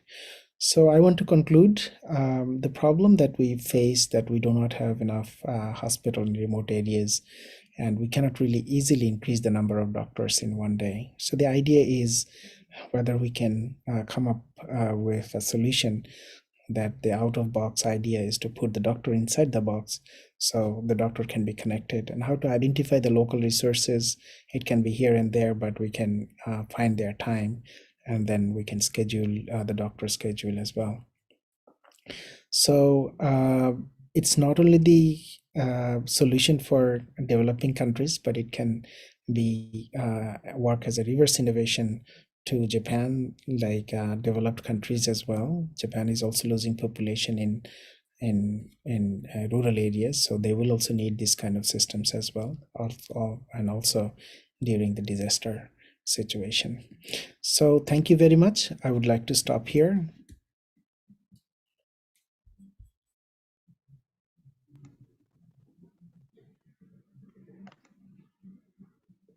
Thank you, Professor Asir Ahmed, for the excellent presentation. Thank you for the insight. It's very interesting that our knowledge. Now we are going to the discussion. We have some question for Professor Asir. The committee, please share us the question from participant. Langsung. Okay, the first question from Widi, Poltekkes Kemenkes Bandung. Telemedicine is kind new in Indonesia. In your opinion, how effective is telemedicine, and what are factors affecting the goals therapy through telemedicine? Thank Professor you. Asir, okay. Thank you very much. Very good question. It's not new only in Indonesia. It's new in many countries in the world. Telemedicine worked in Australia, in America, because they also couldn't offer like hospital services, because the country is so big. So the way that telemedicine worked, tele means far away, so providing medicine from the far away is the question. So they had when internet was not available, they had the telephone system. So they had telephone healthcare consultancy over phone. So it was an established some sort of system in developed countries. But when internet came in, it gave us an enormous opportunity that we can see the patient. So it's not only listening to the patient, but we can see the patient. That's number one. And number two, that I have just mentioned, the devices that a clinic can have, like showing, taking your blood pressure, taking your temperature, taking your cholesterol, taking your glucose. These devices are becoming smaller these days. So it is becoming an excellent opportunity for us to provide some clinic information to the doctor. So when you talk to the doctor, you can explain only the symptoms, but without the data, doctor cannot make an accurate decision. So when you provide the data to the doctor, then doctor can come up with an accurate decision. So that's an addition. So first you can listen to the audio, then you can see the video. Now you can see the data. So it gives +1 opportunity for the doctor who can see face to face, but by using this technology, it's pretty close to the face to. Of course, the face to face should be the ideal situation. Since we cannot create the ideal situation, how close we can go to the ideal situation? But telemedicine system has limitations. For an example, you cannot do operations. You cannot touch the patient. So many things are still impossible right at this moment, but we can start with what is possible. So for an example, non-communicable diseases, diabetes, hypertension, and some sort of symptom analysis, primary screening can be done by using this kind of telemedicine system. So there are a lot of limitations, but at the same time, there are a lot of opportunities as well. So we can start with what is available now. As for the factors, as the question was asked, the factors for telemedicine is, I think, right at this moment, the policy. Like the policy, meaning doctors cannot provide medicine, all the medicines by using the telemedicine. So we started with the over-the-counter OTC medicines first, that without prescription it is possible. And then we started with the diabetic patients, like chronic disease patients, which were approved by many government. So some sort of policy needs to be required, and we have to prove that it works, to give some evidence to the government to make the policy decisions as well. So in Japan, the policy is changing this way. So if there is a healthcare worker that the doctor is connected by using the telemedicine, and the doctor can give guidance so that the patient can take the data from the patient as well. So that is applicable right at this moment in Japan. So I think this is the good direction, that the policy is also, after this pandemic, they realized that telemedicine is so important. So the policymakers are also becoming flexible and making decisions so that we can use telemedicine as well. So thank you. I hope that I answered your question. Okay, by telemedicine, the doctor and the clinic can come to the patient, right? Right. Okay. Okay, we still have the next question.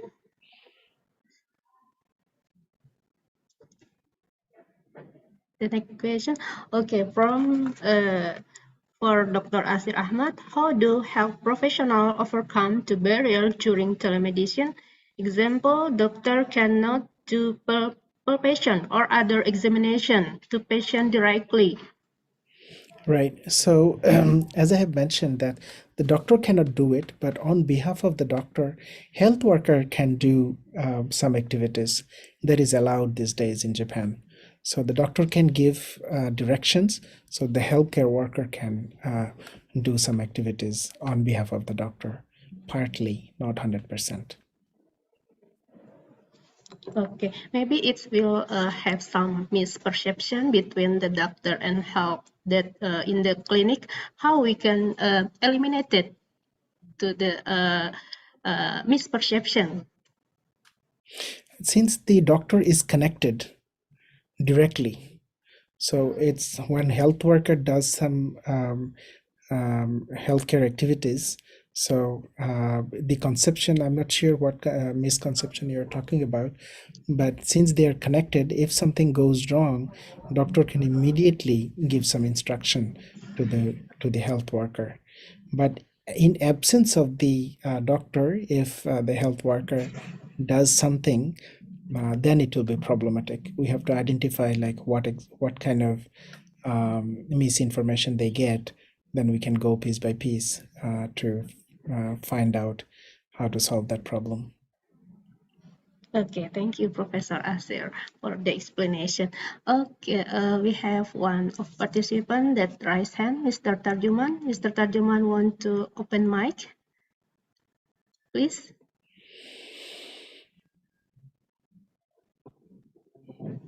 Assalamualaikum, Profesor. You still Waalaikumsalam. How are you, Mr. Tarjuman? Fine. Finally, we met in the still mute, Mr. Tarjuman? Oh, sorry. Assalamualaikum, Prof. Asher. Waalaikumsalam. How are you? I'm Finally, fine, we thank meet you. in this Zoom, yeah? Hello, Okay. Jim. Yeah, very interesting presentation. Thank My question is, our institution has a vision of excelling in applied technology in the health sector, sir. But actually, we are still looking for the appropriate form of applied technology. In your opinion, what should be to the direction of our vision, and what applied technology will be needed in the future, and maybe how will it be achieved? That's my question, sir. Thank you. Okay, thank you, thank you. Yeah. We need to study a little bit more about Indonesia, how Indonesian healthcare delivery system work. I just studied a little bit, like how Indonesian government is doing a very good job, like encouraging the puskesmas or something like community health clinics, empowering them as well. So that situation is very good. Uh, but there are so many unreached communities, like you have so many unreached islands where actually the medical facility is not very much available, those unreached communities. So I think that those unreached communities can start with using some sort of telemedicine that we introduced today. So what we can do is we can start with a small pilot project. So how well this portable health clinic system can work in Indonesia. We can find new problems. So problems we found in Bangladesh may not be a problem in Indonesia, but we can find a new problem in Indonesia as well. So we can start with, and also we can look at how healthcare delivery system right at this moment is working in those areas as well. What kind of healthcare resources we have in that community. So how available it is to make a healthcare worker and turn into a healthcare entrepreneur in Indonesia. That also needs to be studied. What kind of healthcare worker certificates are available, and what policies are available in Indonesia as well. So if we can study that, I believe that we can come up with a solution. So if somebody in your part is interested in, we can continue a discussion and we can design something and start with a small pilot, and then we can find out the perfect solution which will work in Indonesia.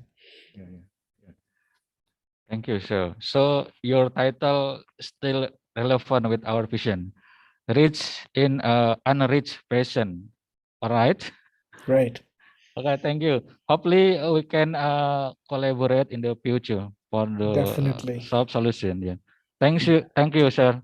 Okay. Thank Terima you. kasih Bu Mira ya. Bu Mita ya. Terima kasih. Thank you. Oh ya, terima kasih juga. Ya, terima kasih Bapak Terjemahan. Thank you, Professor Asir Ahmad. Actually, we still have some question for you, but time is over. We hope you can share with us in another conference or webinar. Thank you so much, Professor Asir Ahmad. Thank you. Thank you very much for beautiful questions, and thank you for moderating the session for me, Surmita. Thank you so much. Thank you. Ladies and gentlemen, we still have another interesting topic. We are going to the fourth speaker. The fourth speaker is Dr. Aniryani from the Medical Laboratory Technology from Poltekkes Kemenkes Bandung. Educational background of Dr. Ani Riani. The committee, please share the screen. In 1980, graduated from Analyst Management School, Pasteur Bandung. 1989, graduated from Department of Chemistry, Pajajaran University. And 2004, graduated from Department of Health Biochemistry, Basic Medicine, Pajajaran University. And in 2015, graduated from Department of Pharmacochemistry, Pharmacy School, Bandung Institute of Technology. She is also active in attending conference, workshop, training, and also as presenter in some seminar and conference. She has many publications, at least 20 publications in international journal and national publication.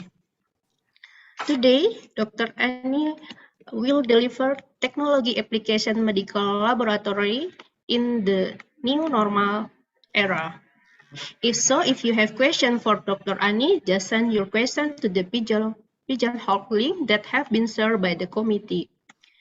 We will listen to the explanation from Dr. Ani. So, would you please welcome Dr. Ani Riani?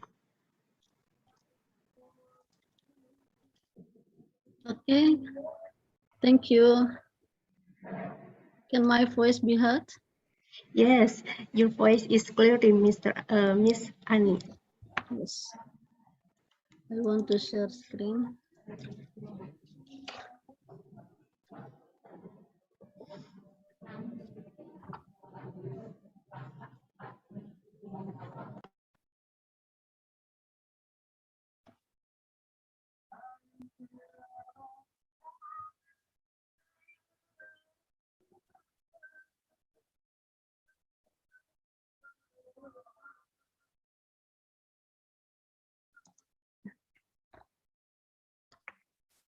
Bismillahirrahmanirrahim. Assalamualaikum warahmatullahi wabarakatuh.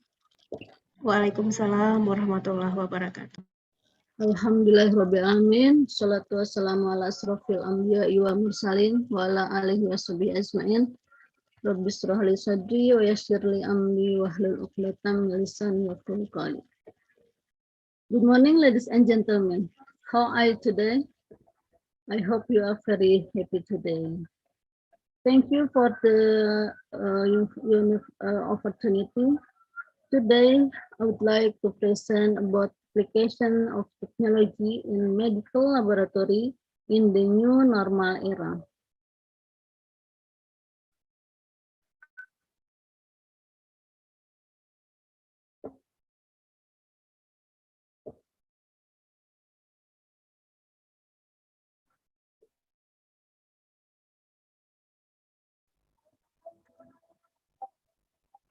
Okay, my name is Ani Rani.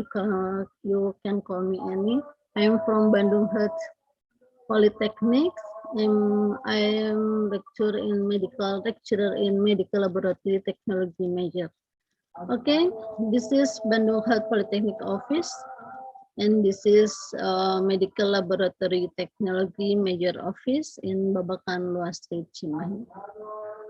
Thank you to the moderator, Bu Surmita, who introduced me. Before I start, I'm going to share a story about health analysis or medical laboratory technology. We call them MLT. In Indonesia, we call ATLM, Ahli Teknologi Laboratorium Medis. In Indonesia, a person who works in a healthy laboratory, hospital, clinical laboratories, regional health laboratories, private clinical laboratories, etc., are known as health analysts, in the words known as medical laboratory technologies. However, many people are still unfamiliar with the profession of health analysts or MLTs. Many questions about this profession. What is the health analyst? Where is the health analyst education? Where did they work? That's the question people really want to know. Who is a health analyst or MLT expert? In accordance with the law of health workers, number 36 of 2014, health analysts are known as medical laboratory technology or professional design of medical laboratory technology expert, MLT expert. After graduating from LLP education, they can work in laboratories of clinical pathology, microbiology, anatomical pathology, biomolecular, and others, but in hospital, health centers, health laboratory centers, research laboratory, educational laboratory, and many more.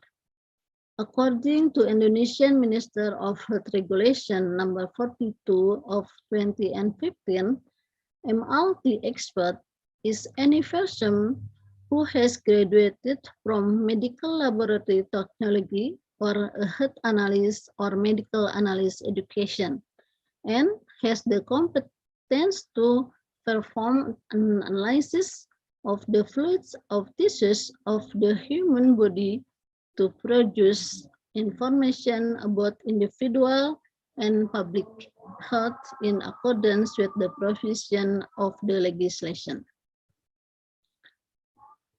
Let's see my picture.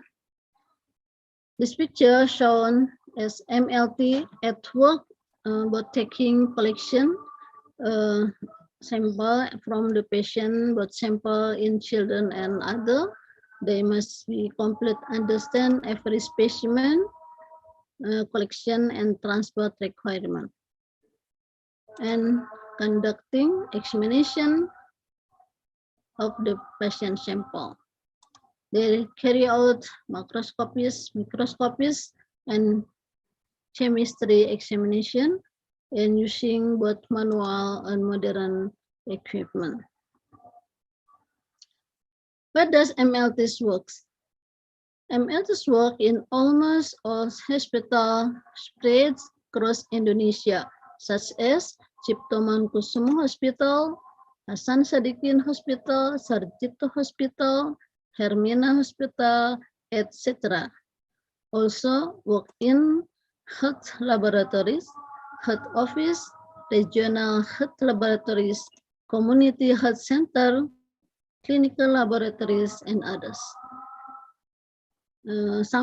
Someone also work in research laboratories and educational laboratories.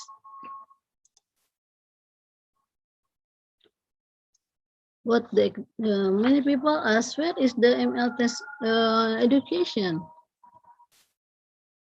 In Indonesia, there are 38 health polytechnic spread across Indonesia and around 80 university and college that organize MLT education.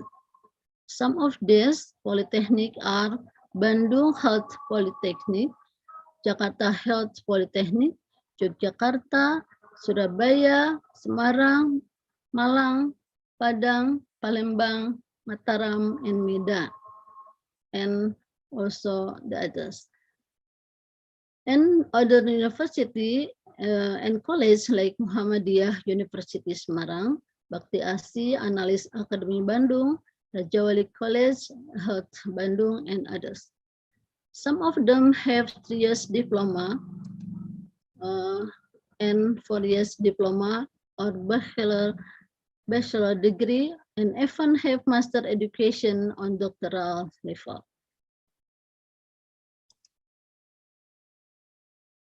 Okay, this time I would like to introduce the medical laboratory technology major, which is under Bandung Health Polytechnic. I want to show a video about the health education, both 3-year diploma and 4-year diploma at Bandung Health Polytechnic. Okay, happy watching, and I hope you enjoy watching it.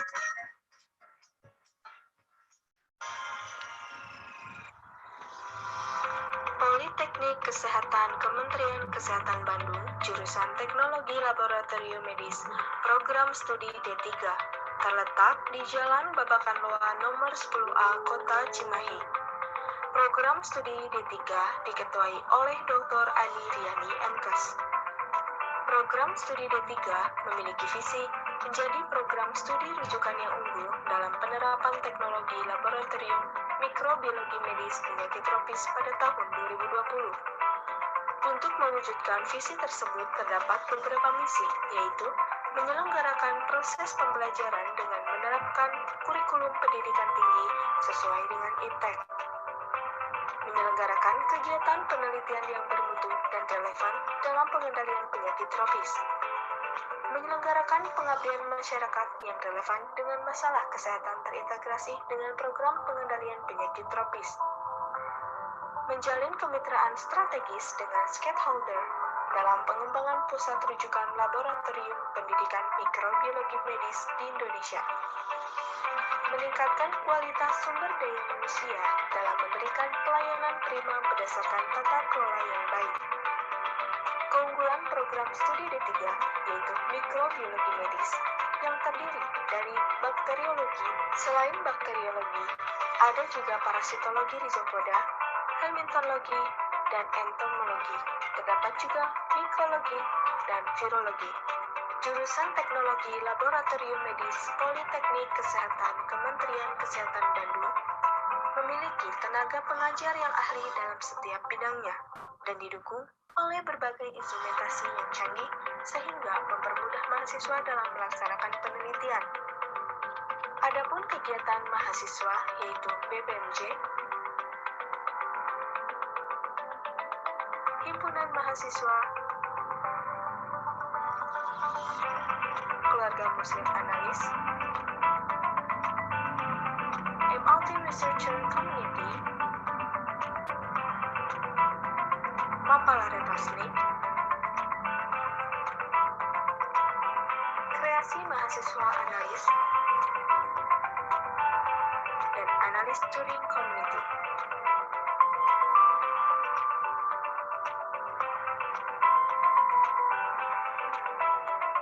Berikut beberapa profil alumni program studi D3 Teknologi Laboratorium Politeknik Kesehatan Kementerian Kesehatan Bandung.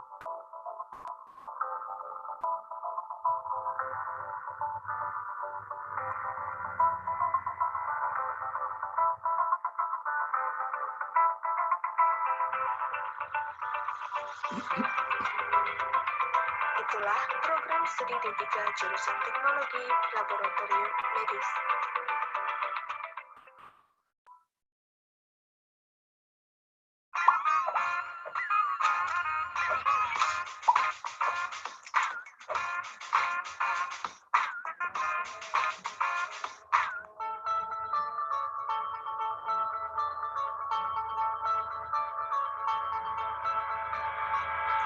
Politeknik Kesehatan Kementerian Kesehatan Bandung, jurusan Teknologi Laboratorium Medis, program studi sarjana terapan. Program studi D4 jurusan Teknologi Laboratorium Medis memiliki visi menjadi program studi rujukan yang unggul dalam bidang teknologi biologi molekuler dan pengelolaan laboratorium medis pada tahun 2020.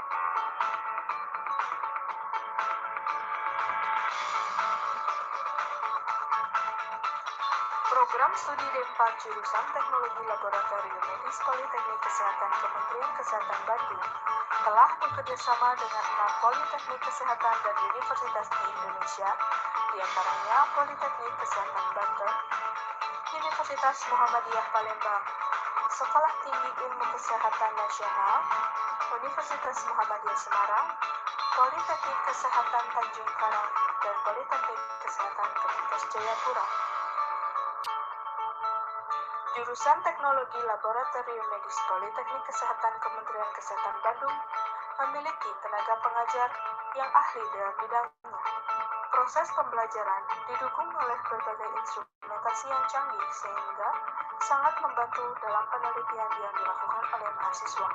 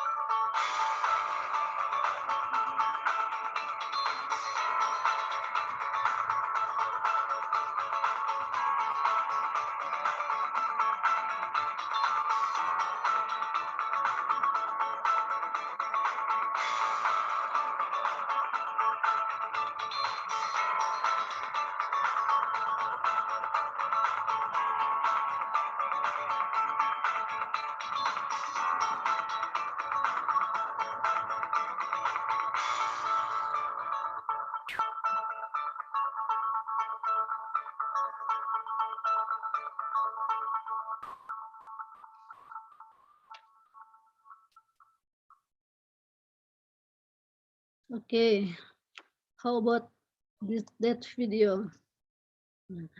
Now, I hope you will know more about education in Department of Medical Technology Laboratory in Bandung Health Polytechnic, Indonesia. Well, I will move on to the text topic. What does an MLTIS do? In clinical laboratory, MLTs perform specimen collection as phlebotomists and perform examination of specimen of blood, serum, plasma, urine, CSF, semen fluid, and other biological fluids from the human body. The examination carried out of include examination of hematology, clinical chemistry, immunology, cytohistotechnology, parasitology, microbiology, virology, clinical toxicology, etc. Who is MLTs? MLTs are a person who work in laboratory technology, examine biological sample of human origin and issues data on the results of an examination. This is a phlebotomist. MLTs perform blood sampling both in pediatric undergraduate patient, both from capillaries and vein, and even from arterial blood. MLTs also collects and process blood sample, including blood, urine, feces, semen, and others, according to standard operating procedures. MLTs must be able to carry out microbiological examination, such as examining direct preparation, perform bacterial staining, cultivating bacteria or media, conducting biochemical tests, and resistancy tests. MLTs must be able to perform hematologist examination, either manually or semi-automatically and automatically. In the clinical laboratory, MLTs must be able to perform clinical chemistry examination either manually or semi-automatically and automatically. In the clinical laboratory, MLTs must also be able to perform analysis and other blood efforts manually, semi-automatically, and automatically. MLT must also be able to perform immunological examination of serum sample either manually, semi-automatically, or automatically.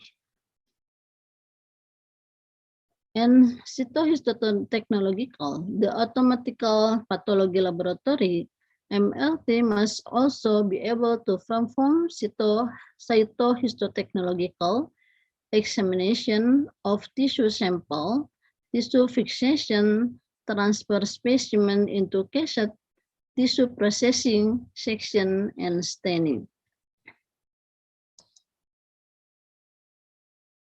In the parasitology laboratory, MLTs must also be able to identify the types of parasites that can infect humans, including amoeba, worms, and malaria, also mosquitoes and fleas.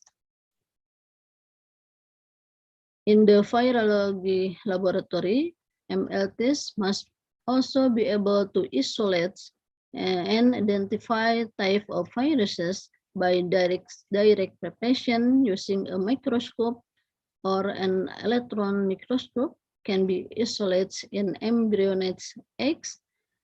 Experiment animal or tissue culture can identify viruses using serological reaction, neutralization, precipitation, hemagglutination, agglutination, and hemagglutination inhibition.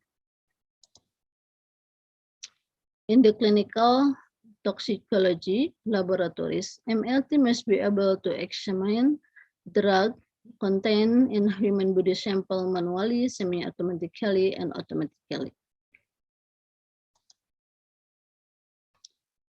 Who is MLTs? A person who works in a laboratory examines biological sample of human origin and issues data on the results of the examination. What are the test results for? The examination data by this clinician is used to diagnose the disease, which is then used to decide on treatment for the patient.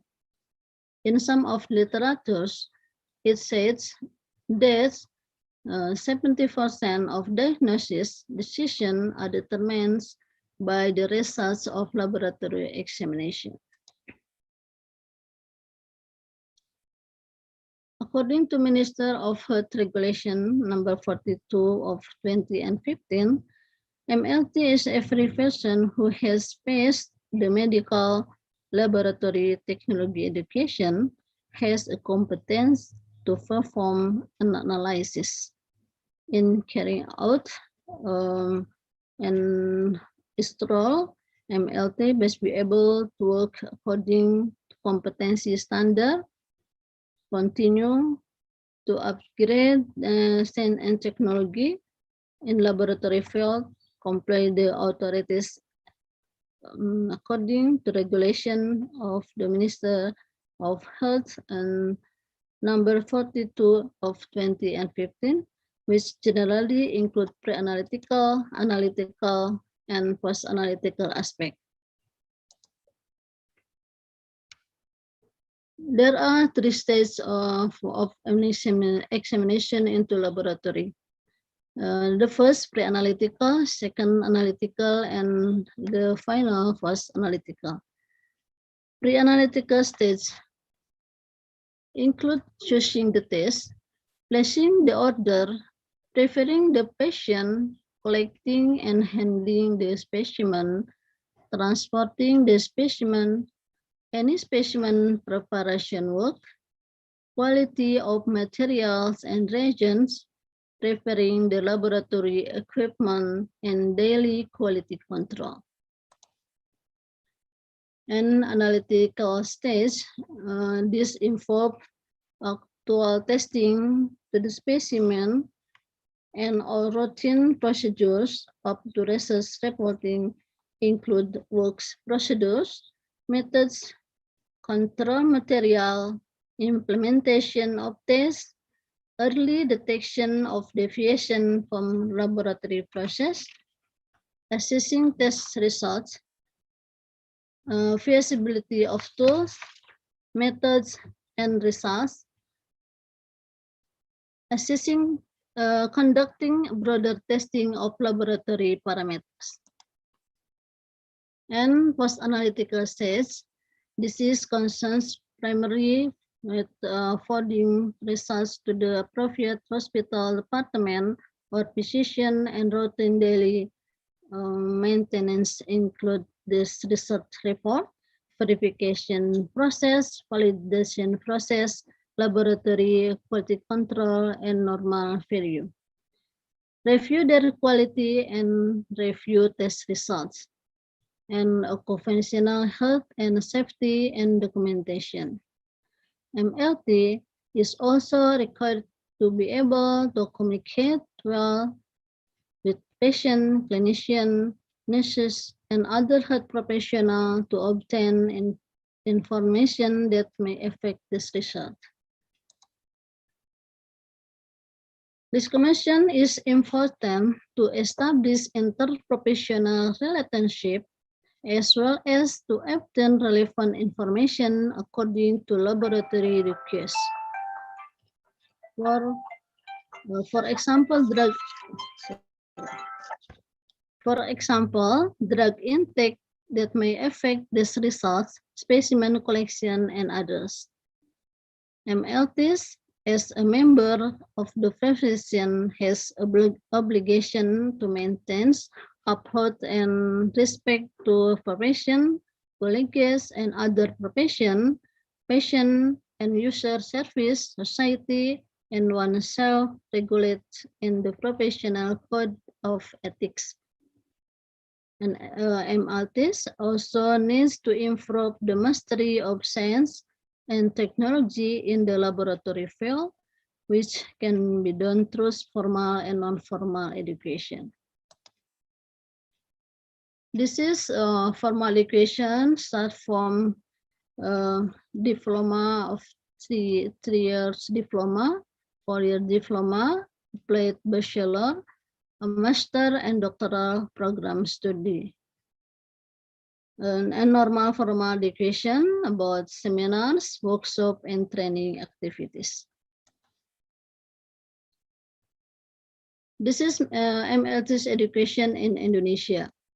Number of institutions in Indonesia, about 115. Study program Diploma 3, about 80. Study program Diploma 4, about 34. Study program Strata 1, one institution, dan study program Strata 2, master in of one institution. Now, number of graduates 20 and 20. So the program Diploma 3, 3 year of diploma, about 1,102. So the program Diploma 4, about 974, with accreditation A for 5 institutions, then study program Diploma 4, 5 institutions. This is education in Indonesia, start high school, Diploma 3, applied Bachelor MMT, Bachelor of Science MLT, and Magister Science of MLT. And in profession, medical lab technician,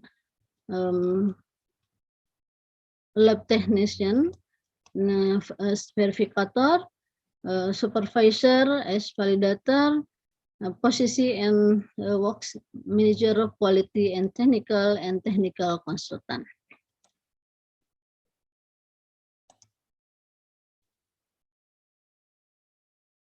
The next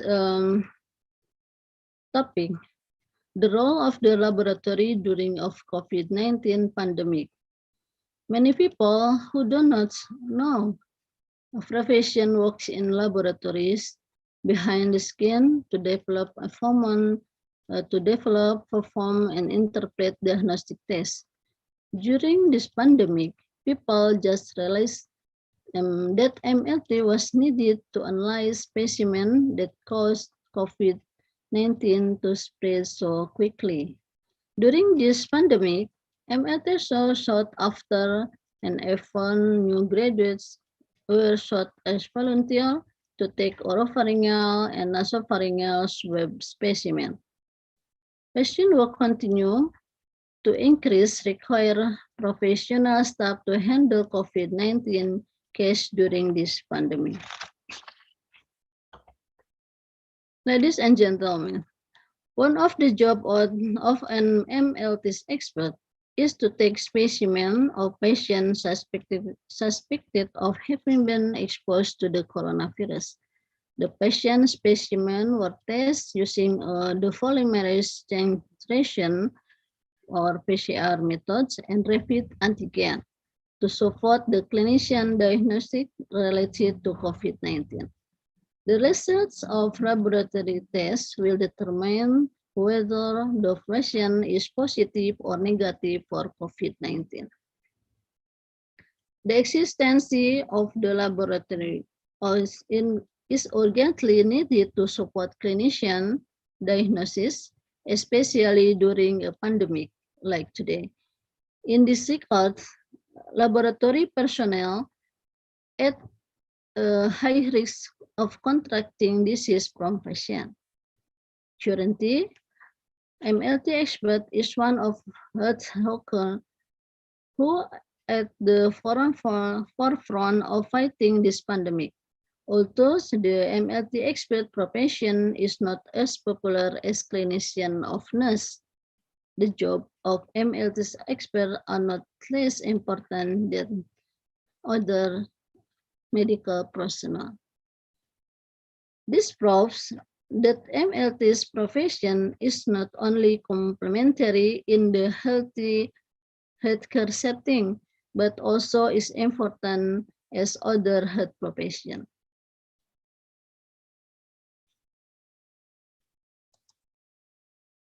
Finally, this topic is application of technology and medical laboratory in new normal area. One, digitalization, automation, and artificial intelligence, telehealth, telemedicine technologies, laboratory information system, and robotics. What is artificial intelligence? Artificial intelligence is a simulation of the intelligence processed by human, which a model in machine and programs to think like human. According to McLeod and Cell, artificial intelligence is the activity providing machine such as computer with the ability to display behavior that is considered as intelligent as if ability in display by human. Artificial intelligence is the stimulation by human intelligent processes by machine, especially computer system.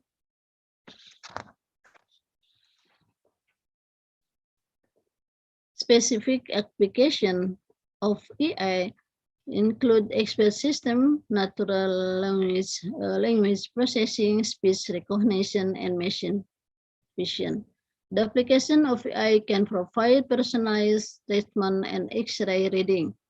A personal healthcare assistant can act as a life coach, reminding you to take pill, exercise, or eat healthier.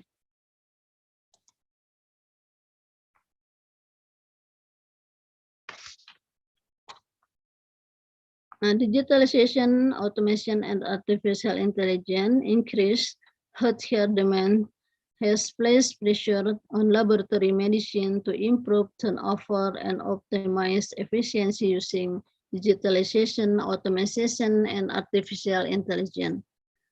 This will bring new challenges for the clinical laboratory. Laboratory needs to understand the utility of AI, its limitation, and implementation. The management of big data requires ready access and accurate to contextual analysis. AI uses complex algorithms and data from medical and laboratory data to mimic human analysis, and this requires accurate and reliable data. The role of AI in laboratory medicine is rapidly expanding owing to recognition of its potential to improve detection, laboratory workflow, decision support, and reduce costs and increase efficiency. This is example AI in pathology laboratory. AI in pathology can be used to make diagnosis, detect cancer metastasis, determine prognosis, and help pathology specialists read the examination result through voice recognition. AI in cancer diagnosis, artificial intelligence. AI has reached the new height in clinical cancer research in recent years. AI is applied to assist cancer diagnosis and prognosis given accuracy level high that the general statistic effort. AI applied in clinical cancer could be contribute to improved human health.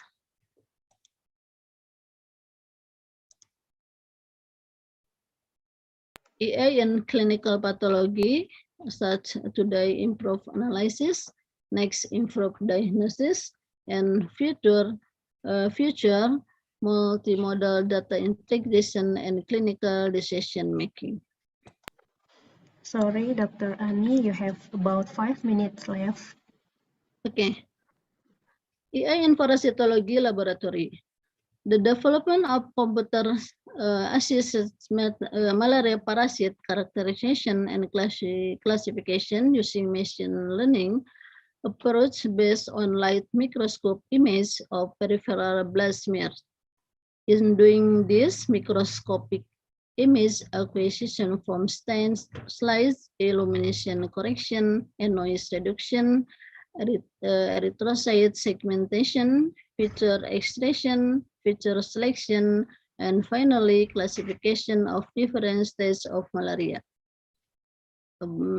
Example, Plasmodium vivax and Plasmodium falciparum.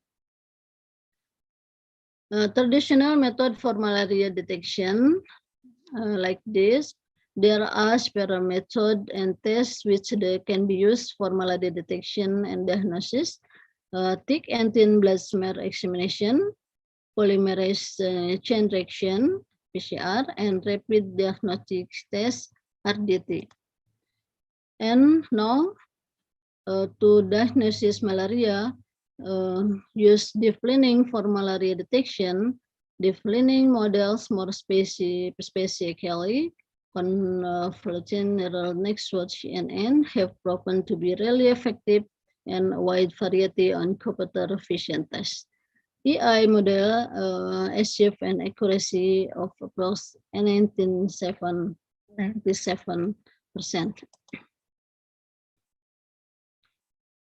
What is LIMS? This is auto-effective manage sample and associate data to improve lab efficiency, automatic workflow, integrate instrument, and manage sample and associated information. Produce accurate, reproducible result faster and more reliable. Make data from sequencing run easier to store, track, and assess over time and cross experiment, evaluate, and improve operational efficiency. And laboratory information system is a systematic procedure for collecting, storing, maintaining, processing, retrieving, and validating data required in laboratories regarding their service activities for management decision making.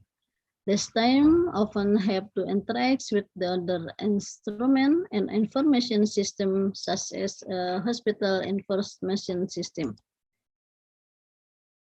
Telehealth and telemedicine is actually an early stage in the process of digitizing health service. This includes online registration and teleconsultation. Currently, Indonesia is entering the telehealth phase, which include telepharmacies, telelaboratory, teleradiology, virtual medical education, and virtual assistance. And there are several obstacles such as limited digital infrastructure, policies that are not comprehensive, practitioners are slow to adopt the latest technology, as well as patient or community concerns regarding personal data security and diagnostic accuracy. And the last, robotic and medical laboratory. Robotic systems basically designed for the automation of laboratory tests are not available commercially. Equipped with computer analytical hardware and supporting software, this device may soon revolutionize the concept of the clinical laboratory and user in the new era in laboratory testing. Several ongoing projects are concerned with the systematic integration of robotic devices with other laboratory automation.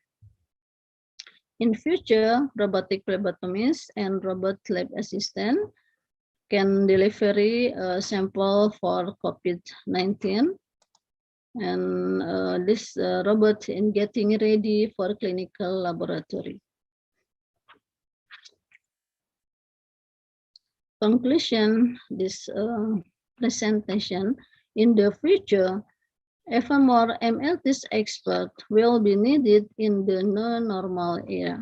The application of technology in the medical laboratory has accelerated with this pandemic.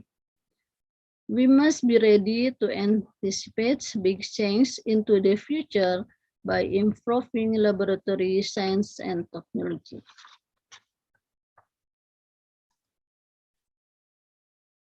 That's all for me. Thank you for your attention. Assalamualaikum warahmatullahi wabarakatuh. Waalaikumsalam warahmatullahi wabarakatuh. Thank you, Dr. Ani, for absolutely excellent presentation. Thank you for sharing this with us. For all participants, I remind you the committee have been shared evaluation link to evaluate the first day conference. So you can fill the evaluation as one of the requirements to get a certificate. Okay, now we are going to the discussion section. We have some questions from the participant. Please, the committee share the question. Okay, the first question.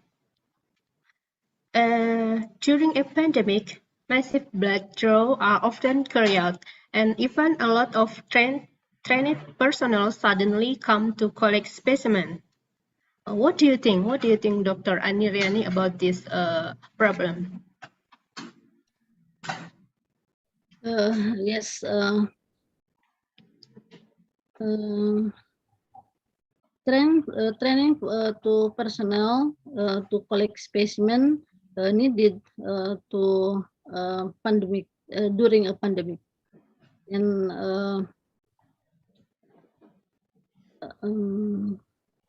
jadi selama pandemik memang diperlukan untuk training personal untuk mengumpulkan sampel gitu. Ya, jadi di sini karena pada saat pandemik itu sampel begitu atau pasien begitu meningkat sehingga perlu sekali untuk training personal di sini, mungkin MLT bisa nurse juga untuk collect the specimens. Okay. During the pandemic, we can train people to get collect some sample or specimen. Yeah. Okay. Thank you, Dr. Ani. For the next question, how the higher educational to prepare the MLTs for pandemic era?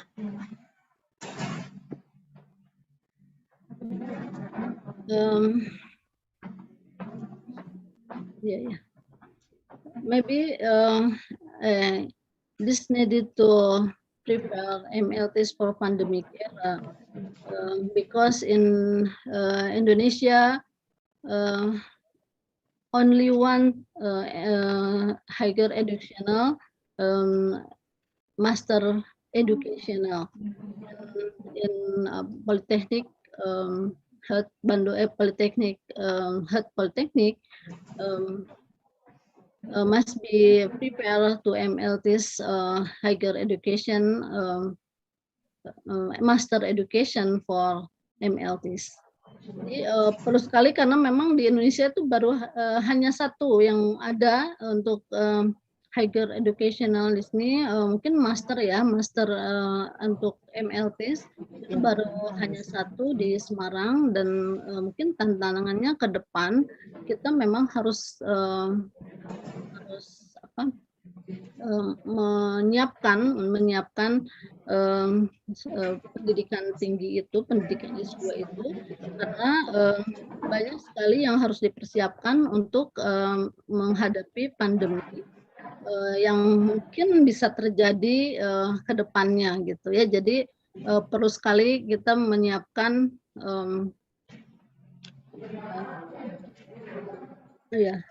pendidikan S2 ya atau master, dan riset-riset yang mendukung seperti biomolekuler dan lain-lain.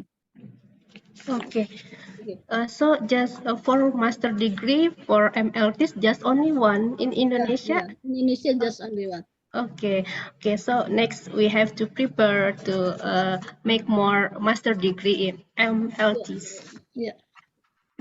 Okay, thank you, Dr. Ani. Next question from WIDI Poltekkes Kemenkes Bandung. During the pandemic, volunteers are trained to perform sample extraction, nasal or oral swab.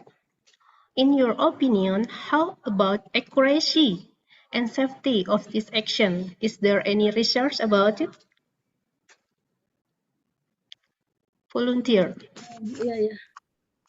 Saya memang belum membaca riset tentang ini, tapi memang selama pandemi kita memang membutuhkan banyak sekali volunteer. Jadi pada saat pandemi kita memang melakukan training terhadap lulusan MLT maupun perawat ya, perawat, dan ini mungkin dengan melatih dengan baik itu akan bisa dilakukan, walaupun mungkin belum ada penelitian yang menyatakan bagaimana keamanannya ataupun akurasi dari swabber ya. Tapi memang pada saat pandemik memang dibutuhkan karena pasien begitu banyak membludak sehingga perlu sekali dilakukan training ataupun pelatihan terhadap tenaga-tenaga kesehatan, especially MLTs and nurse about trainer swabber. Okay, so volunteer with good training can we use to collecting sample? We can use maybe nurse or other health nurse or others participant. Okay, thank you, Dr. Ani, for your explanation.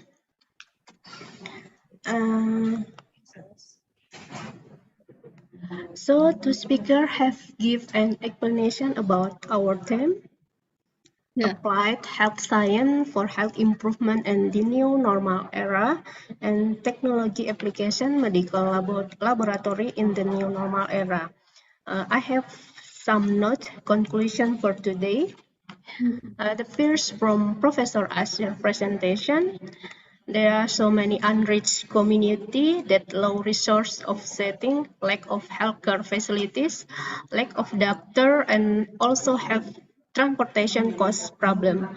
One of the solve to the problem is dismantle traditional clinic to the telemedicine. In traditional clinic, the patient come to the clinic, but with the telemedicine, the clinic can come to the patient. And from Dr. Ani Riani presentation, apply technology medical laboratory in the new normal era must using digitalization, automation, and artificial intelligence.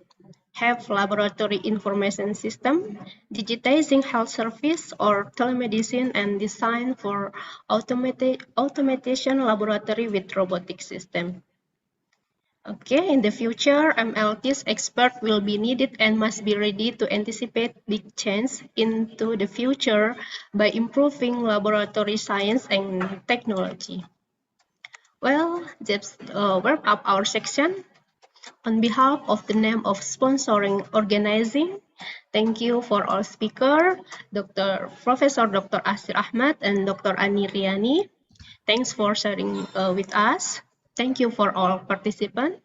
Thank you for taking time to come here. We hope that this event can aid our knowledge. It has been my pleasure to be a moderator at this event. I wish you all a pleasant day. As a close statement, I use word from the wise people. You have brain in your head and you have feet in your souls. You can steer yourself any direction you choose. Success is not final. Failure is not fatal. It's this the courage to continue that count. Okay, thank you. I will back this event to the Master of Ceremony, Miss Fitri and Miss Aquila. Assalamualaikum warahmatullahi wabarakatuh. Waalaikumsalam. Thank you so much, Mrs. Sumita, for such a great quotes. And on behalf of the committee, we would like to thank to Professor Ashir Ahmed and Dr. Ani Riani MCAS for the great presentation. Also, thank you to Mrs. Surmita SGZ MCAS for guiding the presentation of material and discussion in the second session. Once again, thank you to our awesome speakers and moderator for the second session. So, ladies and gentlemen, we have come to the end of the main session for today International Conference. On behalf of the committee, we would like to thank all the participants as well as the speakers and also the moderators for all the enthusiasms and participating in this main session of our International Conference. We would like to inform that there will be an expert session after the break, so don't go anywhere.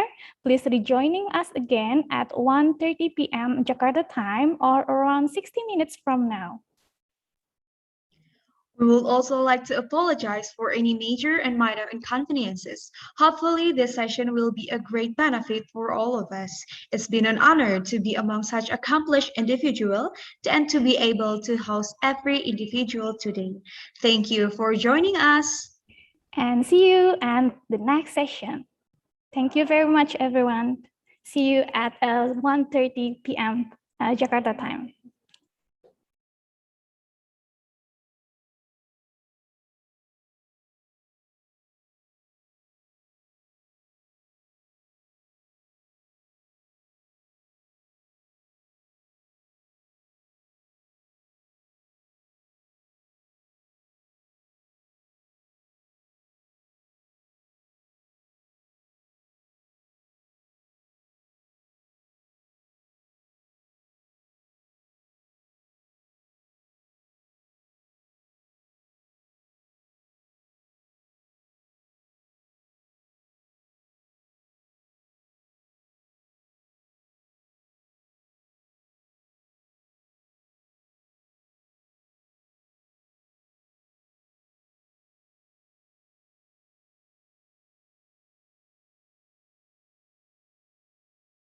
Excellence, Bandung Health Polytechnic proudly present.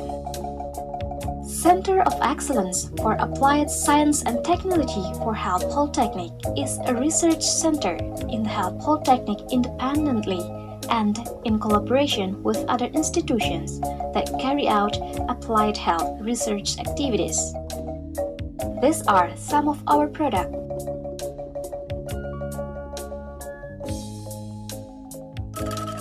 Development strategies of Center of Excellence.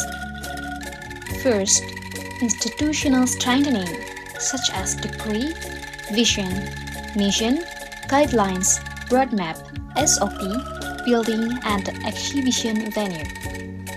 Second, research and development and also application of research. They are new research or strengthening of existing research. Third, human resource development, including increasing research skills, production skills, marketing skills, and also training seminars. Fourth, partnership network development, including research and marketing cooperation for domestic and international products. The last, dissemination of research for national, international seminar and product exhibition, and also COE special journal.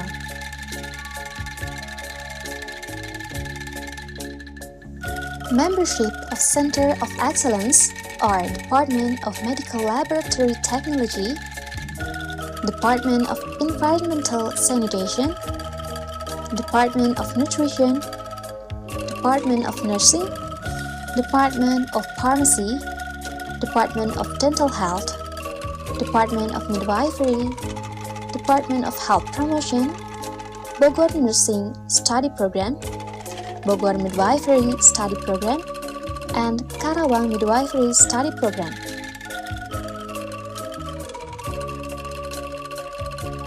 Center of Excellence is one of the organizations that focused on developing and research about science and technology and utilization the local material.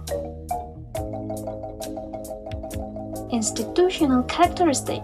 They are competitive advantage, strategic value, transfer of technology and knowledge. Strong and sustainable institutions become a national reference, world class, and being the pride of the nation.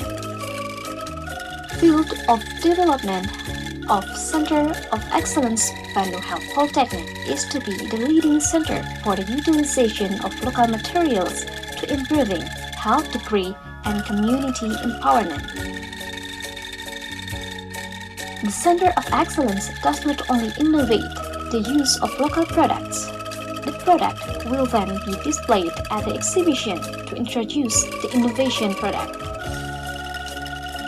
The Center of Excellence Bandung Health Polytechnic actively exhibits the product in the international exhibition or symposium.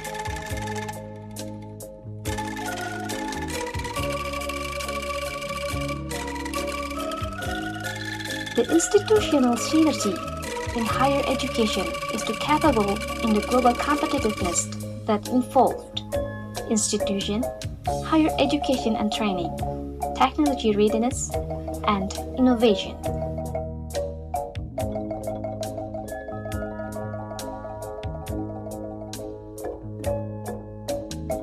In the future, the Center of Excellence is expected to be able to support a nation that is competitive in the world globally.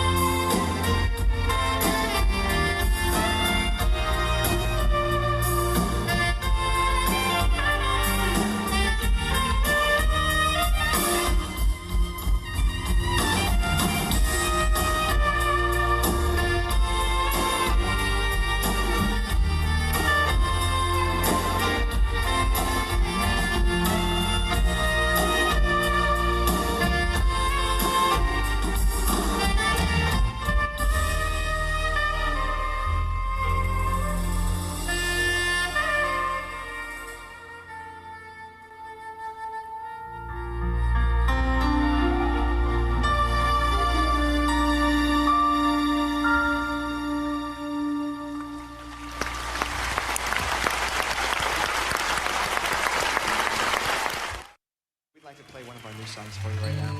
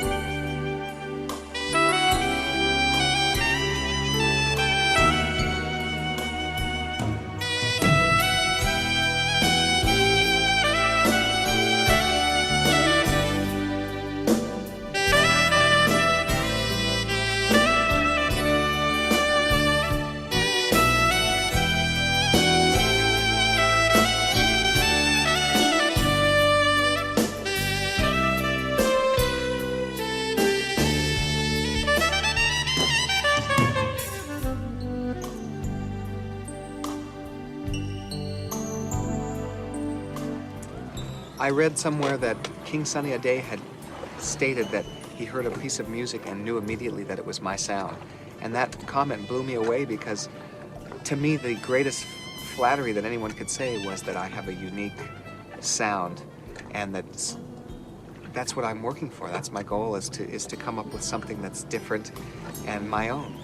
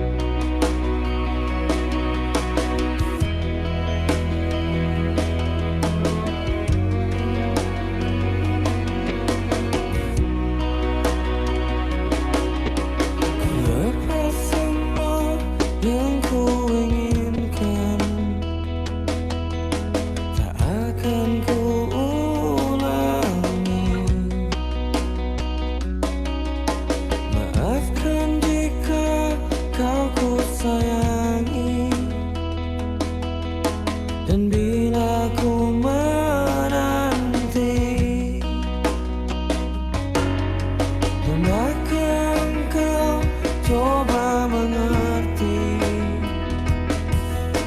Lihatlah aku di sini. Mungkinkah jika aku bermimpi, salahkah untuk menanti?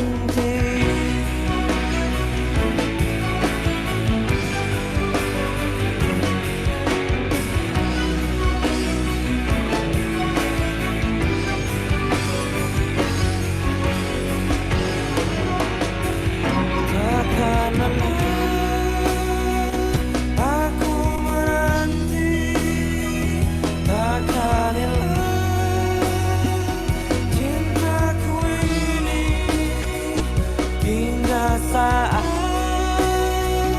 kau tak kembali, kan ku kenang di hati saja.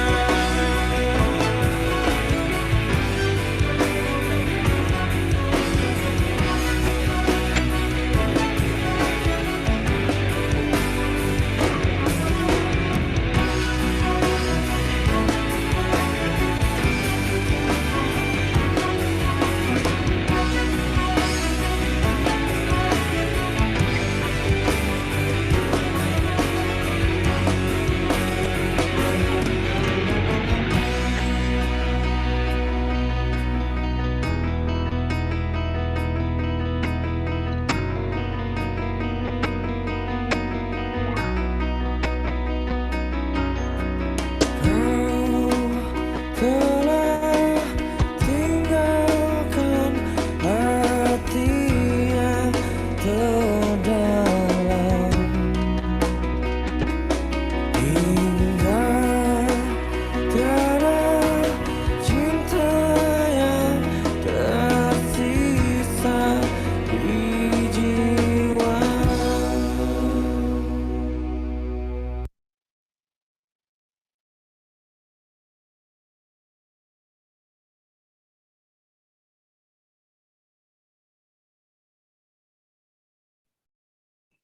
So, good afternoon, everyone.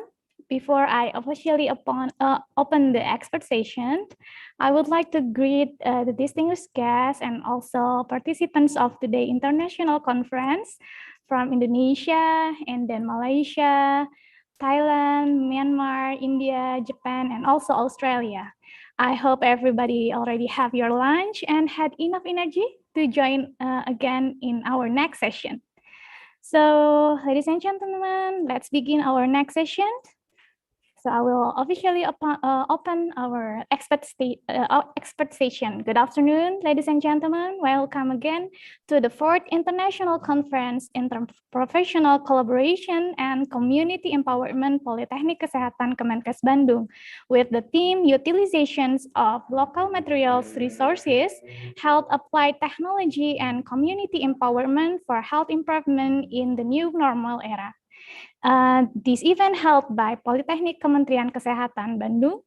We will continue the conference with an expert sessions in this afternoon. So in this expert session, there will be a research result presentation from the lecturers and also students of Poltekkes Kemenkes Bandung. So in this section, we will serve all of you with various and also multidiscipline science. To make sure that the session will run smoothly and lively, we will invite the moderators for this session, Mrs. Rohayati, SST, MSc. But before that, let me introduce you to Mrs. Rohayati, SST, MSc. I would like to read the CV of Mrs. Rohayati. So Mrs. Rohayati is a lecturer with a course in clinical toxicology and immunology, especially for the field of vocational schools, especially the medical laboratory technology profession, and is active in professional organization related to ITLM competencies. So Mrs. Rohayati is right now work as a lecturer in Poltekkes Kemenkes Bandung. She also had several work experience before, and for the educations, She got her master degree from Institut Teknologi Bandung and also the diploma for Poltekkes Kemenkes Bandung. So ladies and gentlemen, without further ado, please welcome our moderator for today, Mrs. Rohayati, SST, MSc. Hello, good afternoon. Miss Witri, does my voice sounds clear? Okay, Assalamualaikum warahmatullahi wabarakatuh. The Honorable Management Poltekkes Kemenkes Bandung, the Honorable of Committee, ladies and gentlemen, and all participants, let me introduce. My name is Rohayati, and on behalf of Fourth International Conference Interprofessional Collaboration and Community Empowerment, Politeknik Kesehatan Kemenkes Bandung. I would like to welcome all of you to this expert season.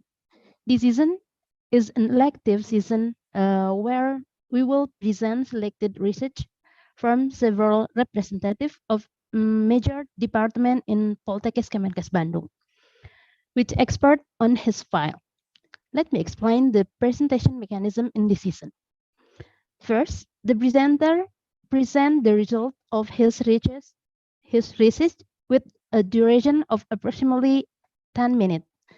I will remind 2 minutes before the time is running out. We don't have question seasons, and it will divided 2 seasons. There is a season for lectures and a season for high achievement student representative Poltekkes Kemenkes Bandung. Without losing back, let's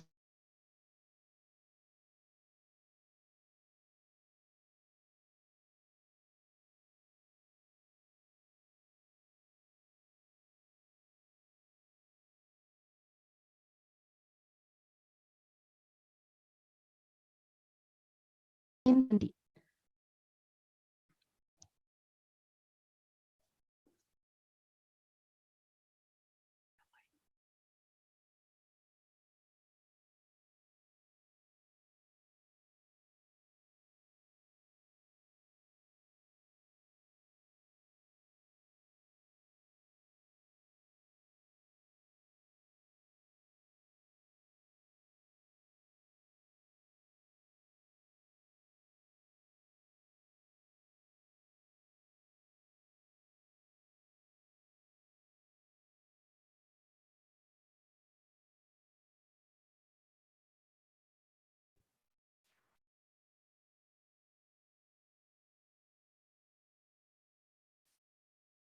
Hello, test.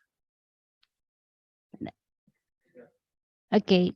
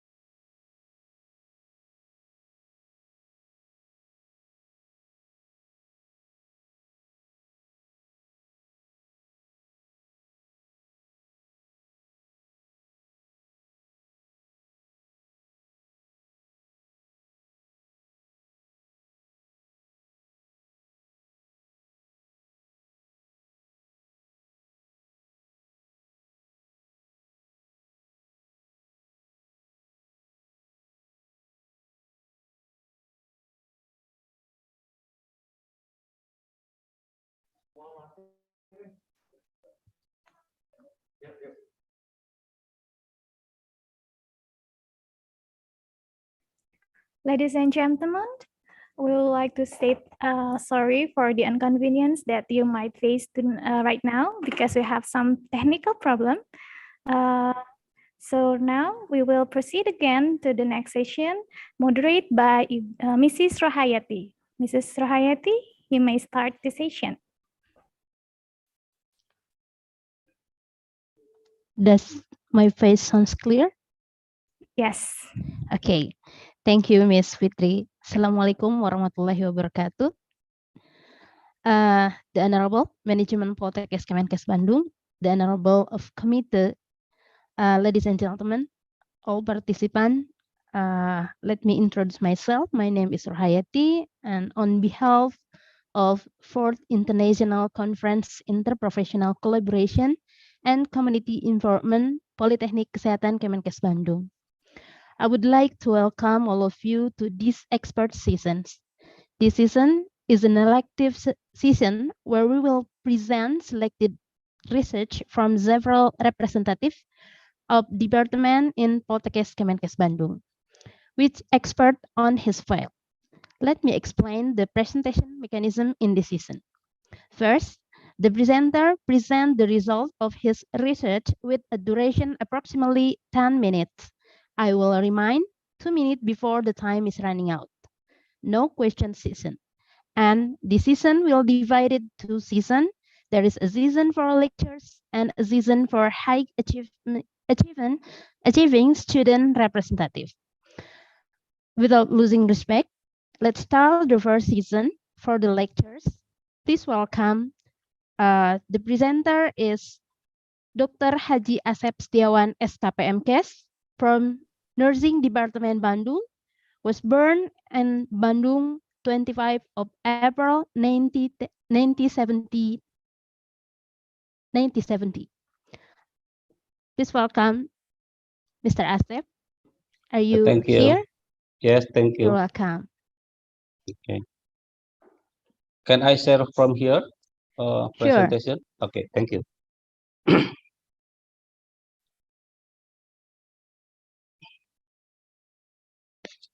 Can see it? Yes. Okay, thank you. Clear. Thank you, moderator Mrs. Nurhayati. Good afternoon. Assalamualaikum warahmatullahi wabarakatuh. Waalaikumsalam warahmatullahi. Honorable the Director of Bandung Health Polytechnic, Bapak Dr. Osman, Chief of COA Poltekkes Bandung, and all of organizing committee. Thank you for this great opportunity to me to present our contribution to in community empowerment in increasing preparedness for natural disaster. I think it's a very short time, just 10 minutes. Maybe you can remember me in the last minute. Okay, thank you, Ms. Raiti. Sure. Okay. Okay. As we know, Indonesia is the country very prone of natural disaster. Here, from Indonesia National Board for Disaster Management, we saw that in many area in Indonesia have a red sign that show to us a high risk for disaster, especially for natural disaster. So, and then more than 97% the population of Indonesia live in disaster-prone areas. So, Indonesia, some people give a label of disaster supermarket, and the other Indonesia called in a laboratory of disaster. These pictures show to us that many kind of natural disaster can happen in Indonesia. I think like tsunami, landslide, flood, volcano, everything in Indonesia. That's why Indonesia called is a supermarket of disaster. I think we still remember in 24 to tsunami Aceh is very high effect, not only Indonesia but to other country. In totally 286,000 people in 14 countries lost their lives, including 220,000 killed or missing in Aceh alone. This is a very amazing for this disaster, natural disaster. Ladies and gentlemen, of course, disaster directly impact the health, the population, resulting physical trauma, acute crisis, and emotional trauma. In addition, disaster may increase the morbidity, mortality associated with chronic disease, infection disease, drug effect on the health system. Ladies and gentlemen, so with this condition, how do we contribute to the reducing the risk of health problems due to disasters? I think as in health educational, especially in nursing department, Bandung Health Polytechnic, we have a challenge to decreasing risk, especially in health problem. So community empowerment is very important to improve preparedness for natural disaster and their effect. This is a majority in nursing department Bandung Health Polytechnic, prevention, promotion, and community empowerment. In 2019, I think we conduct about one research and then next research another. We conduct community empowerment in post-disaster management. This research aims to assess preparedness of disaster-prone community in tackling the impact of health problems during natural disaster. We develop training and mentoring program for community leaders, youth organization, junior and high school students. So in this research, find after we conduct training and monitoring and 3 months after intervention, we have hiding data, the increasing of knowledge volunteer. We form volunteer in local area. So after 3 months, there's a significant increasing of knowledge from intervention group from 55.65 to 75.36. It depends with control group that have lower point knowledge, and then in attitude, so we find two related increase from initial treatment to after 3 month intervention. This is very significant for us because area in this research on Pangalengan, about maybe 50 kilometers from Bandung to south. That area is very prone to landslide and earthquake. So in the motoric, we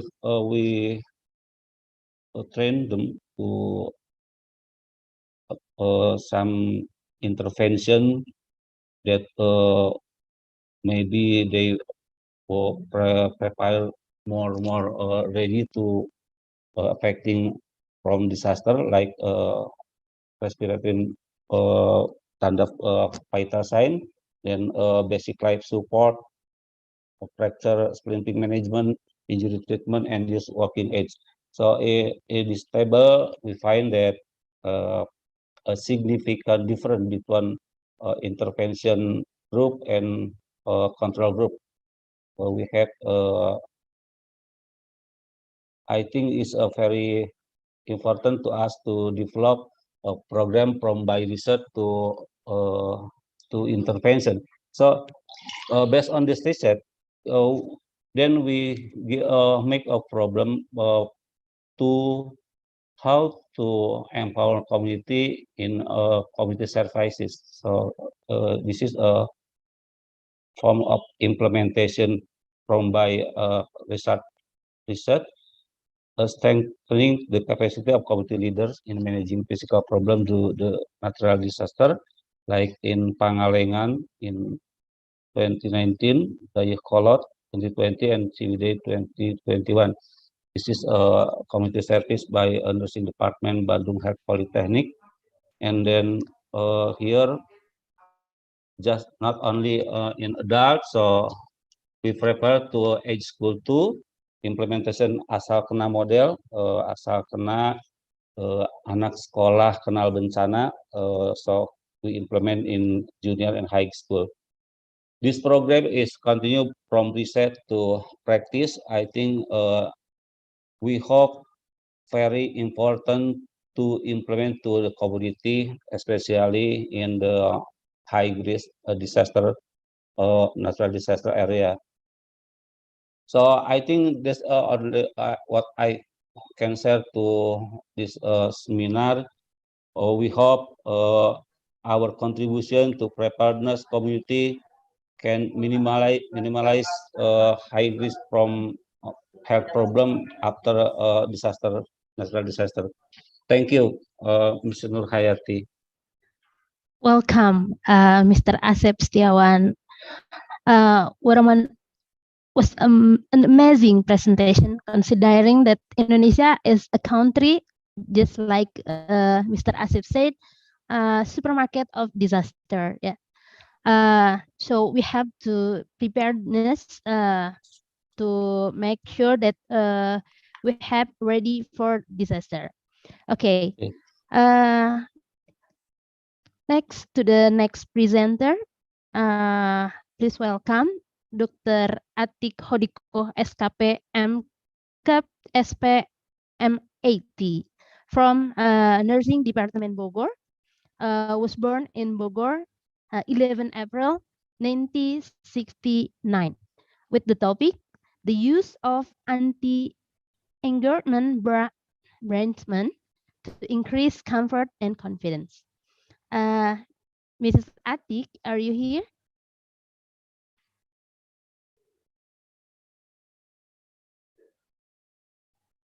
Dr. Atik?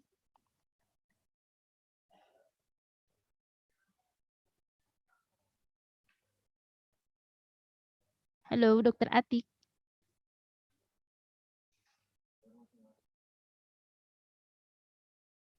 Okay, I'm sorry for inconvenience. Let's to the next presenter. The next presenter is by Dr. Nia Yuniarti Hasan, SSTMT, from Department of Environment Health.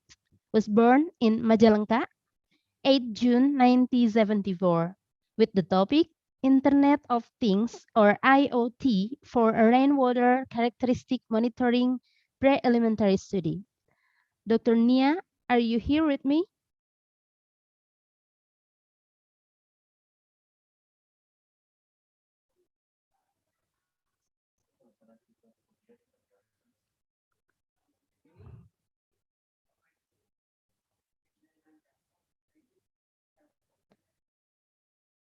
Okay, ladies and gentlemen, I'm sorry.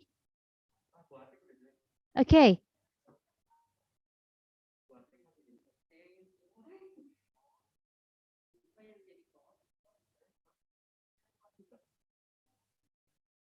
Which one? This probably Dr. Atik Hodiko, the second presenter. Are you here?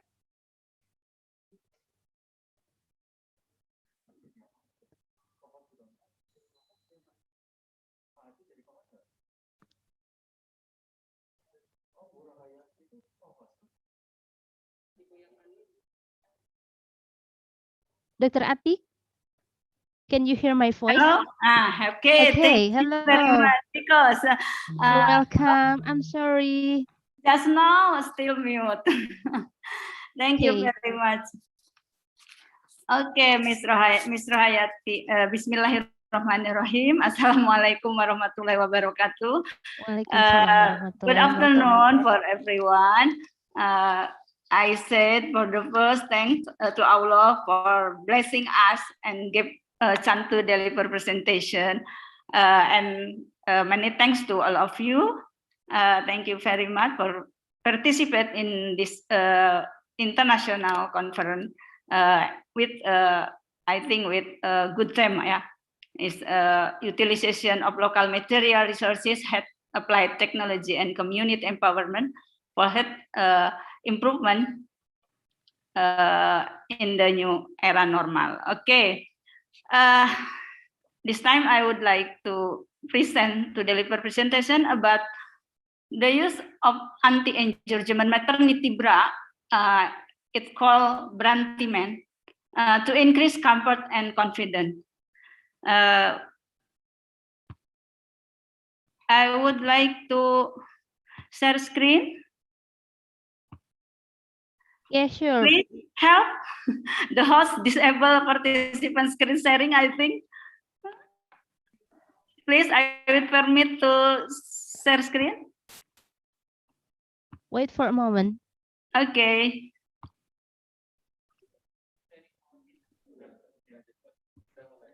You can share your screen.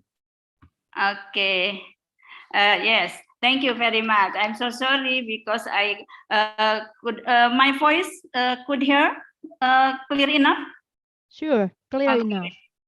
Thank you very much. I'm so sorry because my presentation is not slideshow. I don't know what happened, but actually, principally, my presentation can see and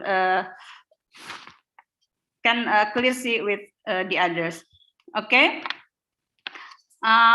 For introduction, I would like to say my topic is relevant topic with our theme because Brantiman is one of product from Poltekkes Bandung, especially from program studi keperawatan Bogor. Me and my team improve our bra.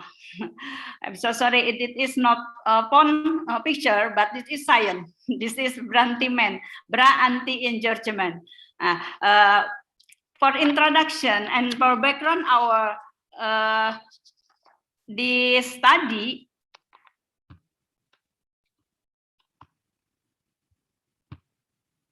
we always promote to use Brantiman. What is Brantiman? Bra anti-engorgement. In bahasa is bra anti pembengkakan begitu. Sepertinya seperti itu. Oke. And my presentation schema is introduction, Brantiman, related studies Brantiman, and conclusion. And for introduction about how important to Brantiman is used, for the first is the structure and function of the breast, not only aesthetic and sexual function, but also a function of breastfeeding for newborn up to age 2 years. According with government regulation number 33 year 2012 concerning exclusive breastfeeding. This condition reflects how important this program to implement, considering that breastfeeding in the right of the right baby and the right of the mother too. And one of program target toward healthy Indonesia is that 80% of breastfeeding mother give exclusive breastfeeding to their babies, and then the success of breastfeeding is influenced by a condition of the breast and breast care. Breast care should be carried out before pregnancy, during pregnancy, and after delivery. Breast care after delivery through oxytocin stimulation and the use of supportive bra and breastfeeding as often as possible to the baby so that breast not swell or engorgement. And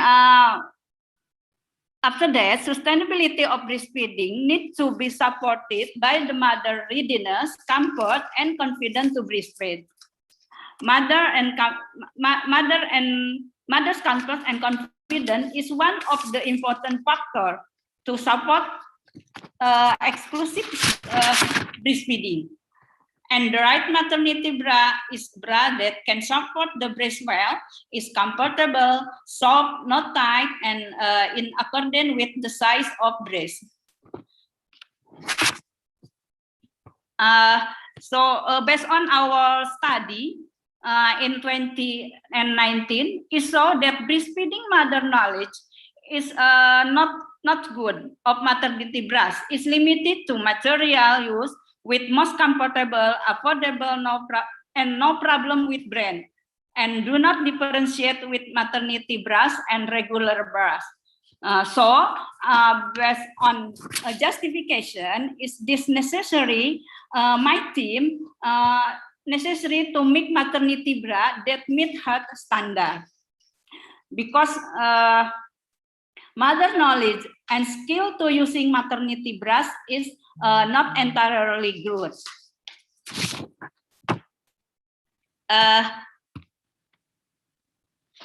This existing maternity bra model does not supporting breast because penyokong ataupun penyangga the bottom of white bras, basic bras is not white, so it is make discomfort. After that, currently there are many models of maternity bras on the market. The head bra for mother consists of 2 cups according to the size of breast that support ideally the maternity bras is support the breast while breastfeeding, but no one maternity bras fulfill the criterion of comfort, support, and confidence.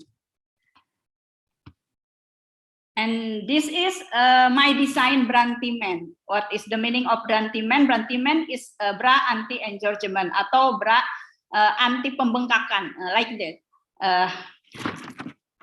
My team improved this bra from with 3 steps. First step, we browse,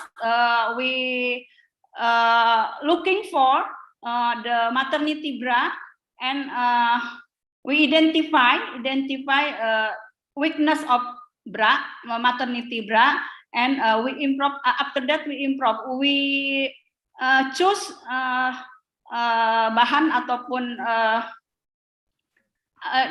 linen, from linen and cotton bra.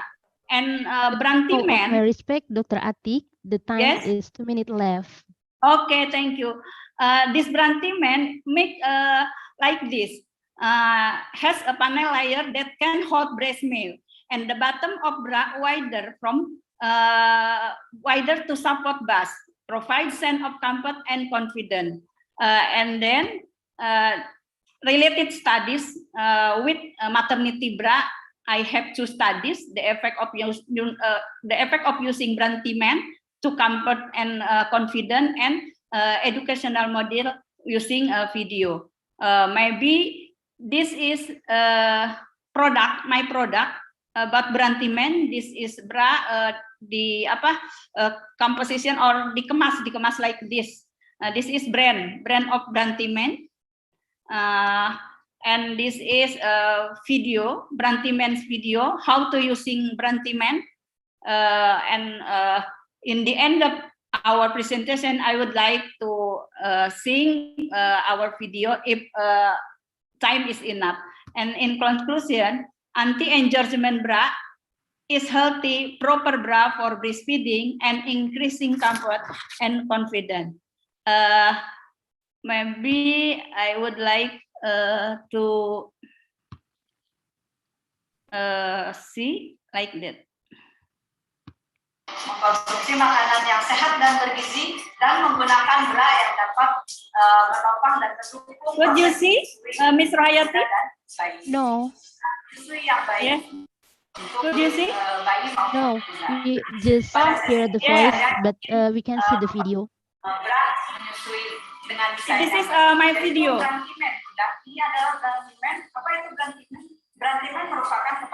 Just voice. Just only the voice. Okay, okay.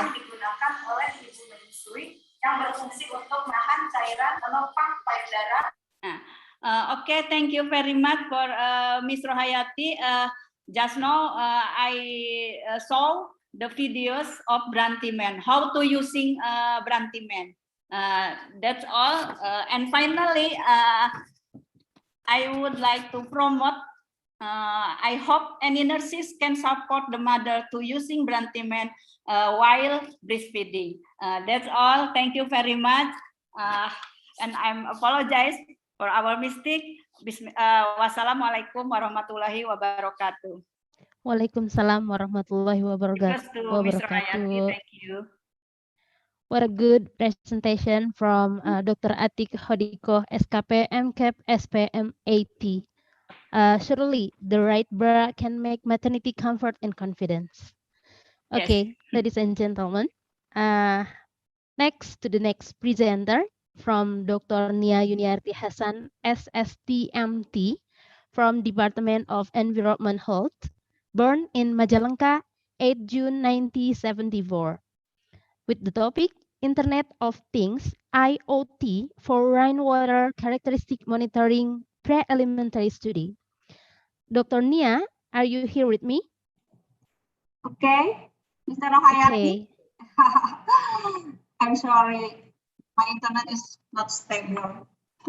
It's okay. Please, doctor. Okay, thank you. Assalamualaikum warahmatullahi wabarakatuh. Waalaikumsalam warahmatullahi wabarakatuh. Thank you, Ibu Roro, as moderator for the time. Good afternoon, dear all participants, Seminar Internasional, especially for my colleague in Politeknik Kesehatan Kemenkes Bandung. Today, I want to share about Environmental Health Department research team in Politeknik Kesehatan Bandung. Okay, I want to try to share screen.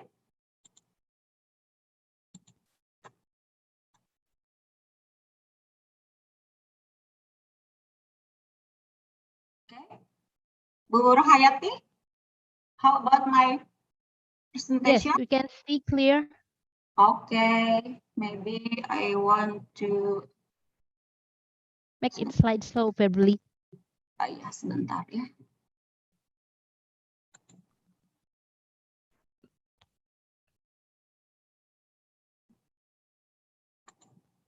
Okay.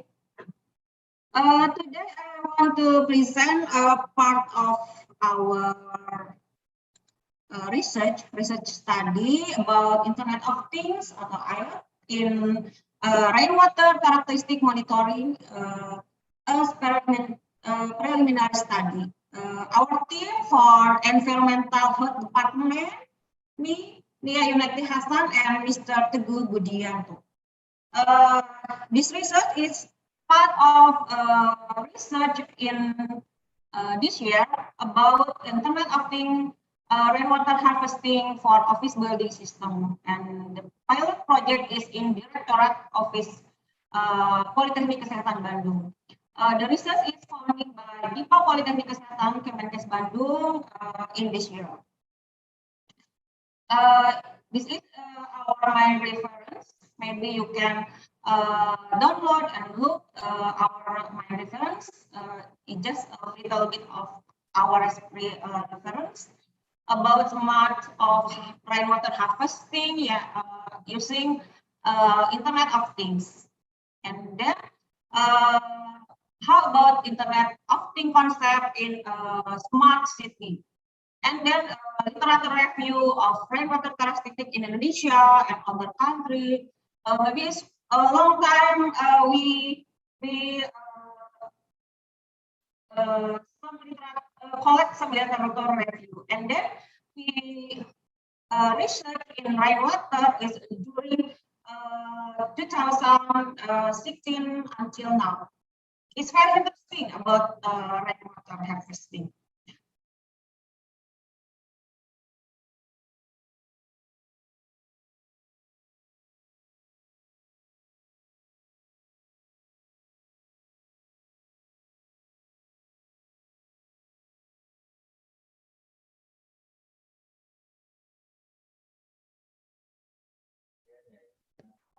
I'm sorry for inconvenience.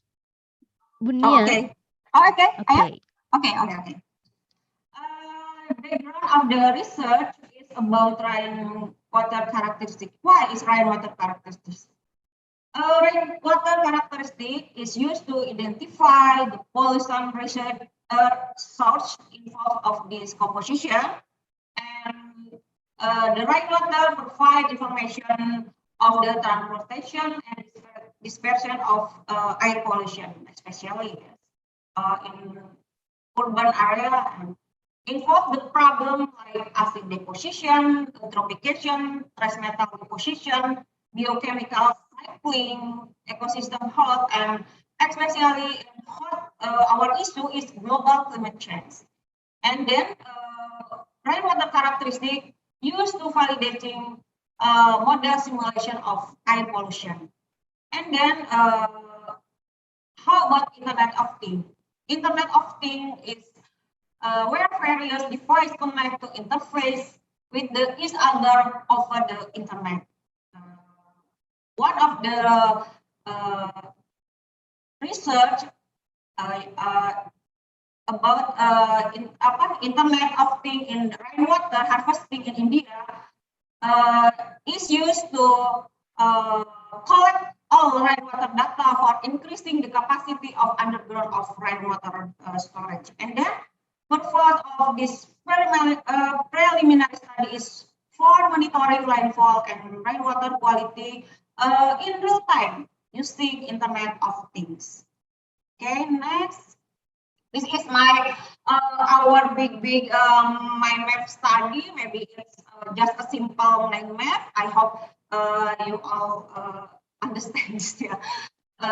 It's just a part of our dream, big to collect how to monitoring environmental. Yes, just especially for rainwater quality in preliminary study in here. Collect the rainwater quantity and rainwater quality just pH, just pH. Maybe other parameter we can collect another time. Yeah.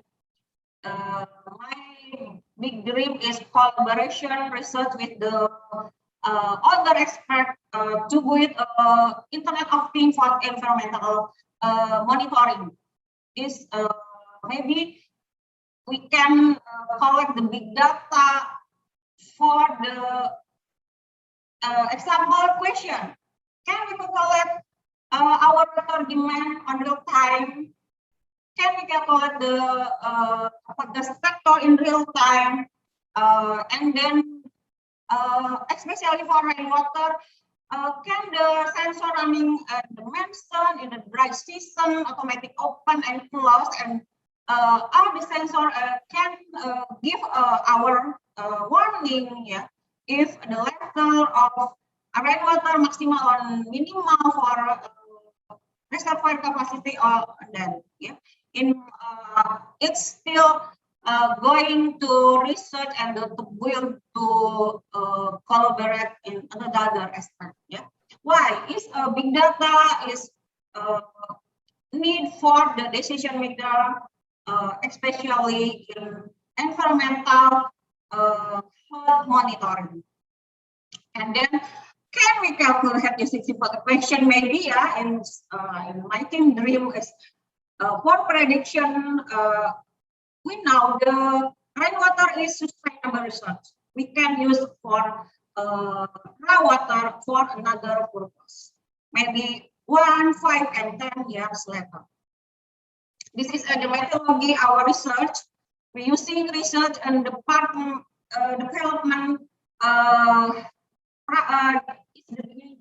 problem and the potential, and then research and information, and then develop preliminary form from product, and so on and so on and so on. So many steps in here for collect the data, and we use, and then and is the final product for revision.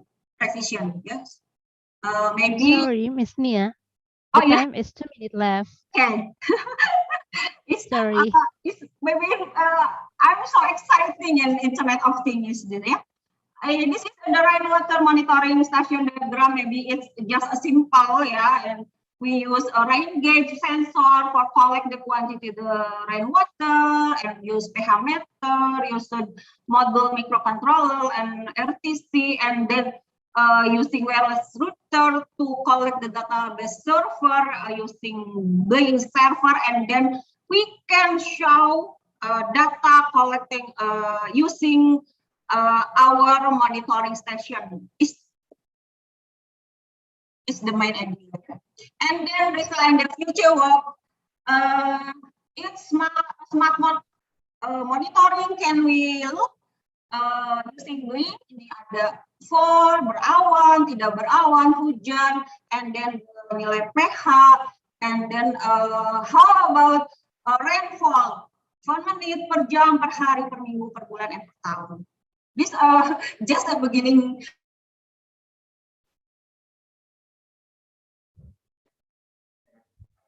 Okay, thank you, Mrs. Nia.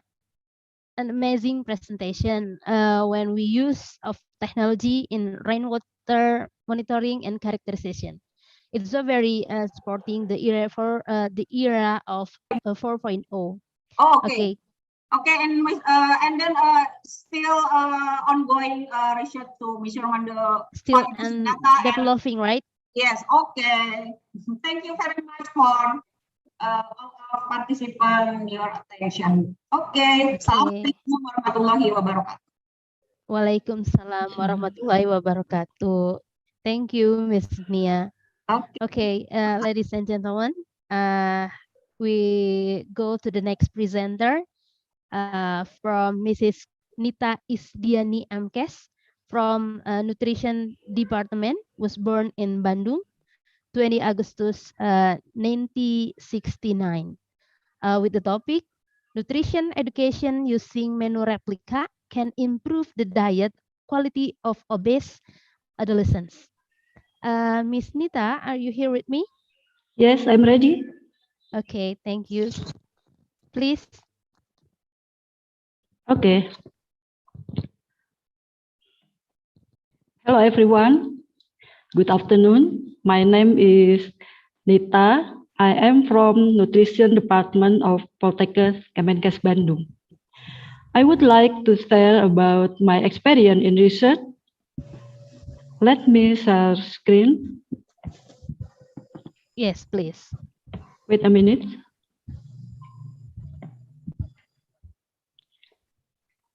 Can you see my slide, Mrs. Rohayati? Still ongoing. Still ongoing. Okay, wait a minute. Can you see? Yes. My slide? Okay. Yes, I do. The title of my research is Nutrition Education Using Menu Replica Can Improve the Diet Quality of Obese Adolescents. This is my colleague, Mrs. Widartika and Mr. Mamat Rahmat.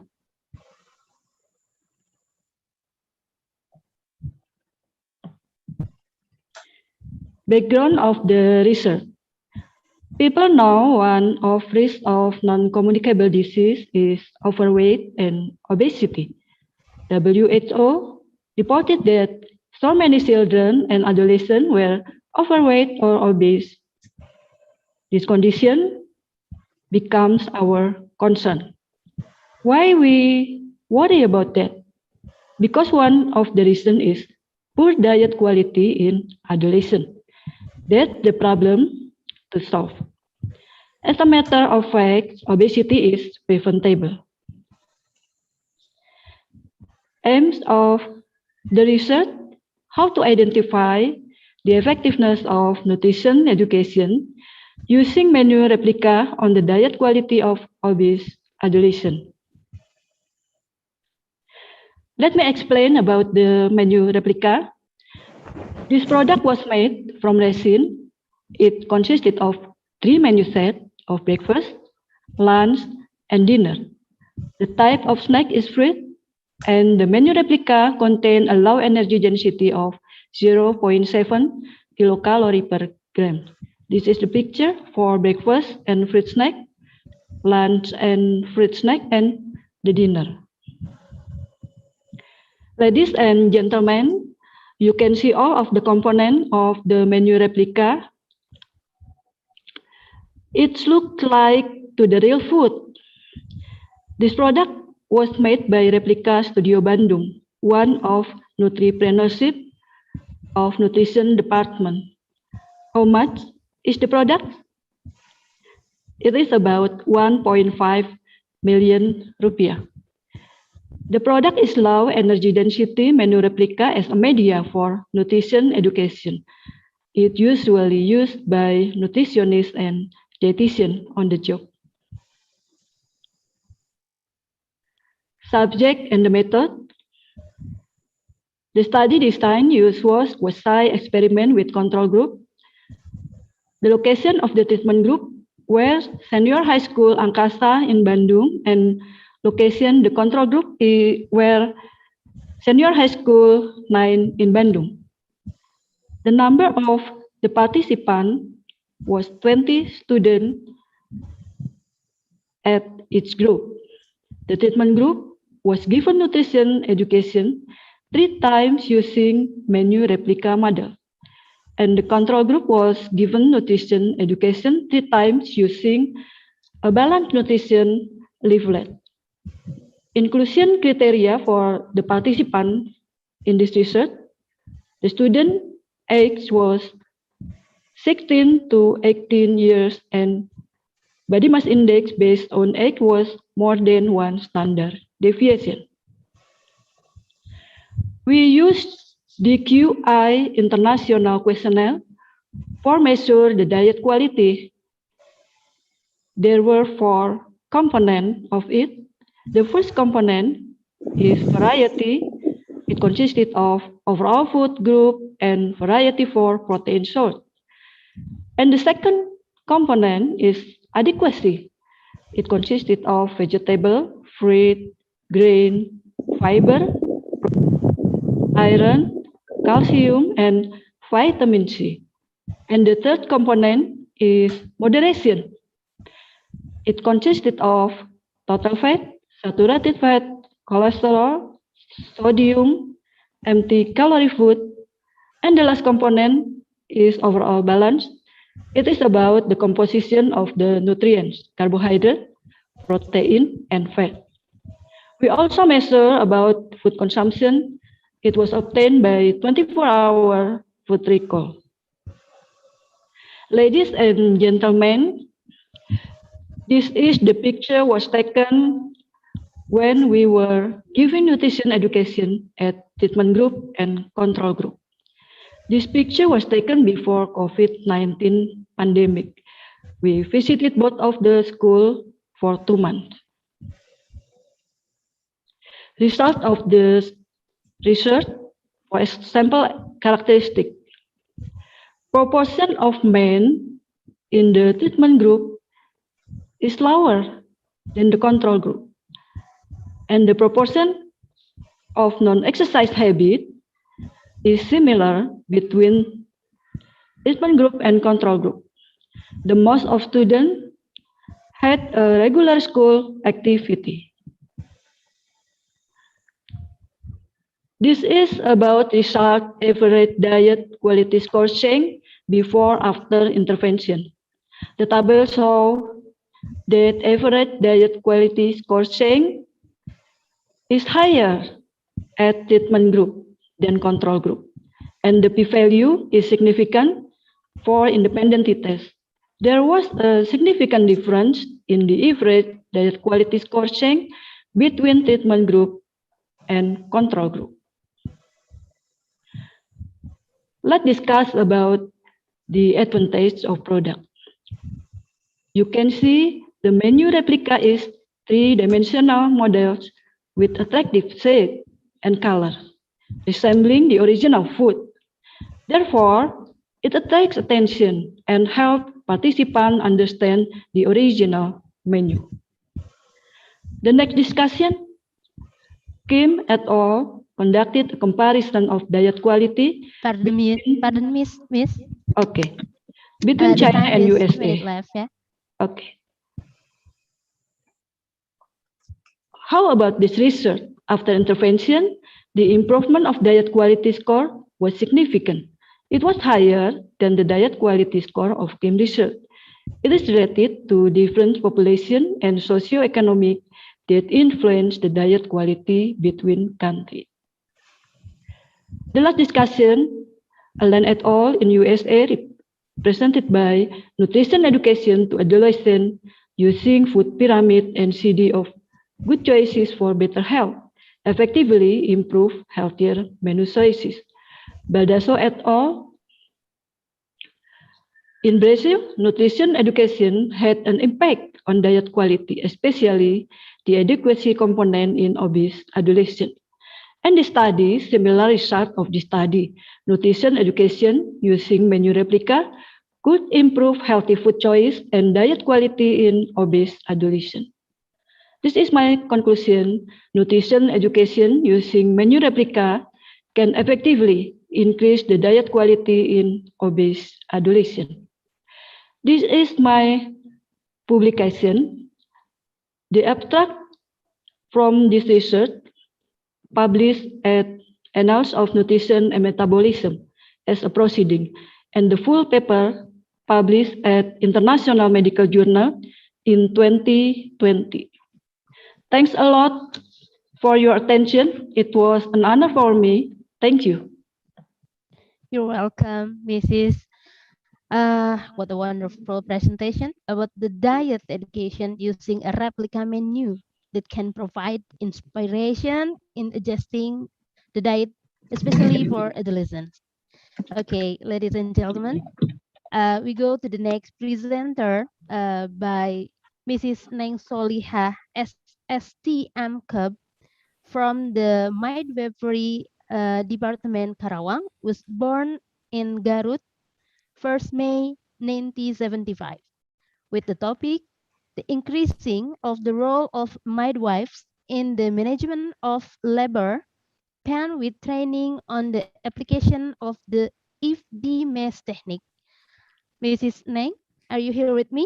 Yes, I hear Mrs. Rohayati. Okay. Okay, Please.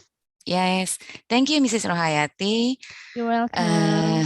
Can I share from here my slide? Surely. Okay. Can you see my slide, Mrs. Rohayati? Yes. Yes. Alhamdulillahirabbil alamin. Thank you. Bismillahirrahmanirrahim. Assalamualaikum, everyone. First of all, I'd like to thank Allah Subhanahu wa Ta'ala who has given health and long life. On occasion, I'm going to deliver a community partnership program about the increasing of the role of midwives in the management of labor pain with training on the application of the FDMAS technique. I've divided my presentation into 5 sections. These are the preliminary of the case, partner situation analysis, solution, implementation method, and finally the result, conclusion, and suggestion. Yes. The process of the childbirth is identical to pain that will be incurred psychologically. Pain occurs when the uterine muscle contract in an effort to open the cervix and push the baby head toward the pelvis. According to Paul and Melzak 2013, Dano Atmaja, Benny and Melia Sari 2008, if it's not overcome, it will increase the sense of worry, tension, fear, and stress. It is generally felt great. Only 2 to 4% of mothers experience pain during labor. Pain during labor ranks 30-40 out of 50 scores set by, stating that to overcome labor pain can use non-pharmacological methods because it has a non-invasive effect, simple, effective, and without harmful effects. Increasing satisfaction during labor because the mother can control her feelings and strengths. Research conducted by Ugi Sugiyarsi and Neng Soliha and I on the effectiveness of the FD mass technique toward pain in labor in Karawang Regency into 2019 proved that there was a significant difference between the level of pain measurement before it was performed and after it was performed. The FD mass technique is an alternative method to reduce labor pain. It is a combination on the average technique and deep back mass technique by way of massage using a touch of the hand on the client, back from the shoulder to the sacrum slowly and gently, followed by emphasis on the 2, 3, 4 sacrum by clenching both hands. Done 3 times each contraction. The position can sit or slip sideways. It is carried out starting from the first stage on the active pass until there's a sign of labor symptoms. Part the situation analysis, Cikampek DTP Community Health Center is one of the health centers located in working area of the Karawang district. Office with basic emergency and neonatal obstetric care facilities. The number of visits by pregnant women during 2020, January to September period, was 1,125. The number of delivery services at point amounting to 179 people. Of the total, 256 mothers who gave birth were referred due to complication. 37 cases of which were prolonged labor, with 10% of them due to mother inability to adapt of labor pains. The study from the preliminary study conducted was interviews with midwives as care provider from 29 midwives who serve at Cikampek Health Center stated that no physical action was taken to overcome labor pain. What had been done so far was to provide mental support and psychological reinforcement by encouraging mother to pray and be patient. Oh my God. Human resources, 29 midwives, they work in Ponet, Kaya and community midwives, educational background, diploma 3, 22 people, diploma 4 is 8 people. Problems, all of midwives don't know about non-pharmacological management of labor pain. Solution offered, based on these problems, the solution offered is to conduct FD mass training for midwives as partner and birth attendant as targets. The targets of this community service activity are increase target knowledge about the FD mass technique to reduce labor pain. There is a change in behavior with the addition of target competency skills in managing labor pain in mother who are in labor. Increase target awareness in overcoming labor pain in mother who are in labor. The existence of audiovisual media with the FD mass technique to reduce labor pain, register with Haki. Implementation method, the stages are preparation, coordination with partner, assessment of program needs in form of preliminary studies, preparation of activity proposal, identification of resources, facilities, and infrastructure to support program, implementation outreach and program agreement to be implemented. Implementation, pretest, to find out extent of the partner's knowledge about the management of labor pain, theory presentation, demonstration, and redemonstration.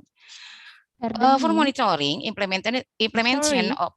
Miss, The Yes. time is 2 minutes left. Okay, thanks you. I'm going faster. Sorry. Implementation on the implementation of the FD Mas technique by partner, education for booth attendant, for this was my slide. This application of the FD Mas technique by the patient companion, evaluation, partner present at each session, improve post-test scores of partner and target can area out of labor pain management with the FD Mas technique appropriately according to the checklist. Result implementation of community service with the community partner.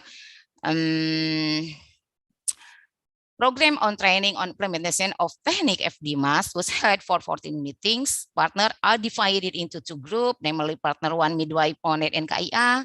A total of 14. Partner to community, midwife as many 15 people, is it intended to show community service. Implementers can monitor the process to achieve the goal of increasing the knowledge and skill of partners. The activity is divided into stages, namely theoretical presentation in 3 meetings for each partner and the practice of implementing the FD Mas technique directly to maternity mother and birth attendant as target 4 times for each partner. After implementation of training activities on the application of the FD Mas technique to reduce labor pain, which ended with the post-test and the implementation of it directly by the participant. There is an increase in the knowledge of a partner about the management of labor pain with application of FD Mas technique. It can be seen from the achievement of the difference in pre-test and post-test scores. There is increasing in average pre-test and post-test scores by 5.6 points, from 0.1 to 9.7. There is an increase in skills regarding the management of labor pain in intrapartum patient, namely by teaching birth attendants to apply the FD Mas technique when the mother complains of pain during contraction. All participants receive in training certificate. After completing the training and practice on condition, they have conducted education on the application of FD Mas technique to birth attendant during the first stage labor. Photo activities, ladies and gentlemen, can see my activities program. First photo shows a midwife who is applying the FD Mas technique to a mother who is giving birth. Photo 2 shows the birth attendant. This is a husband doing the FD Mas technique to his wife who is giving birth. Photo 3 and 4, the midwife is accompanying the patient husband who is giving birth in the application of the FD Mas technique. Training conclusion. This is my program. Training on the application of the FD Mas technique to reduce labor pain can increase the knowledge and skills of midwives and increase the role of birth attendant in the management of labor pain. Suggestion: the existence of standard operating procedure in the management of labor pain with the FD Mas technique as a manifestation of one of the reduction in maternal morbidity and mortality. Well, I think that's all my presentation. Thank you very much for your kindly attention. Assalamualaikum warahmatullahi wabarakatuh. And I return it to be to moderator. Thank you, Mrs. Rohayati. You're welcome, Mrs. Neng Soliha. Wonderful presentation. We can know the FD Mas technique for reduced pain labor, right? Okay, yes. Next, we go to the next presenter is from Mrs. Iis Kurniati, SPDMKes, from Department of Medical Laboratory Technologies, was born in Tasikmalaya, 20 February 1960, with the topic effectiveness Pallisium decipient, or we call Chiarapayum, as a decontaminant on positive acid phase bacteria toward Mycobacterium tuberculosis. Mrs. Iis, are you here with me? Yes, I am. Okay, please.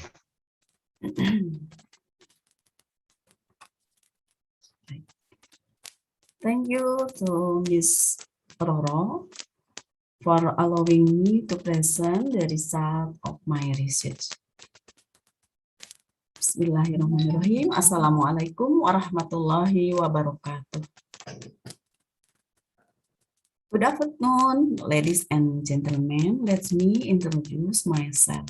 My name is Kurniati, a representative from the Medical Laboratory Technologies Department.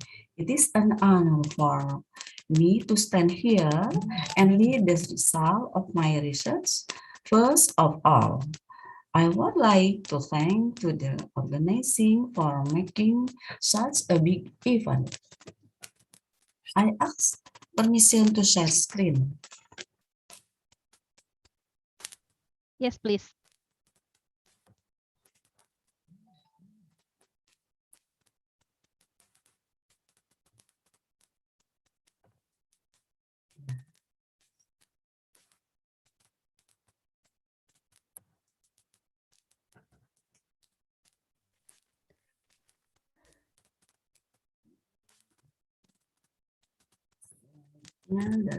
Okay. Slideshow. Yes, you can make it slideshow.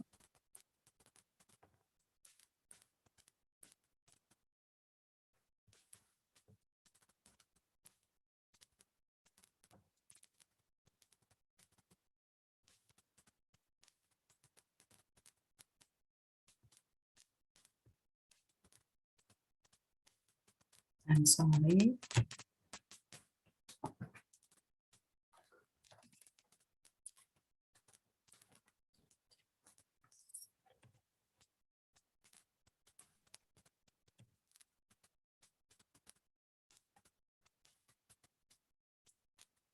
My research starts from local materials around the university, namely Payung. It called Phylicium decipiens as an antibacterial or disinfectant against normal flora in the mouth and oropharyngeal. This is my topic, research.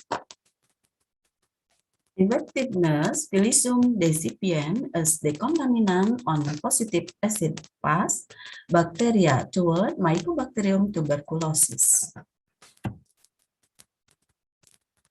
Mycobacterium tuberculosis, or MTB, is an acid-fast bacteria. It's caused by MTB structure which has a thick lipid layer. Therefore, the examination of MTB culture need to decontaminating on sputum as example to discover the growth of MTB on MJIT method. Solid media Lowenstein-Jensen and the quality of MTB structure due to the effect of decontamination using sodium hydroxide 4%, sodium lysine cysteine or not, sodium hydroxide, and as well as Phylicium decipient extracts. Decontaminating by sodium hydroxide 4% 1 to 3 times found positive acid-fast bacteria. Culture growth on MJIT media positive in the 1 week on Lowenstein-Jensen positive and second weeks, as well as treatment with sodium hydroxide obtain the same result and culture positive and 1 week, whereas on Lowenstein-Jensen media positive in 8 weeks. Decontamination using Phylicium decipiens 6% obtained positive acid-fast bacteria culture on MJIT positive is 1 week and on Lowenstein-Jensen media positive in 8 weeks. The conclusion of MTB growth on MGIT media decontaminated by sodium hydroxide 4%, not sodium hydroxide and silicium recipients is effective and decontaminant or positive acid fast bacteria toward the growth of MTB. Structure and morphology of MTB shows the same result after decontaminated by sodium hydroxide 4%, not sodium hydroxide, and silicium recipients in scanning electron microscope.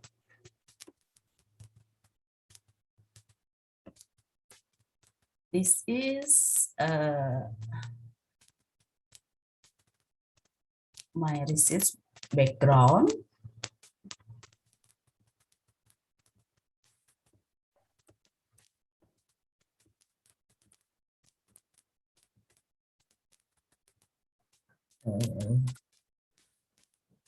Tuberculosis Pardon me, infection. Mrs. Iis, would Yes. you like to faster because the time is running out?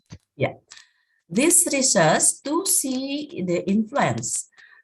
One, 3 times the contaminant effect of the contamination on the form of TB with Zil-Nielsen and electron microscope. Growth of MTB, time of growth and number of colonies in MGIT and LG, Lowenstein-Janssen media. Right. Now, research purpose to determine the effect of kerai payung extract or silicium recipients, sodium hydroxide and not sodium hydroxide as the contaminant in acid fast bacteria sputum are positive for the growth of MTB. To find out the difference in the growth of MTB in liquid media MGIT method and media solid LG due to the contamination by silicium recipients, sodium hydroxide, and not sodium hydroxide. To find out the morphology and structure of MTB due to decontamination by silicium recipients, sodium hydroxide and not sodium hydroxide seen as a scanning electron microscope or SEM. General benefit with this study is expected to add reference to teacher, analysts in clinical laboratories, and students who learn about microbiology, especially about the contamination of positive acid fast bacteria sputum in tuberculosis sufferer. Special benefit from this study is expected to provide additional knowledge about the effect of the contamination on positive acid fast bacterium sputum in tuberculosis sufferer. Pardon me, the time is running out. Would you like to faster? Yes. More faster, please. Ya, hasil result the table the contaminant sodium hydroxide 4% and our sodium hydroxide 0. Reporting of colonies. Next, hasil microscopy or colonies media Lowenstein-Janssen MG silicium recipient. Silicium recipient extract 4%, 6%, 8%. Result microscopic and TB SEM.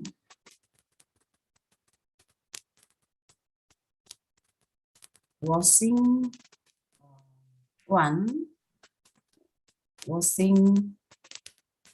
twice and 3 times.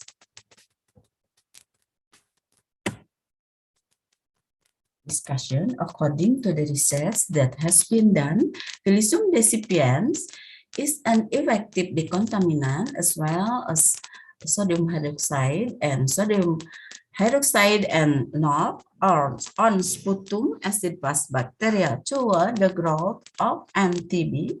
Morphology and structure of MTB show the same result after decontaminated by sodium hydroxide 4%, sodium hydroxide NOx, and Phylicium decipient by means of SAM.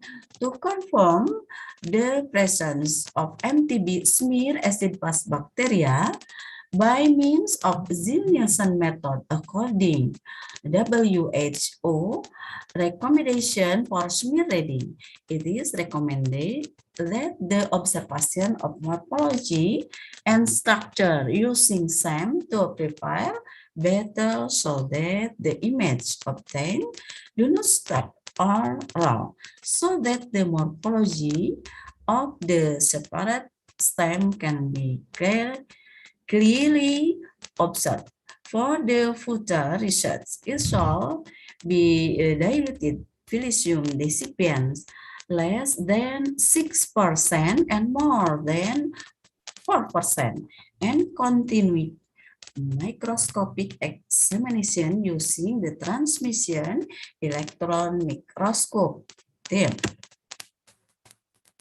this is my research documentation. Okay. Yeah. Next, extract ray payung, Phylicium decipient extract, Phylicium decipient 3 colonies on long-stain Jensen, colonies MTB, result microscopic Zil-Nielsen, dekontaminasi kerai payung, contaminant kerai payung. I'm sorry. Phylicium decipient extract, sodium hydroxide and NOx. Sodium hydroxide effective is the contaminant in acid-fast bacteria, sputum positive, for the growth of Mycobacterium tuberculosis. This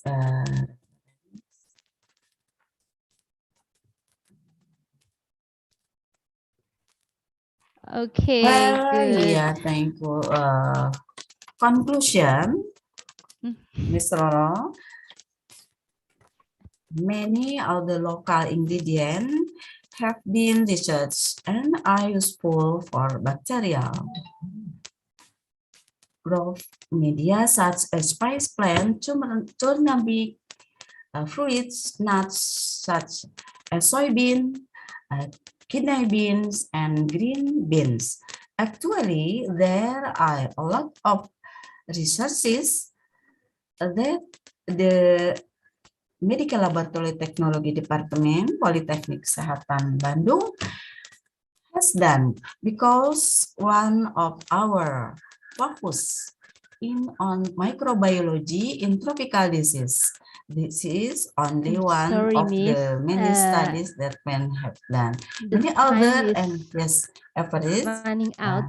whole ingredients such as tofu, cilemu, sweet potato, patates, and other. Thank you for your attention. Hope is useful. Thank so much.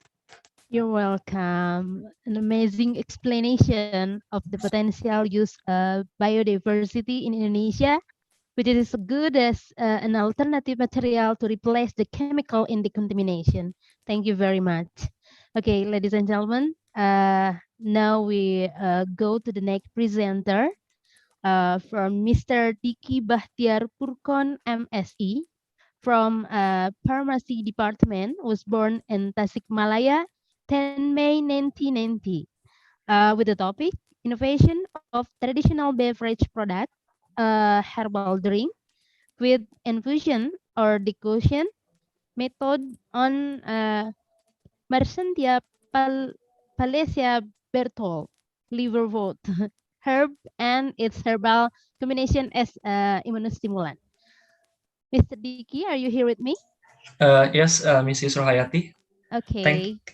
Thank you to Please. Mrs. Rohayati as moderator, and thank you to in advance to the entire committee of the 4th International Conference, Utilization of Local Material Resources, Health Applied Technology and Community Empowerment for Health Improvement in the New Normal Era. I would share my presentation.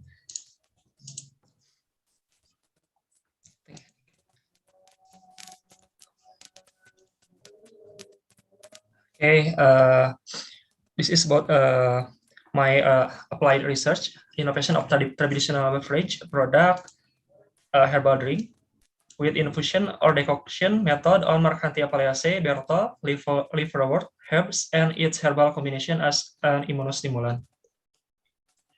The immune system or the body's defense system is a biological system that works to protect the body against the entire entry of pathogens, such as bacterial infections, viruses, parasites, fungi, worms, toxins, etc. The immune system consists of the cellular immune system or acquired immunity, and the humoral immune system also acquired immunity that work, and non-specific immune system or innate immune system that work together to eliminate pathogens. This is the prevalence in US in early 2001, which is COVID-19, other respiratory disease, influenza, and pneumonia are three of the 10 types of disease that can cause the greatest death in the world, or in the US in early 2021, namely those that can caused by pathogen infections such as viruses.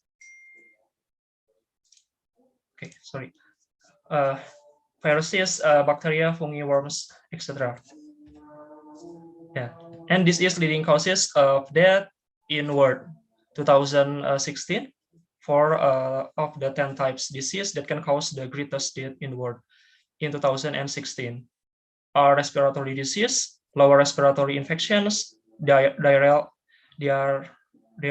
disease, liver disease. Types of health disorders or disease that can treated with immunostimulant products as the main or complementary therapeutic options are for viruses including COVID-19 or immunomodulator, mold and yeast, toxin or poisonous compound, pollution, parasite, and bacteria. Immunostimulants are compounds that increase the ability of the immune system to fight and eliminate infections, infectors, and certain disease, increase non-specific or innate immune system or immune response activity. Example for monocytes, macrophage cells, and NK cells, granulocyte cells are increased. And also increase specific or acquired immune response activity. Example antibodies, T cells, and B cells, and others cytokines like interleukin-2 and interferon gamma. This is my research for Marchantia Paleaceae, liverwort herbs. Grows or wild, which can be obtained at the location of Kampung Badajaya, Sindang Jaya Village, Subdistrict Cipanas, Cianjur Regency, West Java, and in Lembang District, West Bandung Regency, West Java, Indonesia. Liverworts of these species are also cultivated in one of the Cibodas Botanical Gardens, Livi, Cianjur, West Java.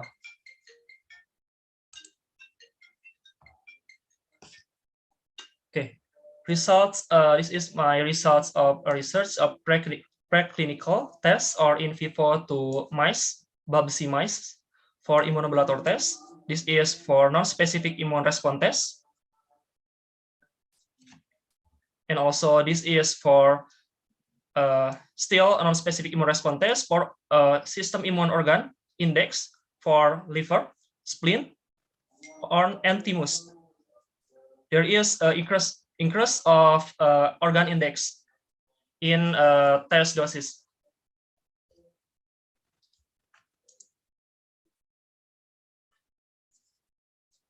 Okay, and specific immune response tests for antibody titers determined by hemagglutination inhibition for 2% CYP red blood cell antigen in Babsi mice. Okay, there is increase, then control for anti-titer antibody. And this is also specific immune response test for cytokine concentration levels of interleukin 2 and interferon gamma.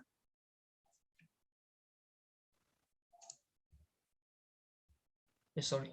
And this is on delayed type hypersensitivity.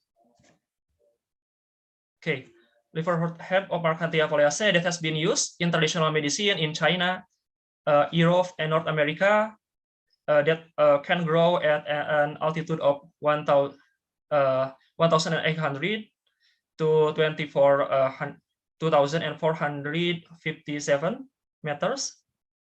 Okay, these various contents of this plant that have biological activity, namely isoflavonoids, flavonoids, and bioflavonoids, are effective in inhibiting microorganisms.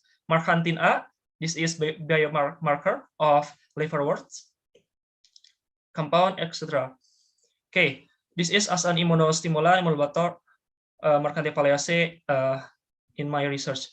Kemudian hepatitis and also hepatitis drugs, food preservatives, and as a vasorelaxant for this species. Okay, for these natural ingredients that have immunostimulant efficacy, maybe we also know that such as mengkudu, Morilla citrifolia, meniran, Pilantus niruri, Echinacea purpurae, and this is has the trade name Stimonoforte. Pardon me, Yes. Mr. Diki, your Okay. time is 2 minutes left. Okay, thank you, Mrs. Rayati. Sambiloto, honey, Markhantia foliaceae. Okay, this is such examples. Now, this is infusion method. I use infusion or decoction method. Okay, demonstration of making innovative products from Markhantia foliaceae, liverwort herbs, and its herbal combination as immunostimulant. Okay, this is dried herb liverwort, 3 tablespoon or 3 gram dried herb, equivalent to 10 gram fresh ingredients, cinnamon bark, 5 fish, 3 centimeter, lemon fruit, 2 pieces, plus fruit, 2.5 pieces, honey, 9 to 10 tablespoons, palm sugar, 250 gram, boiled water, or clean and hygienic mineral water, free or microbial contaminants up to 2.7 liters for 9 to 11 bottles. Okay, this is the ingredients. Okay, this is various tools used. This is simple tools: kitchen knife, material cutting straight, stove, plastic glass cups, pan, filter, stirring spoon, bottle, or drink container. Okay, this is the procedure for making traditional herbs. Are cut and squeezed with a filter stored in glass or plastic container. Started by the infusion method procedure from other herbal ingredients, cinnamon bark and liverwort herb, Markhantia foliaceae, were made infusion with the addition of palm sugar, followed by for 3 cups, 10-15 minutes at 90 degrees Celsius boiling. The results of the infusion are then filtered. Usually the water is left by half or more, allowed to stand until the filtered results reach a warm temperature and mix it with lemon juice. The results of the previous mixture are then added to honey, which also has immunomodulatory and natural antibacterial properties. Okay. Okay, this is my brochure and leaflet for community empowerment. Okay, okay, and this is there are bibliography. Thank you, Mrs. Rayati. Okay, you're welcome. Nice presentation from Mr. Diki Bahtiar Purkon. It's about the innovation of herbal drinks, where the combination of traditional and scientists as immunostimulant. Okay, we will go to the next presenter from Mrs. Tati Ruhmawati SKM MKes from the Department of Health Promotion. Was born in Sumedang, 8 October 1966, with the topic Developing Bridal Sawer Script as an Educational Media. Is about bridal sawer, right? Mrs. Tati Ruhmawati, are you here with me? Hello.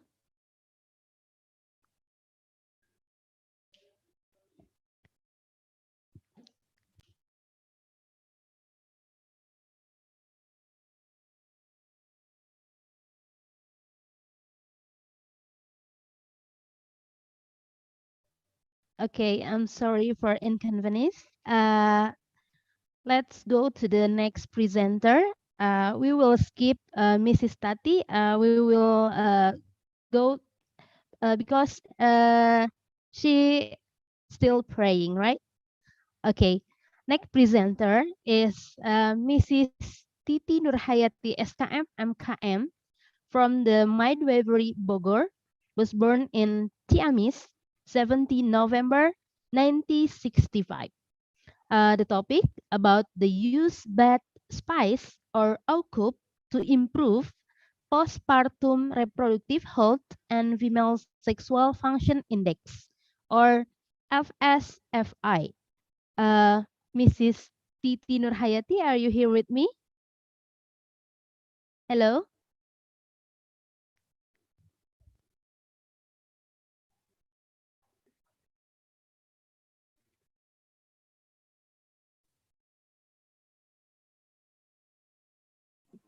Mrs. Yeah. Okay. Okay, are you here? Okay. Okay. Sure. Clear. Okay. Good afternoon, everyone. Praise the Lord. I got the opportunity, the presentation today. Thanks for Miss Hayati for the time ya. Walaupun belum gitunya ya, belum apa namanya gilirannya. Okay. My name is Titi Nurhayati from Midwifery Department Bogor. Yeah. The title, my study, the use that spice, yeah, okup. The other name sauna, ya, traditional sauna, to improve postpartum reproductive health and female sexual function index, ya, atau fungsi seksual wanita, ya. Oke. Ini jadi penggunaan rempah ya, rempah-rempah, daun, mungkin juga bumbu ya, untuk meningkatkan kesehatan wanita. Oke,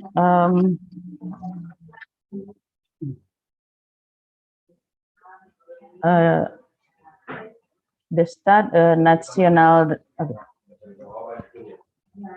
development indicator of health to reduce maternal mortality.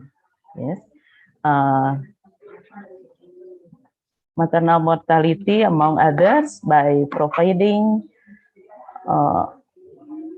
quality antenatal services, delivery assistance by skilled personnel, and postpartum recovery. And according the Federation International Obstetric and Gynecology about framework maternal mortality to reduce mortality maternal, mass recovery and good health the woman postpartum, yeah.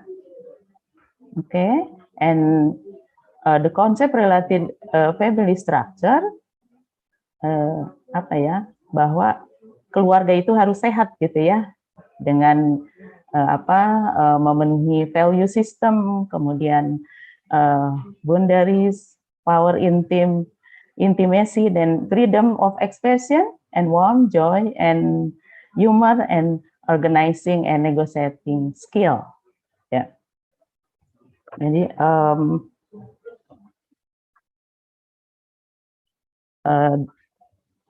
family, friends, and community very influential to term exchange information and experiences, improve the health and postpartum women and use to local material that around us they have been used for generation. How to benefit of OKUP, yeah, like sauna, is on perceived health. Okay.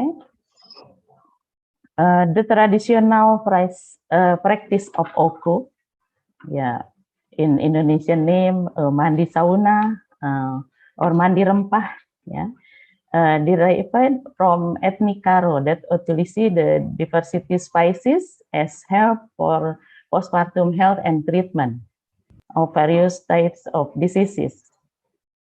Yes.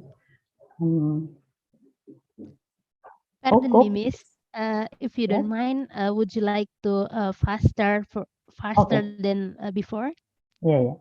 OKUP is traditional medicine, yeah, from the Karo for health during childbirth. Good will restore to health for mother and beauty as before pregnancy. And then sexual dysfunction of woman can define the disorder occurs in one or more normal sexual response cycle and affect her sexuality activity. Sexual dysfunction that immediately can cause more serious problem. Okay, the formula, the study, how is the use herbal bath OKUP during the postpartum period on index of woman sexual function, how it's made, what are ingredient, ya. The OKUP ingredient, ya, ini rempah-rempah terdiri dari daun yang segar atau yang fresh, kemudian rempah yang lain yang sudah dikeringkan, kemudian yang segarnya berbagai macam jeruk, ya. Okay, the name, the list of ingredient name for OKUP, yes, Justicia, Aringa pinata, ya, no, daun silangit, Nana salin sayo, ya, Gautelia, Leucoparpa, glum, asam gugur, jintan, cengkeh, sirih liar, ya, selagundi. The name, the list others, the many oranges, ya, kuku harimau it oranges, jeruk bungkur, jeruk nipis, jeruk bawang, gawang, ya, Citrus nobilis laur, citrus and citrus medica, pala, sekala, like in Jawa Barat, the name Jawa Barat, apa namanya? West Java. Iya, ini apa namanya? Aduh, kok jadi lupa ya. Cekala Nicola Specia Bloom atau honje, bukan lupa. Bambu, nira, pinang, and rumbia, ya. And homemade OKUP, the all ingredients are put into the pot combined between dry and fresh spices. Ingredient to be boiled in a closed state until it boils, ya. Jadi sampai mendidih, gitu ya.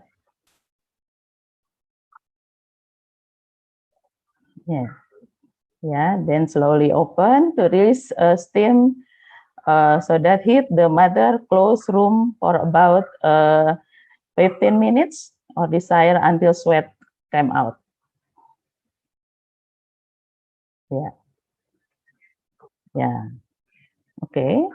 The result of functional sexual female index score more 55%, ya, 26,5 ya. Kemudian status female seksualnya more dysfunction, yeah, sexual dysfunction. I'm sorry, ma'am. 83. Yeah. It's already 10 minutes. Okay, thank you. Okay. Description of by domain, yeah. Okay. About desire, arousal, rubrican, orgasm, and satisfied and pain. Yes. The conclusion by experience sexual dysfunction. Yeah. 83, the domain that had the highest score were lubricant and satisfaction and pain in sexual intercourse. It's like sauna, use it felt the beneficial relaxation, treatment insomnia, anemia, and increased sexual arousal indirectly. Sexual arousal from ingredient like lemongrass, cinnamon, oranges, yeah, fragrant.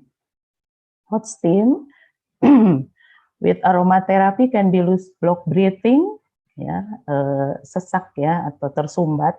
Aromatherapy, blood circulation and relaxation, sleep well, body feel fresh, fit and fragrant, increase appetite. Yeah, the benefit of adequate are so many that is good to use. Taking spicy steam, improve health, disease prevention, and preservation the noble culture. Yeah, like this. It occurs, increase woman reproductive health, feel benefit, prevention of more diseases or discomfort, profit to income, local wisdom, and menguatkan dan menggali dari sumber daya yang sudah ada selama ini. Okay. Okay, so this is necessary the further research on the benefit of its spice and level needed to achieve the benefit of reproductive health, disease prevention, and relaxation for its species. It's important to preserve the culture and species benefit by utilizing modern managed technology to be known, the wider community, and future generation. Jadi UKUP ini sebenarnya berguna ya untuk terutama meningkatkan kesehatan. Thank you. Okay, Yeah. thank you very much, Mrs. Titi Nurhayati. There are many and popular bed spices in Indonesia with one of the empirical and scientific use for woman health. Thank you very much. Okay, ladies and gentlemen, we will next to the next presenter, Mrs. Tati Ruhmawati SKM MKes from Health Promotion Department, was born in Sumedang, 8 October 1966, with the topic Developing Bridal Shower Script as an Educational Media. Mrs. Tati, are you here with me? Yes, I am here. Okay, please.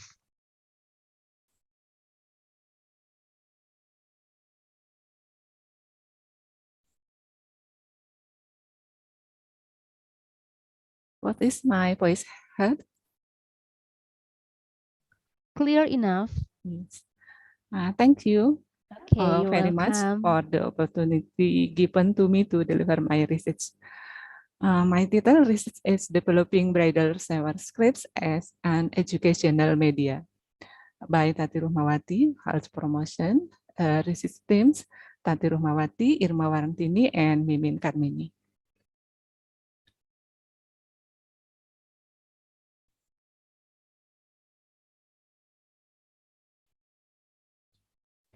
Background.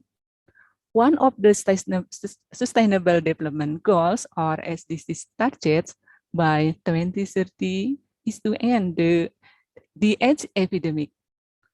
The low public knowledge about HIV/AIDS is a risk factor for the spread of the disease.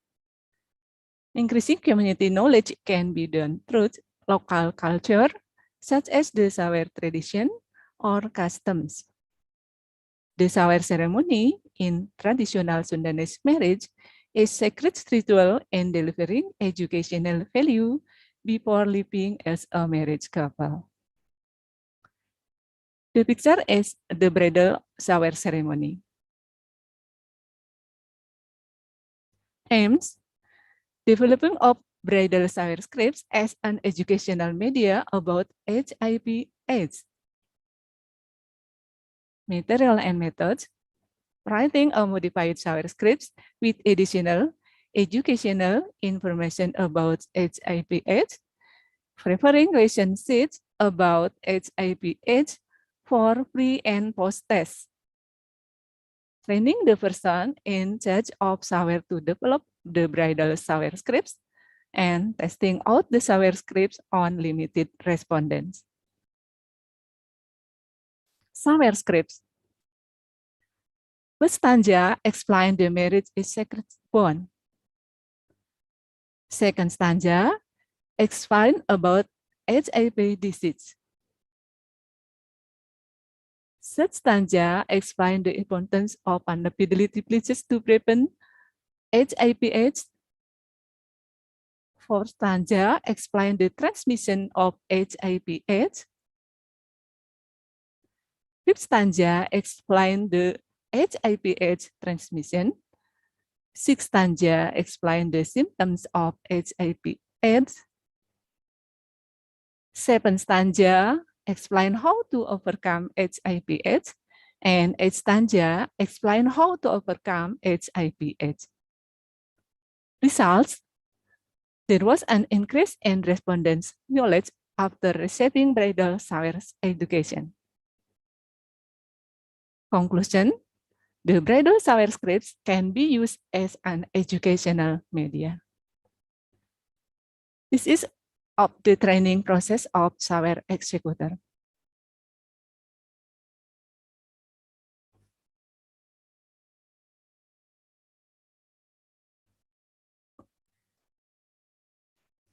We can hear the voice, Mrs.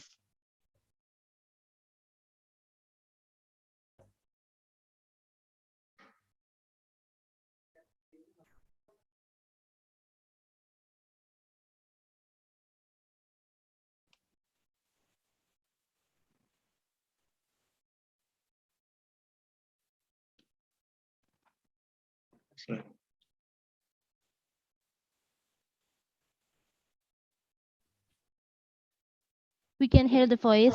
We cannot hear the voice, Mrs. If you don't mind, would you like to share the sound too, please? Sound. Oh yeah. I'm sorry.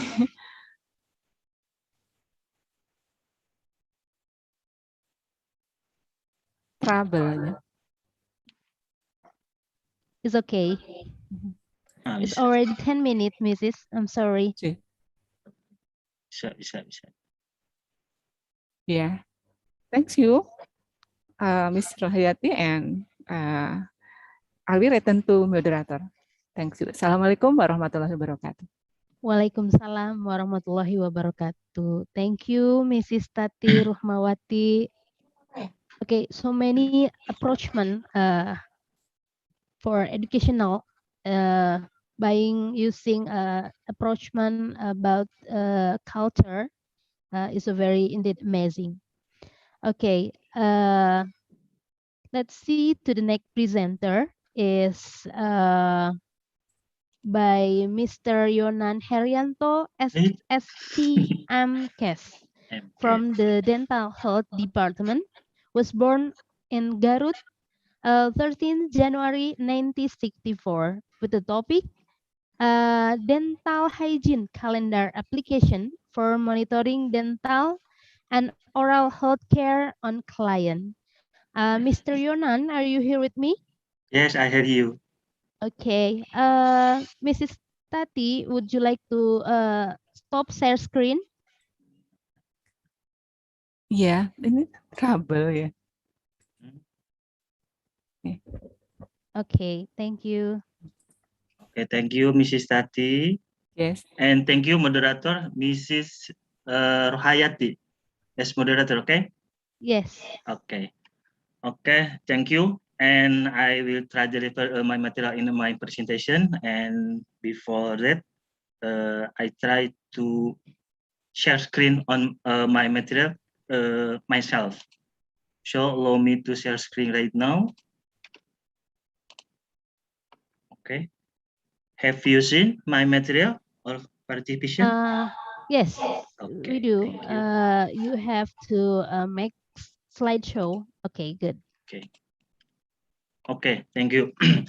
Bismillahirrahmanirrahim. Assalamualaikum warahmatullahi wabarakatuh. Good afternoon, everyone. Waalaikumsalam warahmatullahi And before I present the material, first of all, I would like to thanks to Director of Poltekkes Bandung, Vice Director, Head of Department, Head of Study Program, and all presenter in this event.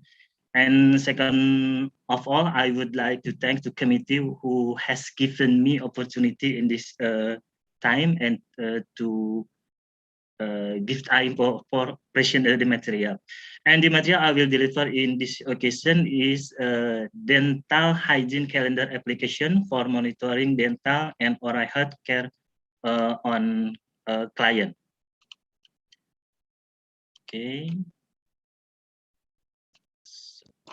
Yeah. Okay. For the background, on this slide, I will convey a main thing behind our research.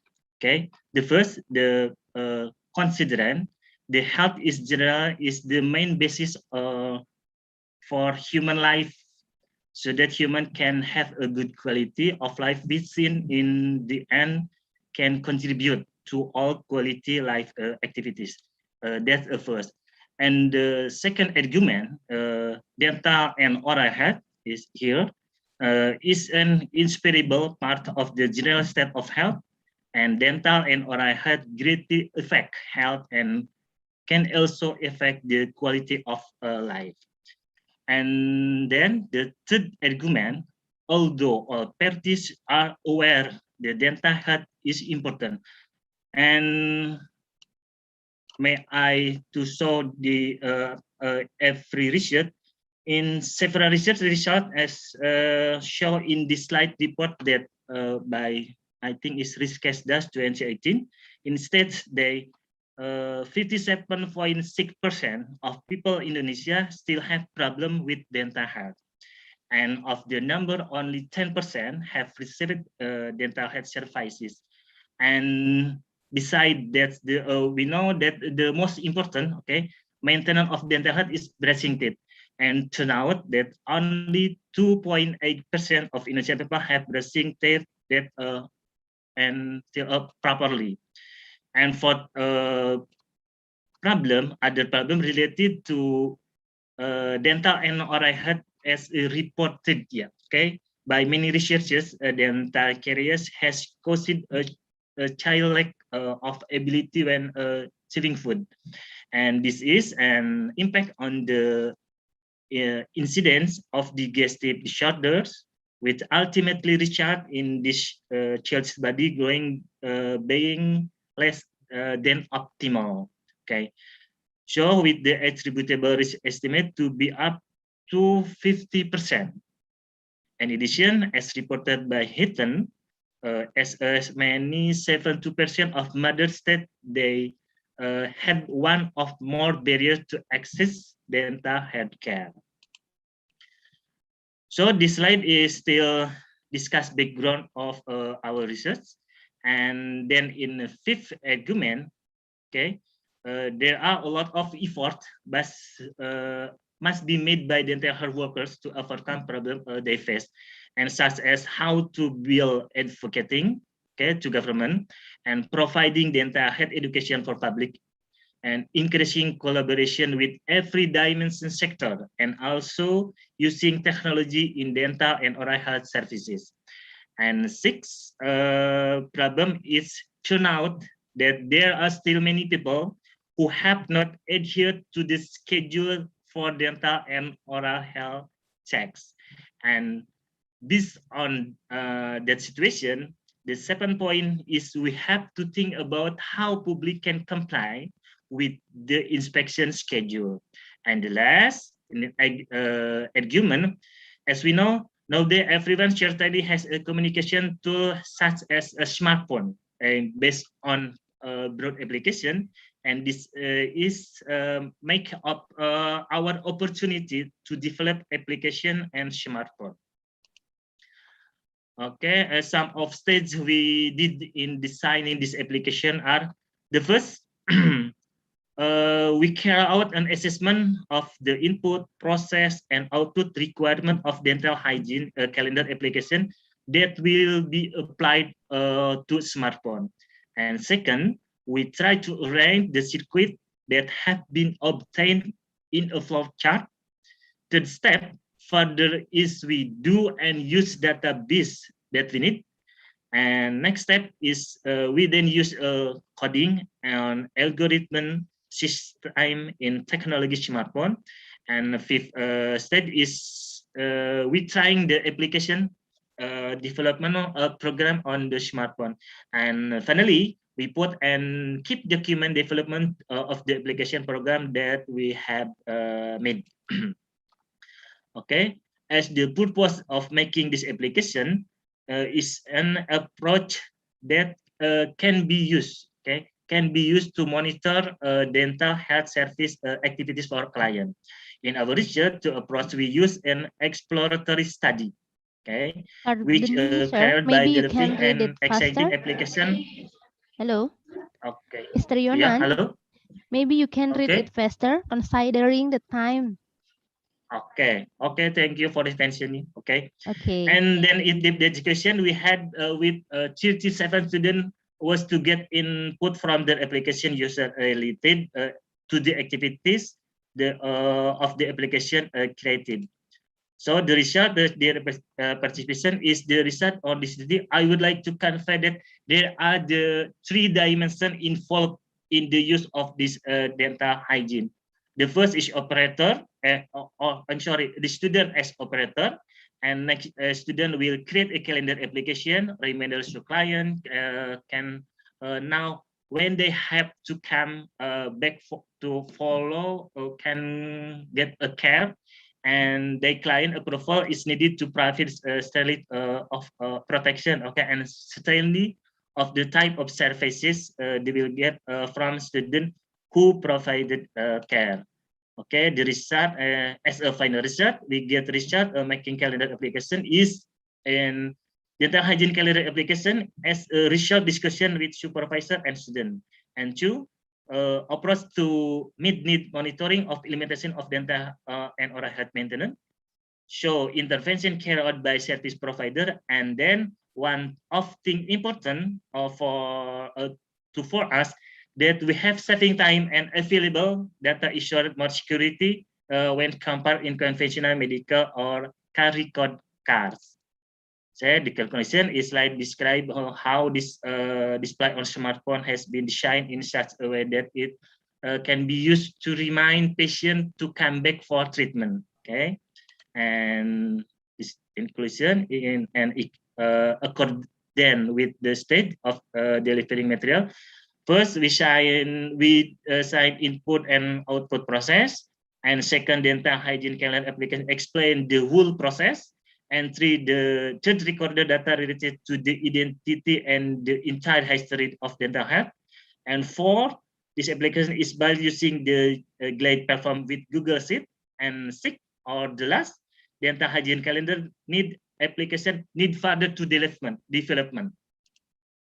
Okay, this picture are image capture that we do on smartphone from initial start to apparent notification. That all pictures show as how built then describe calendar. Okay, and that's presentation of my material. And this occasion, I try to deliver one thing as a keyword on this region. Is communication tool that have been widely used can be developed to support the learning of dental health care practices for students in dental health department.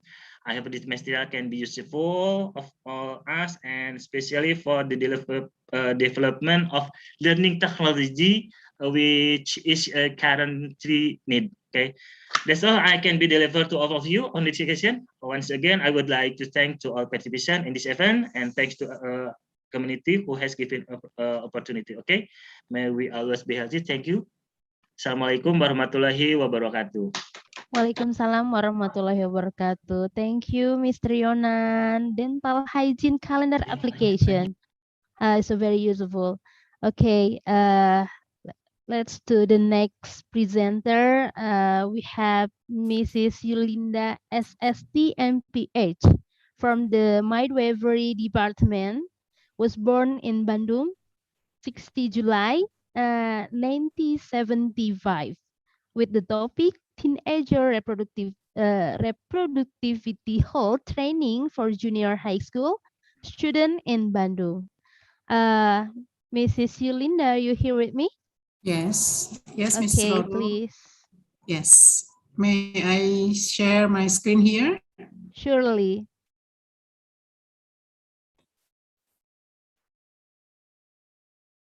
Can you see my slide? Not yet? Not yet. Probably ongoing.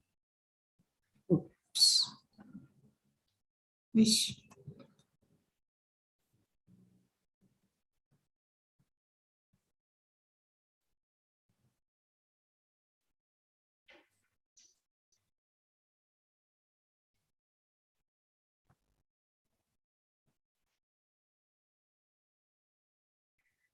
May I help you?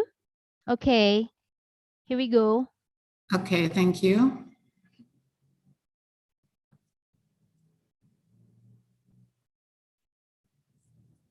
Okay. Okay, Assalamualaikum warahmatullahi wabarakatuh. Good Waalaikumsalam afternoon, warahmatullahi wabarakatuh. everyone. Thank you. I would like to present my project about teenager reproductive health training for junior high school student in Bandung in West Java, and then this our team. As we know, the teenager is a period of storm and stress because teenager experience many challenges both from themselves and then also the environment. Teenager also call a transitional period in life. So they feel confused of the transition period. And then many teenagers are unable to adjust so that problems arise that have many major impact in their lives. A problem that occur like sexual behavior diversion, teenage pregnancy, early marriage, smoking, drug abuse, nutritional problem, and then transmission of infectious diseases and unwanted pregnancy, and so on and so on. So if we see the school-based health survey in Indonesia shows that the health risk factors in student age teenager, and then found that almost 40% of male admitted to have smoked. And then this is a serious problem. The method of the project as a community empowerment in school environment. And then the purpose of the project is teenager have independency in solving teenager reproductive health problem.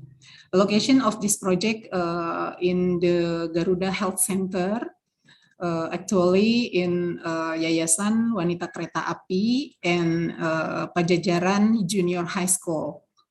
The activity began by measuring the respondent knowledge about reproductive health using a questionnaire before and after training. And then a method of training age are discussion and giving a booklet to the both of the partner. Result and discussion about this project. Results show the activity of the 10 students of SMP Pajajaran and 10 students of the YWKA Junior High School have already done around 14 meetings. In the table, this is show that teenager around 13 and 15 years old both of the school. And then this is increasing of the knowledge point before and after the training about reproductive health. Discussion of the project shows that we know that Indonesian population almost domination by teenager around 20 million people of teenager.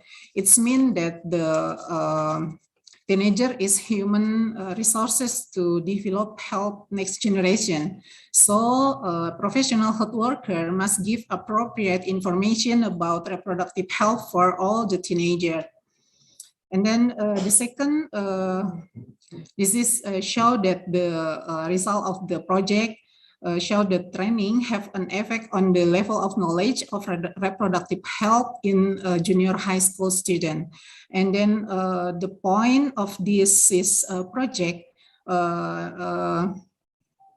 peer counselor training can increase knowledge almost 80%. And the third, this is show that the booklet is media for counseling that provide effectiveness and efficiency as media communication, especially about reproductive health for teenager. Because we know that media booklet is have many advantages compared with another media for reproductive health training.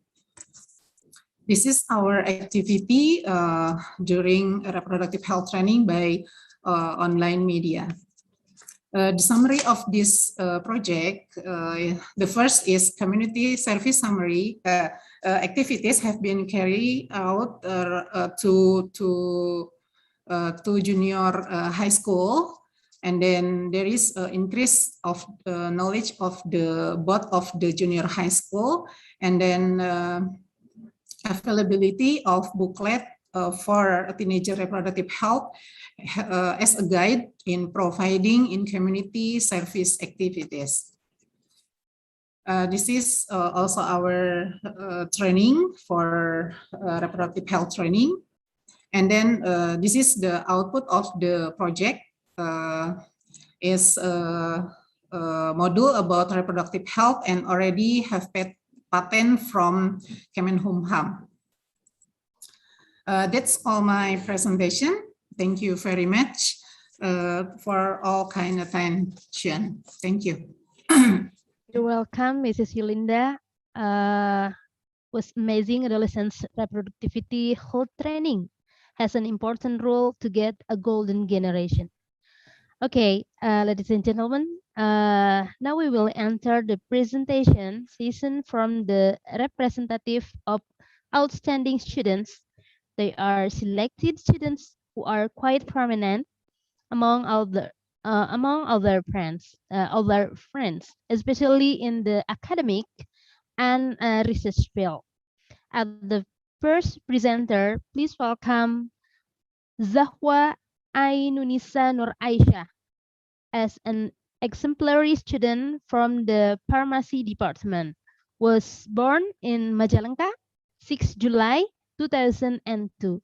With the topic is effervescence granule of curcumin combined with pineapple extract, ananas comasus as immunomodulator supplement.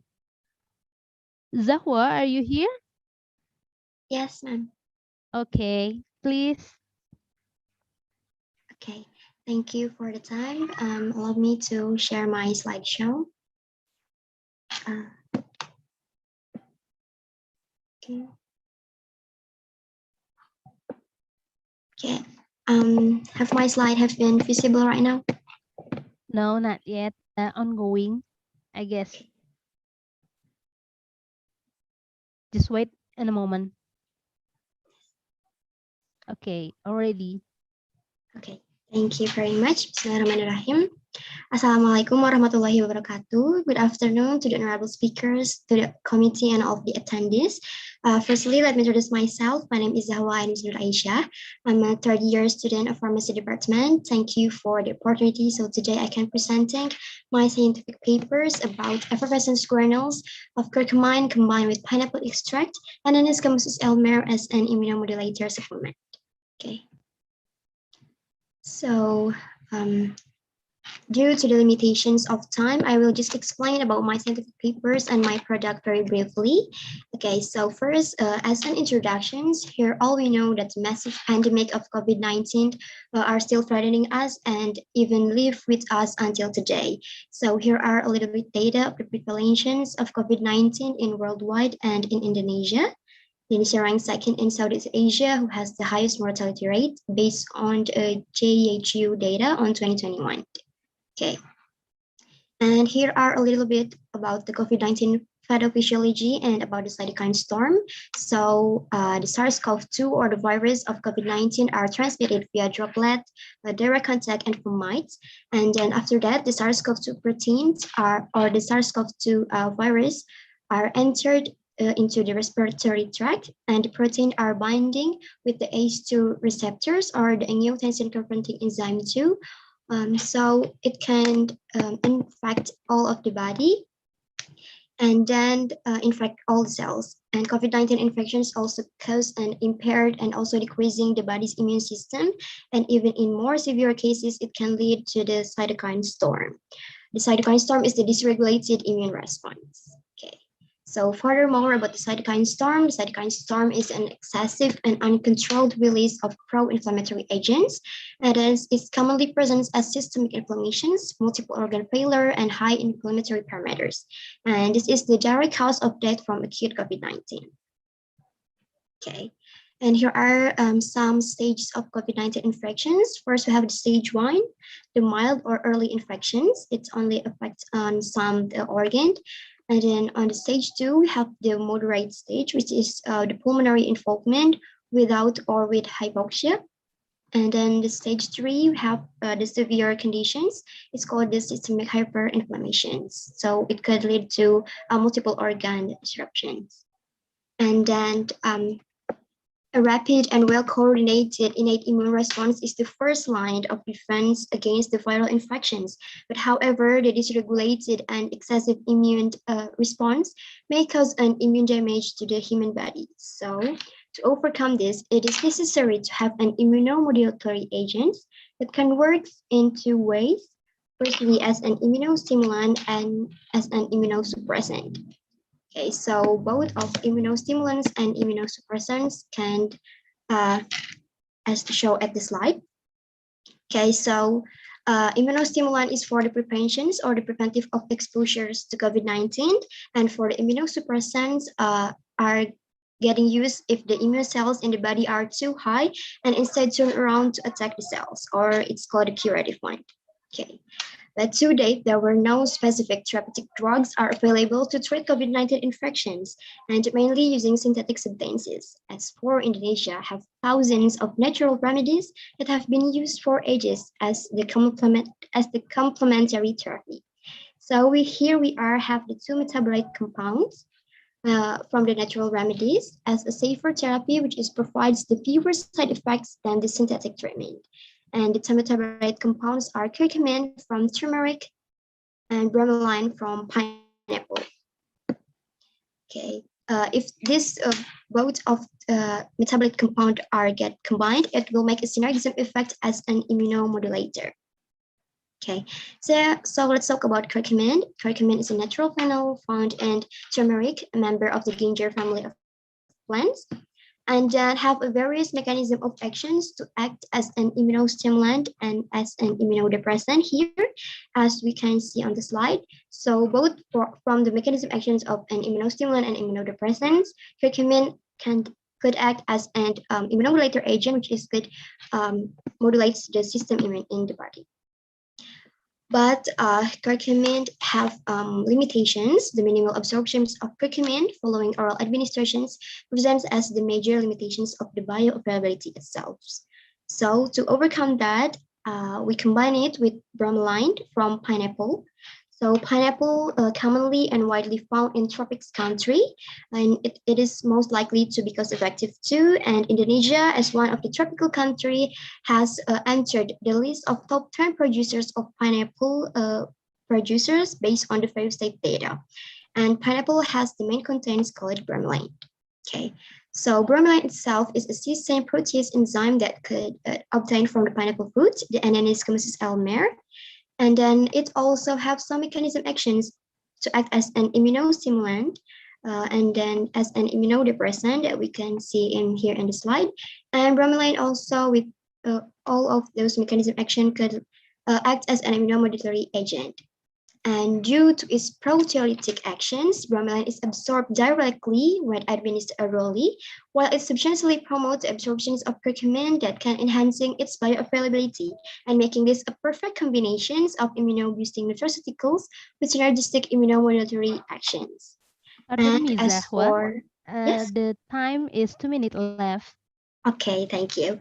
Okay, so for the products, the innovative products that have been made is the effervescence granules. It is containing oxidative substances and carbonates or hydrogen carbonates, which can react rapidly in the presence of water to release a carbon dioxide. So effervescence granules are intended to be dissolved or dispersed in water before administration. It could look in these animations, and then the effervescence granules also can give a fresh taste or give the sparkle effect and acceptable due to the neutralizations or the carbonations reaction.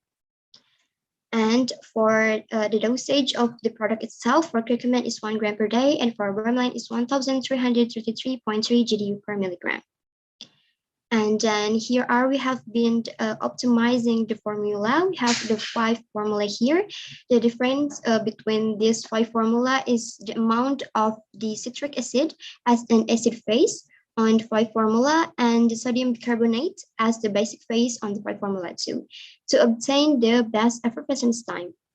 Okay, so from the optimization process, we have obtained the best formula that shows the best effervescence time is the formula 5.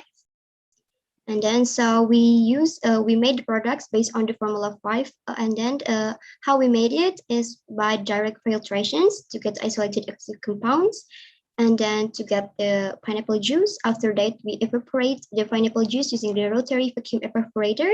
Then after that, we measure all the excipients and active compounds.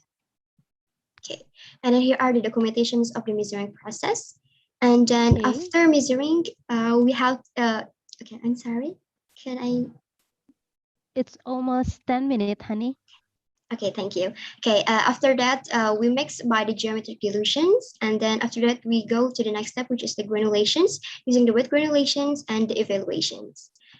And then here are the products, which is the basic phase and the acidic phase. And when it got combined, it will look like this. And with added of 200 milliliters of waters, it will look like this. It express the carbon dioxide reaction. And here are my products. It's called Curelin. And as for the conclusions, the combinations of curcumin and bromelain enzyme from pineapple extract and Indiscus can be formulated as an effervescence granules with the formula that showed the best effervescence time were formula 5. Okay, I think that's all from me. Thank you for the kindly attentions. Wassalamualaikum warahmatullahi wabarakatuh. I expect to the moderator. Waalaikumsalam warahmatullahi wabarakatuh. Thank you, Zahwa. It's very inspiring. Combining the needed of supplement with the ever-present. Okay, let's go to the next presenter from the exemplary student from the Medical Laboratory and Technologies Department, Jessica Elizabeth Manurung, was born 14 January 2002 with the topic production of SARS-CoV-2 antibody for rapid test antigen for educational laboratory scale. Jessica, are you here? Yes, yes. Your voice is not clear enough. Yes. More louder? Yes, Miss. It's okay. Clear enough. Good. Okay. Let me start my presentations. I will share my slides. Okay, as my slide is visible to all the participants. Not yet. I think, okay, good. Okay, good. Okay. So, good afternoon, ladies and gentlemen. It's such an honor to me to have a time to explain about my research innovation product. My name is Jessica Elizabeth Manurung. I am the third year of Medical Laboratory Technology Department of Poltekkes Kemenkes Bandung. So my innovation research or my product innovation is the SARS-CoV-2 antibody for rapid test antigen for educational laboratory scale.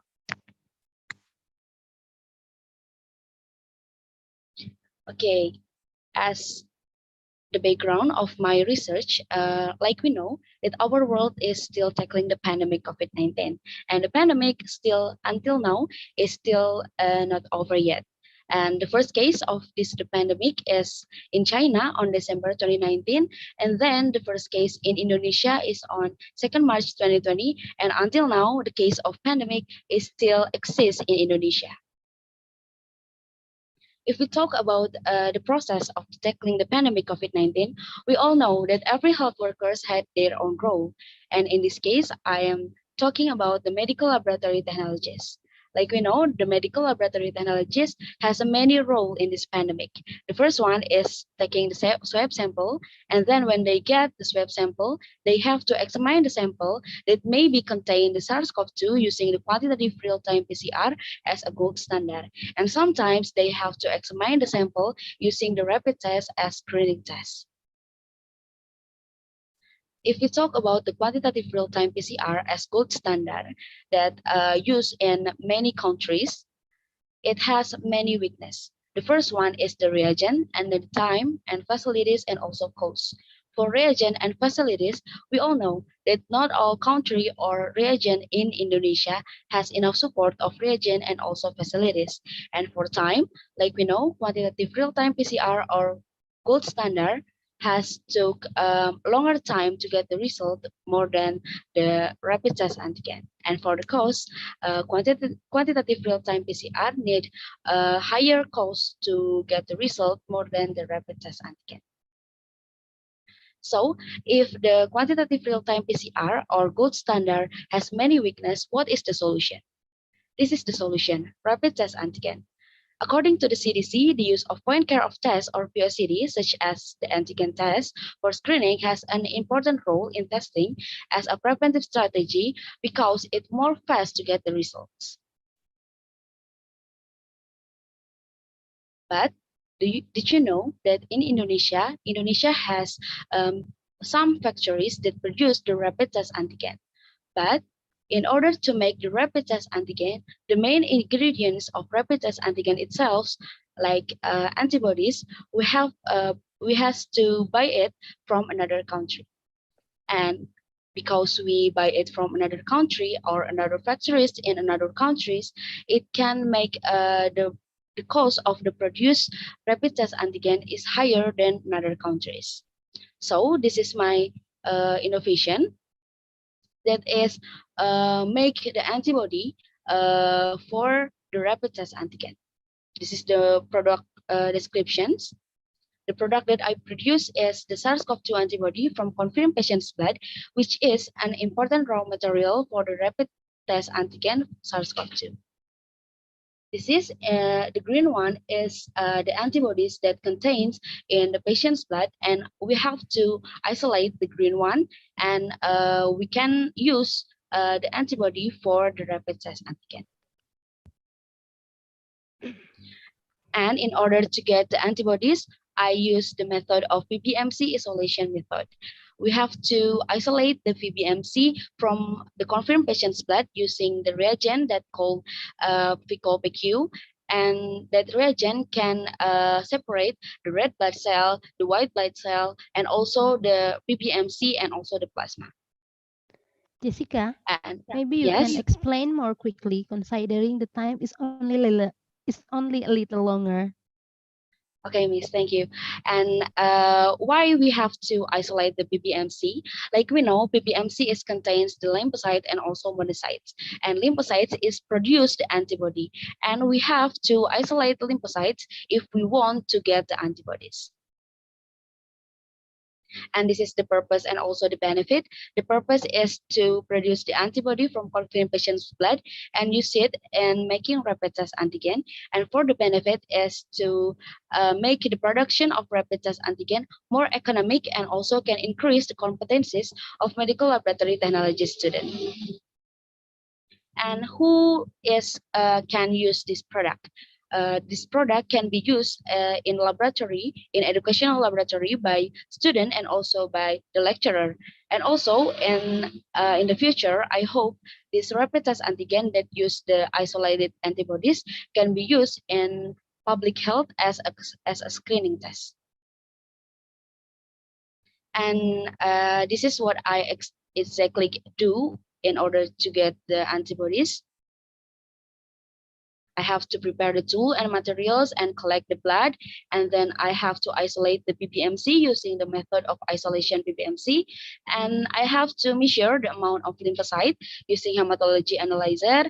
And then these antibodies can be using in rapid test antigen. And this is for the bigger research. This is the results.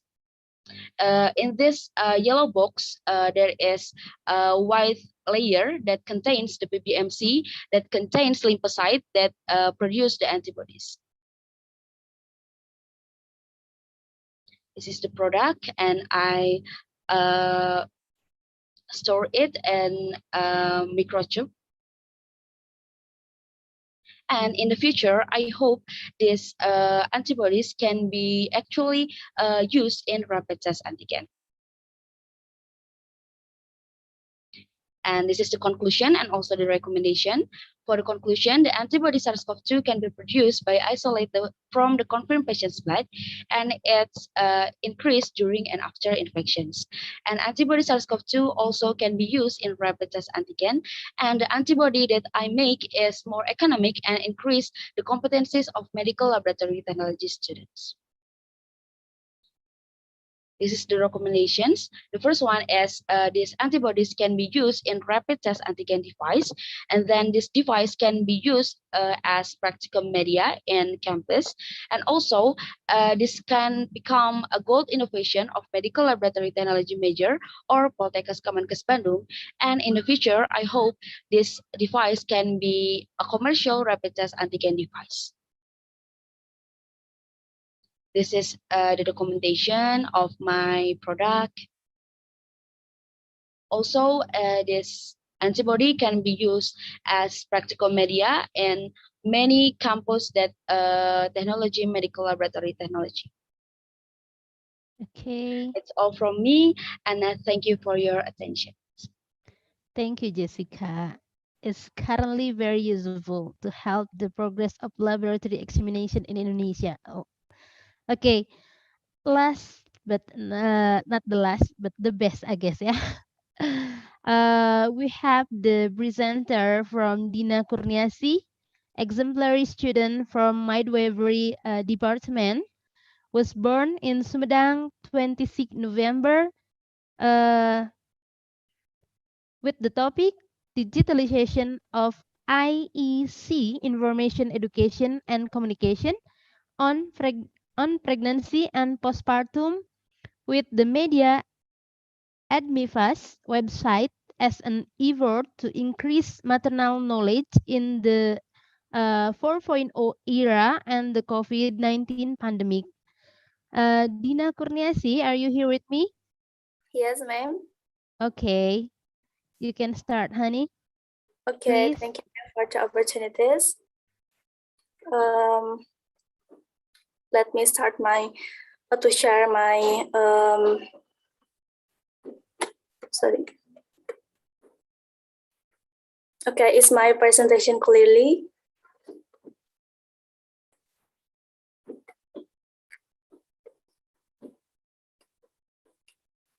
Okay, sorry, is my slides clearly?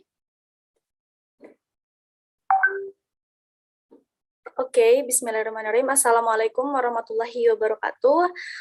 Good afternoon. Greeting to all of us.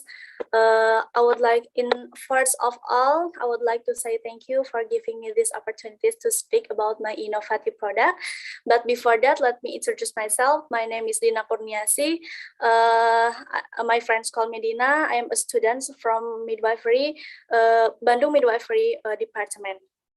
And in connection with the theme in this afternoon, I want to share my innovative product based on digital technology in midwifery with the name AdmiFast websites.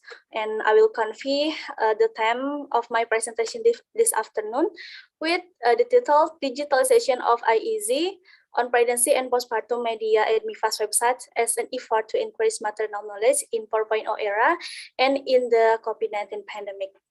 But before discuss further about my innovative product, I would like to share my background, about why I made this product and start from maternal health, which is the third goal of SDGs or Sustainable Development Goals, and which is a global action agreed by world leaders, including Indonesia. And the main focus of maternal health are pregnancy, maternal health during pregnancy, childbirth, and the postpartum period. And comprehensive care program by the government are integrated with antenatal care services, intranatal care services, and postnatal care services. And one of which the standard services of antenatal and postnatal care is counseling that includes information, education and communication or IEC, or in bahasa is KIE, komunikasi, informasi, dan edukasi. Okay, but meanwhile, we are currently facing the COVID-19 pandemic, where there are many changes to the health sector. And during this COVID-19 pandemic, the number of pregnancies and deliveries was relatively increasing. And beside that, there are restriction access to healthcare services and non-existent services and the primary healthcare. And based on the midwifery organization result 2020, there were 974 or 10.5% independent practice of midwives closed due to COVID-19 pandemic. And for this reason, a new breakthrough is needed in maternal and child health services. And according to the Ministry of Health recommendation 2020, IEZ or KIE can be done online during the COVID-19 pandemic by utilizing technology in 4.0 era. Okay, let's discuss and talking about Revolution 4.0. Revolution 4.0, or as known as digital revolution, is marked by digital media and proliferation of digital technology, which supports transformation and entering the industry revolution 4.0.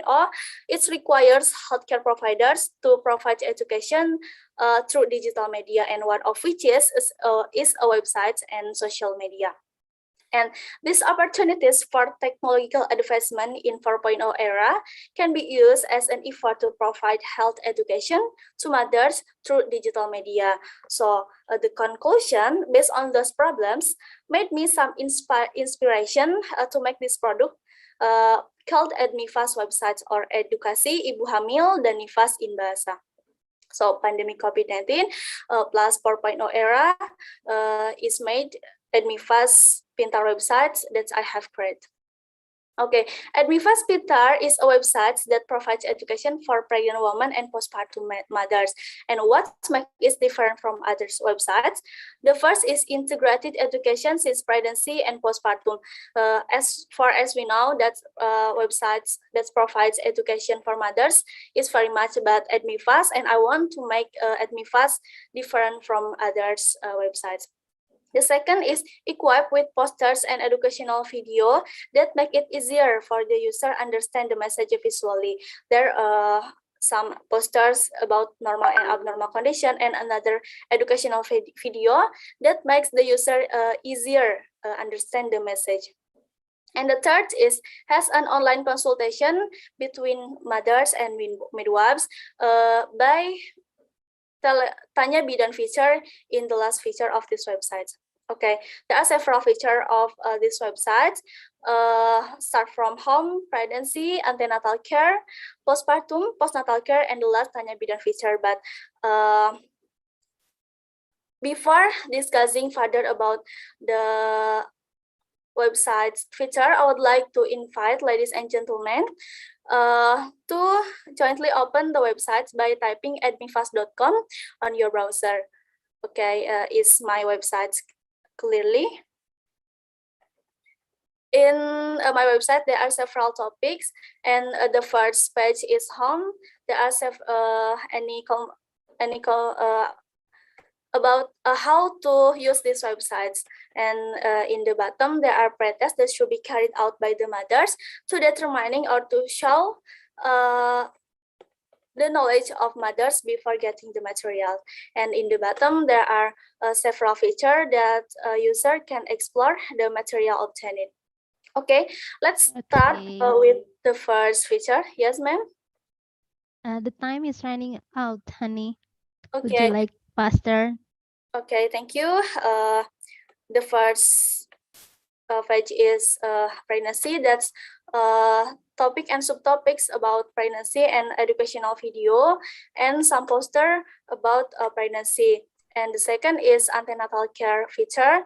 There are several topics about first trimester to third trimester, and talk about the examination that should be carried out. And the last, there are tanya bidan feature that serve online consultation between mothers and midwives. There are two registered midwives, and in the bottom, there are posters that should be carried out by the user after getting the material.